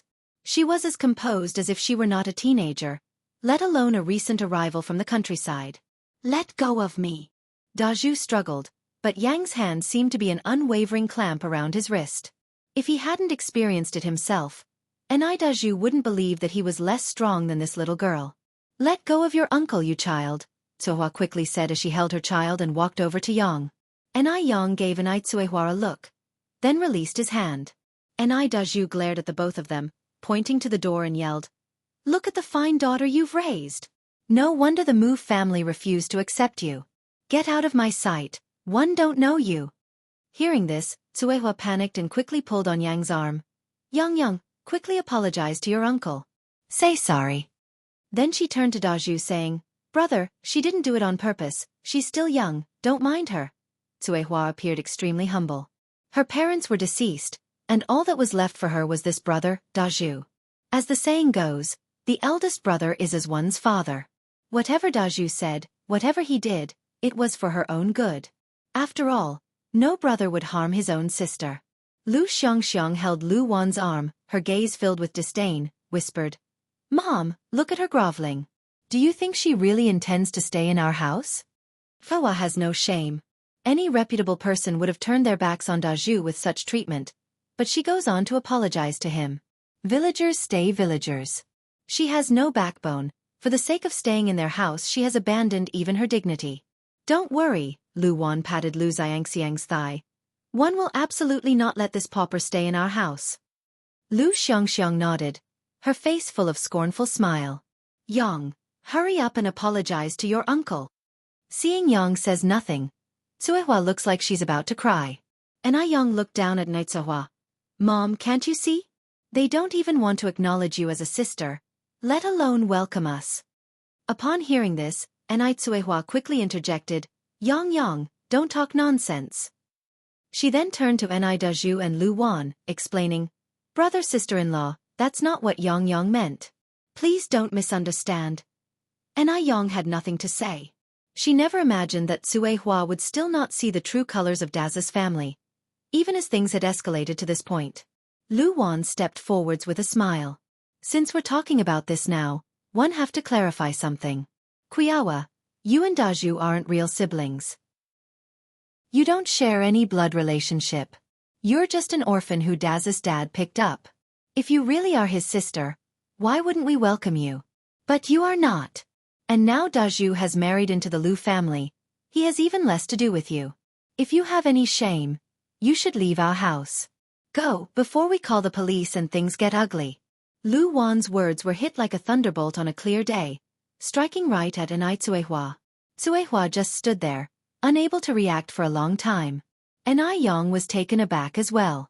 She never expected that her mother and Anai Daju did not share any blood relation. No wonder Anai Daju was such a despicable man, while Tsuehua had no trace of deceit. Plus, they did not share any noticeable resemblance. After learning this, Anai Yang inexplicably felt relieved. It took a moment for Anai Tsuehua to look up at Anai Daju, and then, disbelief colored her tone. Brother. Anai Daz's expression gradually went calm. Lu Wan is right. I'm not your brother. You're nothing but an unwanted wild child. Leave now and don't come back pretending to be family. Brother. Anai Tsuehua was reluctant to accept this reality and stared at Anai Daju.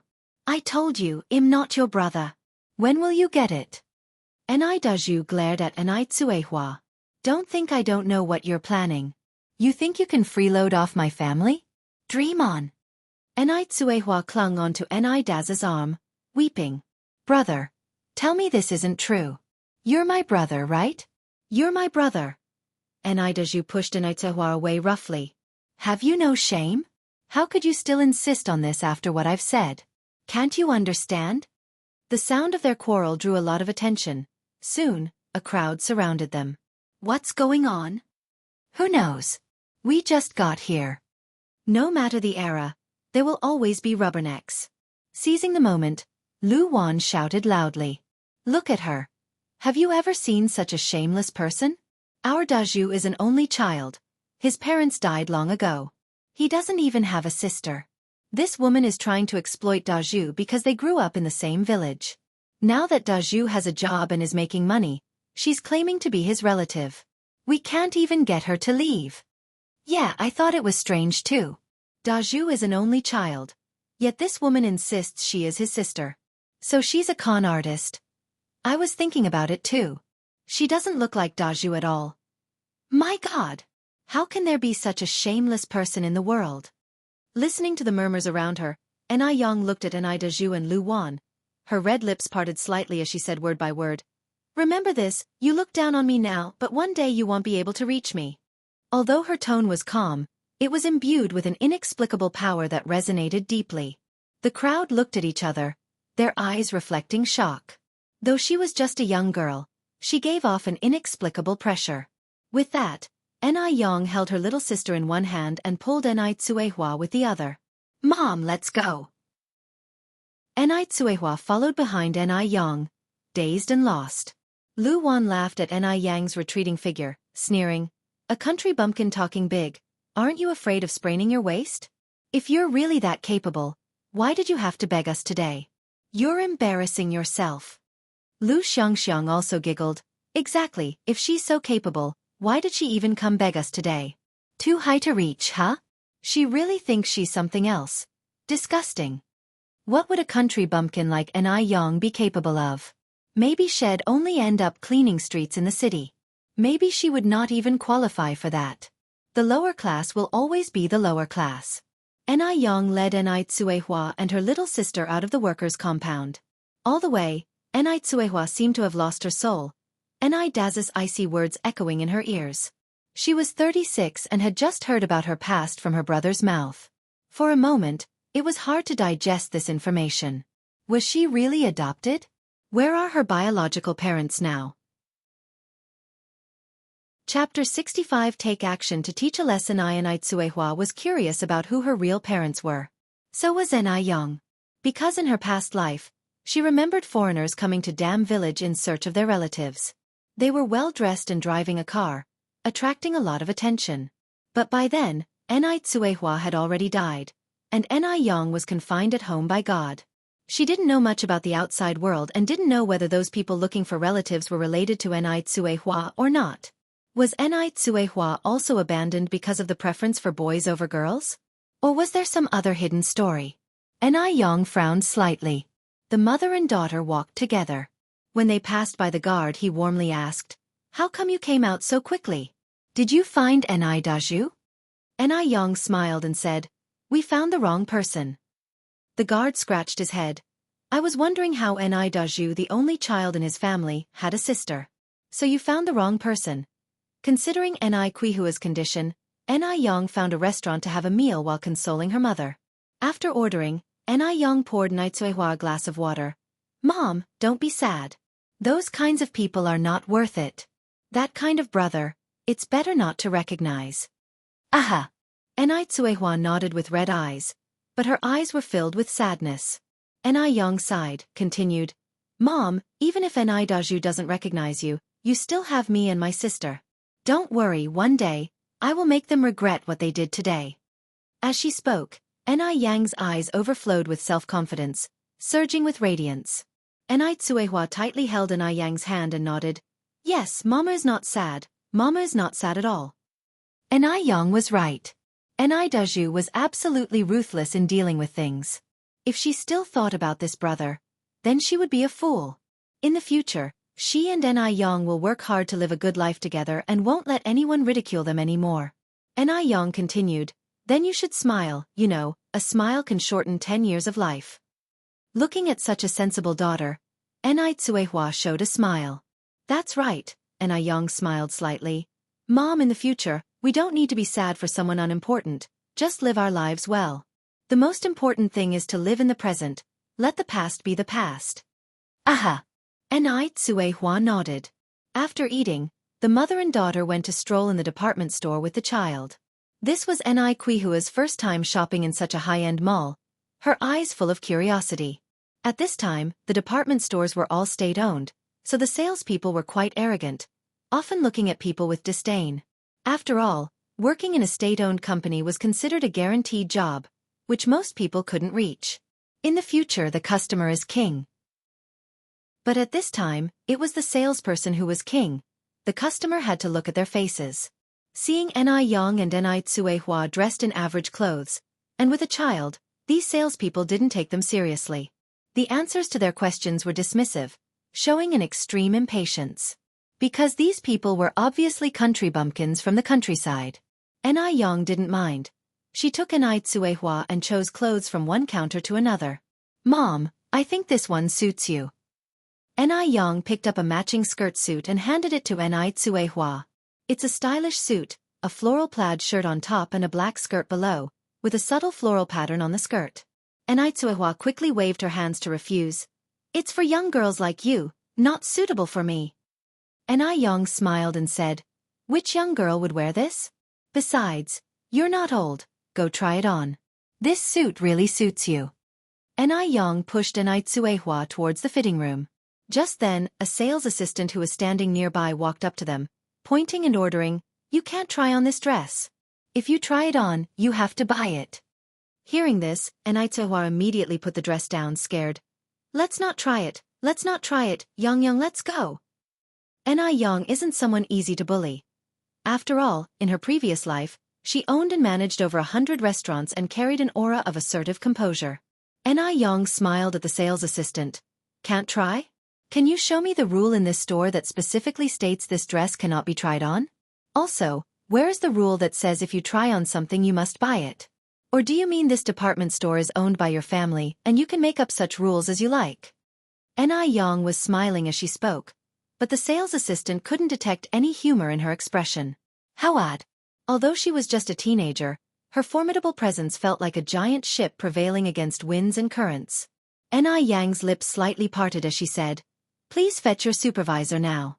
I want to know how your supervisor normally trains employees." Perspiration broke out in a cold sweat on the sales assistant. She never expected Ni Yang to confront her like this. The usually sharp sales assistant had completely misread Ni Yang. If their superiors found out about today's incident, she would certainly lose her secure position. She had thought Ni Yang was just an easy-to-bully hillbilly, but it turned out she was tougher than the spoiled city girls. "Let's go, Yang, let's leave." Ni Tsuehua stuttered. her voice trembling with fear. Anew turned to Anew, reassuring her softly, "Don't worry, Mom, everyone is equal now." Anew had just arrived from the countryside, carrying an innate sense of insignificance where she felt she was always a step below others, no matter where she was. Anew secretly made up her mind to help her mother get rid of these obsolete habits and learn to be truly independent and strong. This is why today's incident definitely needed to be properly resolved, so her mother could face her own worthiness. Seeing Anew so scared, a flicker of contempt ignited in the sales assistant's heart. Despite Anew being an unsophisticated country bumpkin, who could ignore the fact she had such a formidable daughter? Knowing when to rein in during the troubled times, the sales assistant quickly changed her tune. "Ladies, one apologize for the misunderstanding just now. This dress can indeed be tried on. Please, go ahead." Anew looked at the sales assistant, her tone even and calm. "I want you to apologize to my mother now." Her tone was subtle, yet resounding, allowing no room for dispute. "Apologize?" The sales assistant was taken aback, looking at Anew incredulously. She was expected to apologize to a country bumpkin? How was that possible? But when she met Anew's clear, icy gaze, she quickly capitulated. Feigning respect, she turned to Anew. "I'm sorry for the misunderstanding, ma'am. Please forgive me."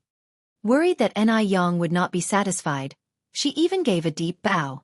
Anew was dumbfounded to see the sales assistant actually apologizing to her. She responded somewhat dazedly, It's okay." With the apology and the bow given, Anew decided not to stoop to the sales assistant's level. In the first place, Anew just wanted to peacefully help Anew buy some suitable clothes without stirring up trouble. But it was the sales assistant who had ignited the dispute. If she didn't fight back, they might think she was a pushover. Anew picked up the dress and guided Anew to a nearby fitting room. "Mom, I will wait for you outside." Anew responded helplessly, "You child." The entire scene had been witnessed by a tall and imposing figure. Going up from the same tall figure, a man in a black suit was revealed. He was wearing a black hat that shrouded his features, making his chiseled jawline the only visible part of his face. The man exuded an aura of mystery and prestige. You're tuning in to the Wisdom Diary YouTube channel. Don't forget to subscribe and join us on this journey to catch the most captivating stories.